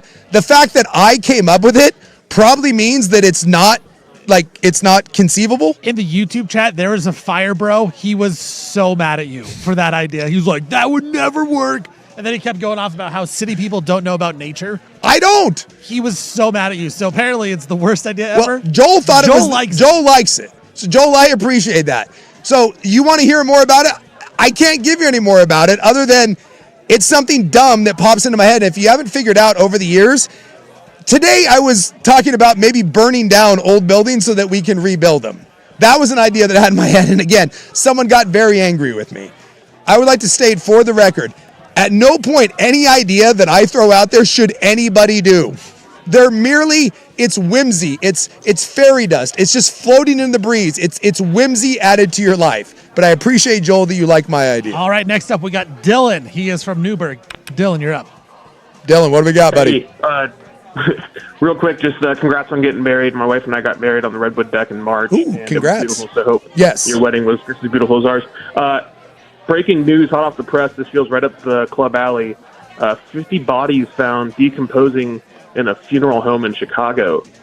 They weren't refrigerated, and the stench got so bad that the neighbors were calling in. So how long would you wait smelling that kind of thing before you called the police? That's a good question. And I'll tell you this right now. I don't put up with smells. I refuse to put up with stinkiness. That's a no-go for me. How long? You got maybe 48 hours, tops. If I'm sitting there at my house and I smell pure ass coming from next door, you're going to get 24 hours of me being annoyed. And then after 48 hours, I don't know if I'm calling someone, but I'm probably knocking on a door. I'm probably knocking on a door, and I'm going to need an explanation for why you smell like ass. We live in a society where we should not have to put up with smelliness. I can put up with a lot. I can put up with noise. I can put up with like an unruly yard. I'm fine with that. One thing I will not put up with, I will not put up with smells. If you're a smelly bastard, I'm going to let you know you're a smelly bastard. Yeah, 48 hours. If I was living next to that funeral home, they would have gotten found out way, way sooner than that. I ain't waiting around for that long. And by the way, that is foul. Absolutely. 50 bodies. Ugh. That's a bad smell. But that is up our alley. If you want to know about something that we would talk about on the club, it would be decaying corpses. All right, next up, it looks like we got Mitch. It'll be Mitch in Portland. Mitch, what do you got for me? Hey, what's up? I'm just calling. I just wanted to preface, I'm a Utah native. Okay. I've been in Portland 10 years. Go Cougs. But I just appreciate listening to the station. I'm not a BYU fan. I grew up in the Provo area. Sorry. Utah all the way.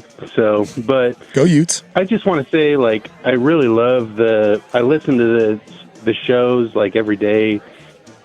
Compared to Utah's output at Portland, the fan here is far and away way better. I'll tune into Scott Mitchell. He's got a segment on the ESPN. He's from my hometown. Hot Scott Mitchell talk. Yeah. But other than that, the production quality, shout out to Steven, here all day long. I love it. All right.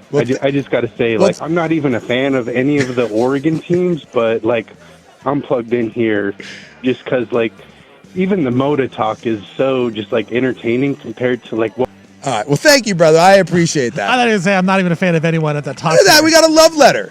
I got to keep it moving, though. Yeah. So I do appreciate it. I love that you love us. By the way, this has not crashed into the mountain just yet, but I like the fact we got a guy from Utah that wanted to let me know. Not a BYU fan, but he loves us. He also doesn't like Scott Mitchell. No. Screw you, Scott Mitchell, you son of a bitch. All right, and we're now heading to Paul. All right, Paul, keep this going. We got a good momentum. Paul. Okay, baby, what we got is one last memory for T-Bone. Hello? Yeah.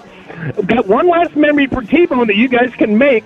How about Sook and Stevie Fire lead the naked bike ride to Lloyd Center on Saturday night? What do you think? First off, I'm all about this, but I don't think Stevie Fire is getting naked. I just look.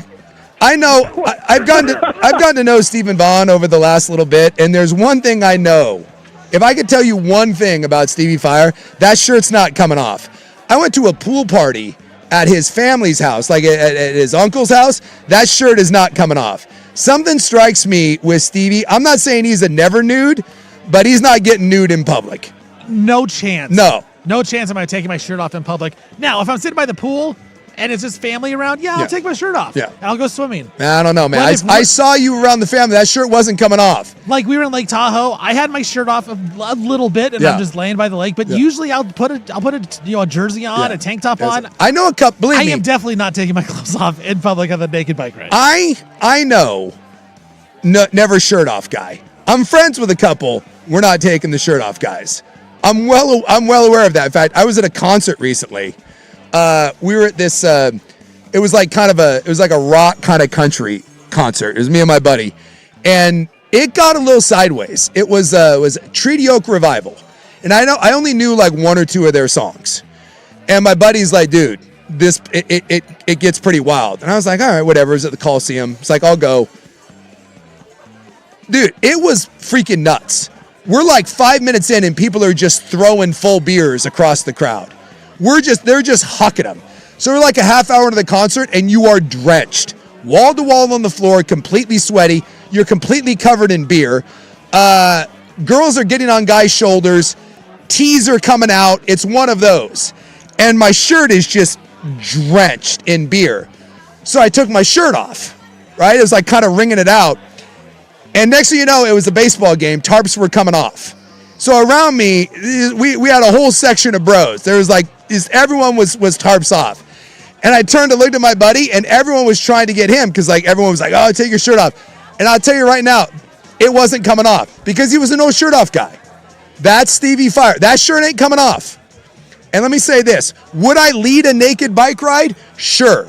The only problem with that is, as a bike rider, I don't think you can ride naked. My bike seat is pretty thin. I actually have a thin, it's a specialized bike seat. I don't think I can ride that with no bottoms. That bike seat is going somewhere. I don't know how people do it. Now, if you wanted me to ride, if you wanted me to go, underwear bike ride, I could wear some, Breaking Bad, super high, BVDs. I would do that.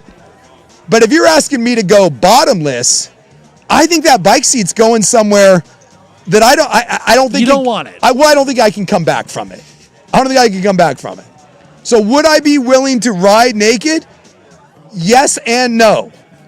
Stevie Fire, though, not so much. All right, we got to take a break. Take a break. Hey, everyone on hold. Stay on hold, right? And I would like to point out, this has not gone into the side of the mountain. Not yet. We will carry this over one more segment when we come back in the club. From the Ponder.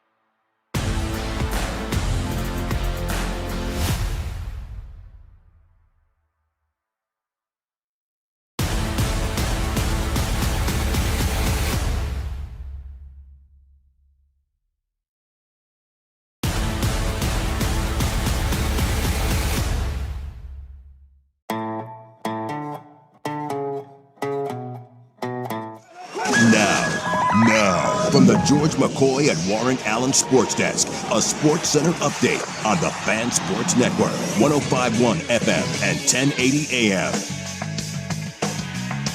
First on the Fan, another big NFL contract given out. This time is the Titans and left guard Peter Skoronski. Skoronski signs a 4-year, $100 million deal to stay in Tennessee. $88 million guaranteed, makes him the highest paid guard in all of the NFL. Chiefs coach Andy Reid says that it is unlikely that quarterback Patrick Mahomes plays in the preseason opener against the Rams. Mahomes had surgery in December to repair the torn ACL and LCL in his left knee, but Mahomes has been participating in practice, all of practice so far here in the offseason. The Athletics and general manager David Forst, they have mutually agreed to part ways. Forst has been with the organization since 2000. I'm Stephen Vaughn from the George McCoy at Warren Allen Sports Says Don't Call Your Mom. Call George McCoy at warrenallen.com. More of your phone calls here in the club. This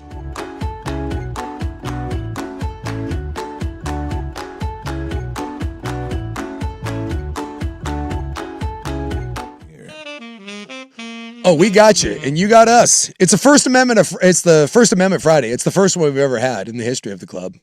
Wait, wait. Yeah, there we go. Sorry, too much stuff happening.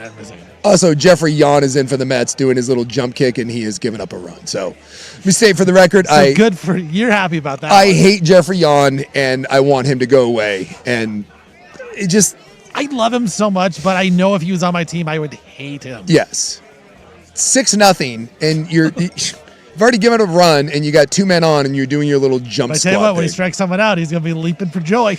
All right, so we're doing this. We're taking your calls, whatever you want. Ask something, say something. It's your club. I'm turning it over to you, the people. And so far, it's been surprisingly civil, including one guy from Utah that just wanted to say that he loves us. And hates Scott Mitchell. And All hates Scott Mitchell. Josh and Sherwood, you're up, buddy. Big Sook. What's up, brother? Couple things. First, 20-year listener. Thanks, man. Second, met you at the Foo Fighters concert 2 summers ago. Okay. Which was really cool. I was double fisted. Oh, it's the only way to go with the Foo. If you're going to fight the Foo, you can't be sober while doing it. And you're not going to go back and get 1 beer at a time. It's the smart move. Agreed. And my question for you is that how have you and Isache not gone to a bigger market? Because I'm a medical sales rep. I drive around and listen to sports radio all day. Yep. The national shows are trash.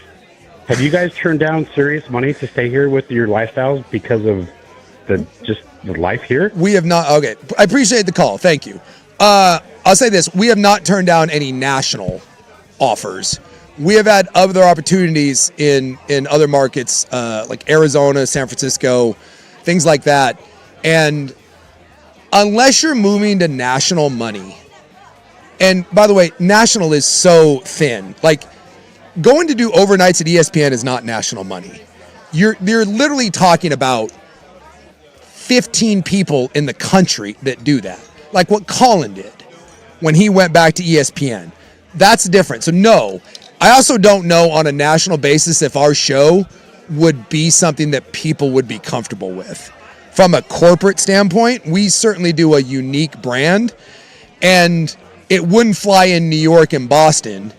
And there was never anything else that really, that really intrigued us. I think we both really enjoy our life. I think we both really enjoy where we're at. We don't have a lot of pressure on us. We have earned a certain amount of freedom and leeway.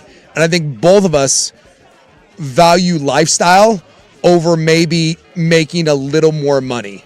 And kind of that confluence of events has led us to be here now for 21 years together. And I think Portland is kind of the perfect market for you guys. Yes. Because there's only the one one pro team, and then the Ducks. No, we could not do this show in Seattle. We could not do this show in Boston. It would. Loss. Yeah, it was just, we couldn't do it. Could we do one of those shows? Yes.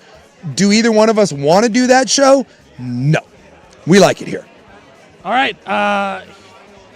Hugh in Milwaukee. You're up. What's going on, Hugh? Hey guys, I'm 66 years old, and love back in the late 60s, going to Lloyd Center, I remember coming out of Meyer and Frank, there's a little bridge that went by the ice rink, and there was, in Meyer and Frank, they had some sort of vortex where the air would come up from the feet, and it would come down from the ceiling, and you could walk from 70 degrees inside Meyer and Frank and walk outside to 30 degrees into the ice rink area. And it was just mind-blowing for me. The other thing was, again, 68, 69, going there with my mom. Hey, Mom, I want to get a gift for my dad. Yeah, here's $2. And she would leave me alone. I would go shop for an hour, and I would come back with a $2 bottle of High Karate cologne for my dad. Hugh, that warms my heart. One, Polar Vortex in the Lloyd Center, fantastic. Yes, roaming the mall when you were a kid was so cool. The fact that you bought your dad a bottle of High Karate, hell yeah. If I could get a bottle of High Karate right now, I would. I don't know if I would spray it on myself, but I would just like a bottle of High Karate. It was a simpler time back in the day. I appreciate that. Another wonderful memory from Lloyd Center. All right, Kirk in Hillsboro, you're up. Kirk, what we got, buddy?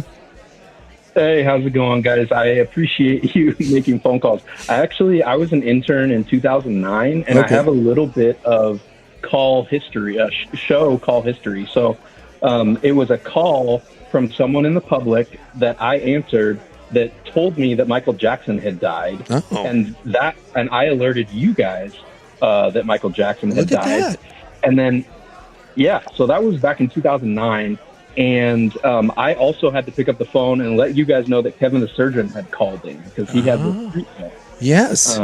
So yeah, that's okay. Kind of my claim to fame. Look at that. Well, I appreciate this coming full circle. I do remember that when Michael Jackson died, and Kevin the Surgeon was great. Kevin the Surgeon, I hope he's still listening out there. There was a guy, he would call in or text every single day. And one time he was actually going into surgery and he had one of his nurses text in for him or call in, I forget which one, because he was not going to break the streak, but they're like, hey, by the way, he's gloving up right now, but this still counts. And I think we ended up actually going to dinner at some point with Kevin the Surgeon. That's a long time P1 of the program. I love that. And who's that? That's great. An intern. See, this has all been very civil. This has not gone into the side of the mountain, but the segment is still young. Dan in Portland. Dan, next. What do we got? Hey guys, thanks for taking the call. I've been listening to the show for years and years, and I just have a really quick question. What happened to Big John? I used to love listening to his, have a catch a day stories and all that, and somewhere along the way, I don't hear about him anymore. But whatever happened to that? So I talked about it once on the air, and then I didn't bring it up. But I will let you know that I have not talked to my brother in, I think, 4 years. We had a situation arise over the years where I did not appreciate some things that, how do I say? I just didn't appreciate the way some things were handled. And my brother had a pit bull that decided that my face was a chew toy. I did not appreciate the way that was handled, and I didn't appreciate some of the fallout after of it. And I will tell you that I have not spoken a word to him no one in my family has.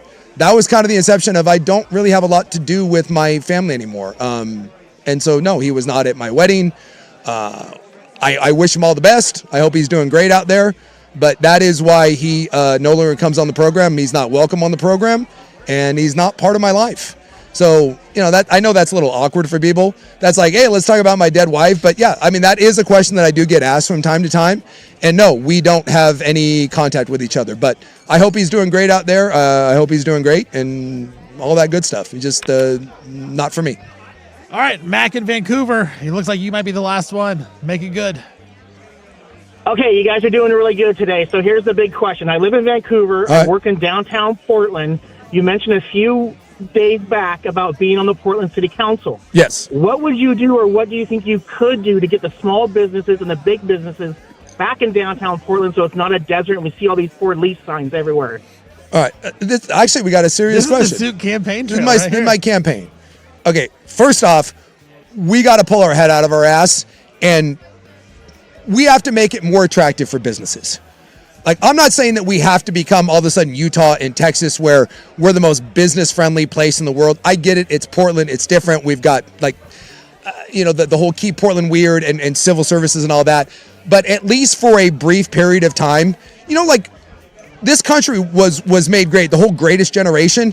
We went through a period there where from the GI Bill to getting people housing and free education, we understood that we needed to give people a leg up. We need to give businesses in Portland a leg up. We have to give businesses incentives and say, hey, if you want to start a business in Portland, we're going to give you a 5-year tax break. We're going to give you a sweetheart of a deal to help get you on your feet.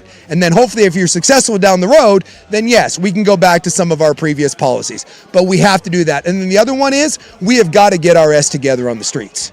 And this is my 100% my true belief. I know I do bon voyage on a lot of that stuff, and I'm kind of tongue-in-cheek about the street men. We have got to stop treating every homeless person the same. There is a difference between the people that fell through the cracks, right, and need a leg up. Like I said with the businesses, we have to, at least for the short term, find a way to incentivize those businesses, to give them financial reasons to come here. We have got to start separating the people that choose to be homeless, that are drug-addled, and need serious help and the people that we can actually get off the street. We have to start taking some practical approaches to this. And we got to stop treating every single person as if we can help them. Because there's some people that don't want help, and there's some people that need so much help that whatever, giving someone clean needles and giving someone a tarp, that's solving nothing. It's putting a Band-Aid over a giant gaping wound. It's enabling. It's enabling them. We have to get serious about it. We just do. And for the people that are choosing to be out there, I'm sorry, you're either going to follow our rules or there's going to be consequences. Far too often in the city, we act as if those people are beyond reproach. Oh, we can't do anything to them. They're on hard times. The rest of us have to follow rules. The rest of us have consequences to our actions. But it feels like at times that because of the situation they're in, we don't have any consequences to them. And that has to stop. We should not, as tax-paying citizens, people going about our business, law-abiding citizens, we should not have to bend to the will of people that live on the street. We don't. We should be the other way around, where they have to bend to us. And that doesn't mean we don't have to be compassionate. It doesn't mean we don't have to try to help those people. But this idea of, well, nothing we can do, that crap has to stop. And start putting the resources disproportionately into the people that we can help. Other places have done this. Other countries have done this. Hey, you want a house? Get off drugs. We'll help you get off drugs. And if you stay clean, we'll get you a house. They have training programs. You want a job? We'll teach you. If you stay off drugs and you go to your appointments, we'll teach you a skill. We'll give you housing assistance. There's things we can do. But if you're interested in just being on the street and doing your own thing and you don't want anyone to tell you how to live your life and you want to do whatever the hell you want, tough ass. Sorry. You're out of here. But when you say that, then here in Portland, we get told that we're evil or that we're not being humane. Well, I'll tell you what, letting people rot on the street, letting people freak out and just like do whatever they want and tweak out and end up just killing themselves and damaging other people, what's humane about that? So that actually is my serious approach to that. Start differentiating the people that you can help. Put them in categories, A, B, C, and D, and start putting your resources to the people that we can get off the street and we can give real help to. And I'm saying you stop helping the people altogether that are at the far end of that spectrum, but they're my last priority. They're absolutely my last priority because there's people that don't want help. And if you don't want help, cool. You're not going to get it. But also, we're not going to sit by and just let you do whatever the hell you want. Sorry, it's just not going to happen. And that's where my whole bum voyage thing comes in. Blows my mind. They're like, oh, nothing we do with that guy. If I did half the things that happened out on the street, I would be put in prison. There would be ramifications to me. But not him or not her. No. No good. Souk for city councilor. Do we have any more or are we... No, that's it, man. That's it. It actually went not terribly. That wasn't bad. Dare I say, good job. Good job, listeners. First Amendment. All right, here's what we're going to do. Because we got one more. We got a short little segment. Yep. 3 calls. If you want to call in right now, we're going to take the first 3 callers. We'll do 3 more, and then we're going to sign off. That actually was, I didn't hate that. It actually was kind of fun. And I didn't have anything else planned. I was just going to see where this went, and we don't have time to really do anything else. Right. So if you want to call back in, 3 calls. That's it. We're taking 3 calls, and then we're cutting it off. The next 3 calls. Club 1080, one last segment of First Amendment Friday. Thanks, Lars, when we come back.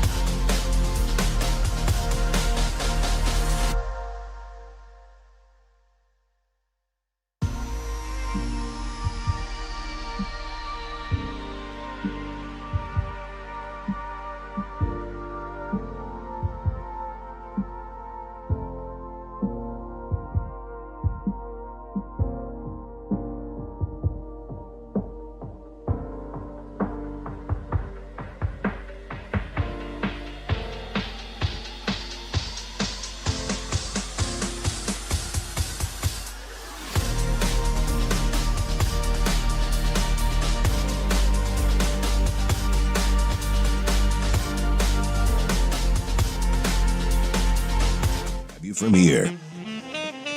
Well, it's a First Amendment Friday. We've turned it over to you guys. And quite frankly, I'm shocked that this has not gone into the side of the mountain.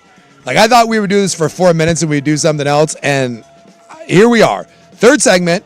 So we're going to do 3 more calls and that's it. So don't call in anymore. We're done after this. We got the 3 lined up. We got 3 lined up. Number 1, Baffa in Portland. I love the fact that your name is Baffa. Baffa, where by the way, where does Baffa come from? Do we have Baffa? Did we lose Baffa? Well, Baffa is an alias. Wait. Can you hear me? You're on. You're on. You're hot, Baffa. Can you guys hear me? Yeah. Can you hear me? All right. Baffa's doing bits. Fancy Moses. All right. So Baffa comes. It's an alias. It's Baffa Bojangles, video game name that just came up. Last name Bojangles. Crunched all the keypads in NBA '97.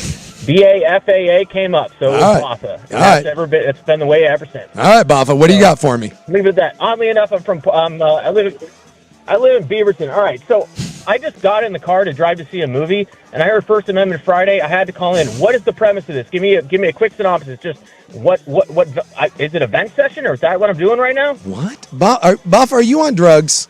Or what is happening right now? That's the first one. No, I'm not. I literally just got in the car. Here's my take. You want? All right, Baffa. Sorry, man. I didn't want to do it, but I had to. We had to. We had no choice. That was my call. I will take the blame. That was the first one. That was pretty good. It was pretty good. We've only had one, whatever the hell that was. All right. I think Baffa might have been on blow. I think he was on his way to the movies, and I think he did a couple railers. He's like, I just got in my car. What am I doing? 50% shot there. All right, Logan, make up for Baffa. Let's go, right. Logan. What do we got, Logan? Yeah. Hey, Suk, how we doing, boss? I'm doing great. Outside of Baffa, whatever the hell that was. Outside of Baffa, I'll hopefully be a little better than Baffa. So I don't know. I'm curious if you've seen the YouTube chat or if he's cued you in. Are you aware of how many times you've picked up that can and set it down without drinking over the last 3 hours? Because, my God. Picked up a can? Your energy drink. Oh. You pick up your can and then you don't drink it. Oh, okay. Well. On the YouTube chat, they were keeping track of how many times you did it today. I was not aware of that. But, I wasn't aware either until they told me. But thank you. Well, it's gone now. I threw it away. Right. I think what happens is sometimes, I may pick it up and then, especially while I'm doing the show by myself. Yes. I think what happens is, like, I go to pick it up because I'm going to take a drink, and then I realize, well, I'm talking. And so like I put it back down. So I think it's just something that like if I'm a little thirsty, maybe I'll go to pick it up and I realize, well, I can't drink it. No, I didn't realize There's that. also other times you pick it up because I'm talking, so you're like going to take a drink, and then I stop talking, so then you put it down before you can take a drink. Drinking while you're doing a show, especially by yourself, it's a little bit of a game like double dutch. Yes. You have to kind of figure out when you're going to jump in. And then other times too, like while you're doing a show, you won't even realize that you're doing something. No. Like, so you'd have to pay attention to something because I have that drink in front of me every day. I will say that when I come into the show, that's usually what I do because I'm usually coming from jiu-jitsu or boxing. Right. And so by the time 3 o'clock's hit, I've kind of got a little bit of that. I'm dragging ass. So I always bring in an energy drink and it's there. So I've never heard that before, but now I'm going to be keenly aware to see if it was something that I did today or if it's like a tick that I do all the time because it's quite possible. But no, I'm not aware that I do it. Apparently, you did it a lot. They pointed it out to me, and I didn't notice it either, even today, until they told me. All right, this is the one. This is the one to take it full circle. The man who's responsible for First Amendment Friday. I cannot believe he called back, and I am so happy he did. T-Bone, you're up, man. Let's go. T-Bone. What's going on, fellas? Dude, this is because of you, T-Bone. Anyone that called in or enjoyed this, thank T-Bone. You are the inspiration. You are the inspiration for this, and now you're back. You get the final word on First Amendment Friday. Appreciate it, fellas. I didn't know I'd make an impact, but just speaking from the heart, kind of like all you guys do all day. I love 1080 The Fan. I listen to it every day. It gets me through a lot of hard days at work. Appreciate sports. It's a bright light. If I could do one thing, could I give a shout out to my mama? Yes, absolutely. What's up, mama? What's her name? Linda Pettiford. Linda. Absolutely, you can give a shout out. So where's Linda at? Is she listening right now, maybe? She's not a huge radio fan, but the reason I got into listening to sports radio was my dad. He passed away a few years back. I'm sorry. And Mama, no, it's all good. Mama's out in Tigard. We're actually going to go visit her right now, and I just happened to hop in the car and hear you guys say you were taking calls again, so I wanted to reach out. You'll have to show her the podcast. Yeah, then. show her the podcast We'll where we give a shout out to T-Bone's mama. Absolutely, yes. And please send her our best. And thank you for listening for all these years, T-Bone. Absolutely. Thank you guys for being there every day. Well, there you go. Our first ever First Amendment Friday. And what a way to wrap it up, too. T-Bone. Again, T-Bone with the emotions. Just so genuine, man. Is it wrong? I kind of want to give T-Bone a hug. I want to give him and his mom a hug, man. Shout out Mama Linda, right? Yeah. Yeah, it was like with Joey, we felt that. I feel like today this was a real lovey-dovey. Yeah, there was a lovey-dovey thing happening right there. We were talking about me and Joey and friendships, and then people calling in to hate on Scott Mitchell and love us, and now we just it perfectly wraps it up with T-Bone, and the lovely Lloyd Center memory. I know. High karate, so good. Someone said the calls were great. It was a little break from the normal. A lot of people disappointed that didn't go into the side of the mountain. Yeah, I think there's probably, knowing your fan base, that no offense, but the P1s of this station, they know things go in the mountain. Someone just invited me out to a pontoon boat tomorrow at noon. If you and your lady are invited, which I find adorable. I will say at times that does happen where people are like, "Hey, do you want to come?" I'm like, "Well, I don't know you, but I appreciate the text." It is shocking though over the years how many listeners have become my friends. Right. That does happen. I am if anything, I would say that I am a man of the people. I am not opposed to that, but I am not going to take you up on a random offer to show up tomorrow at noon, and I have no idea who you are, and expose you to my lady and be like, "Hey, we're at a pontoon." On a boat. No offense, but inviting me to a boat for a person I don't know, that just seems like a bad idea. And if you listen to the show, don't go on the high seas with people that you don't know. Right. That's way too risky. Look, we love you. Yes. We love you as listeners, but we just can't do it. No, I can't. Well, because people ask me about that, and it's just like, I say this about you, Suk, is people feel like they know you because of the way you talk, but it's like, that's how you kind of just are in general. Like, this is really you. This is me. And I think people can actually feel the genuine nature of yourself. Like, obviously you turned up a little bit because it is radio. You gotta perform. But this is genuinely you, and I think people really actually acknowledge that. They're like, "That's my guy, Big Suk." And I do. And there are times that I have done that. If you see me out at a bar, come up and say hi. I absolutely will sit because when I'm bellied up at a bar, the amount of times I will sit there and have an hour-long conversation with someone. I love meeting people. I love meeting listeners. And yes, I have met and become friends with a lot of listeners, but you have to put limits on it because it can get a little weird. In that if you meet someone one time and you're like, oh,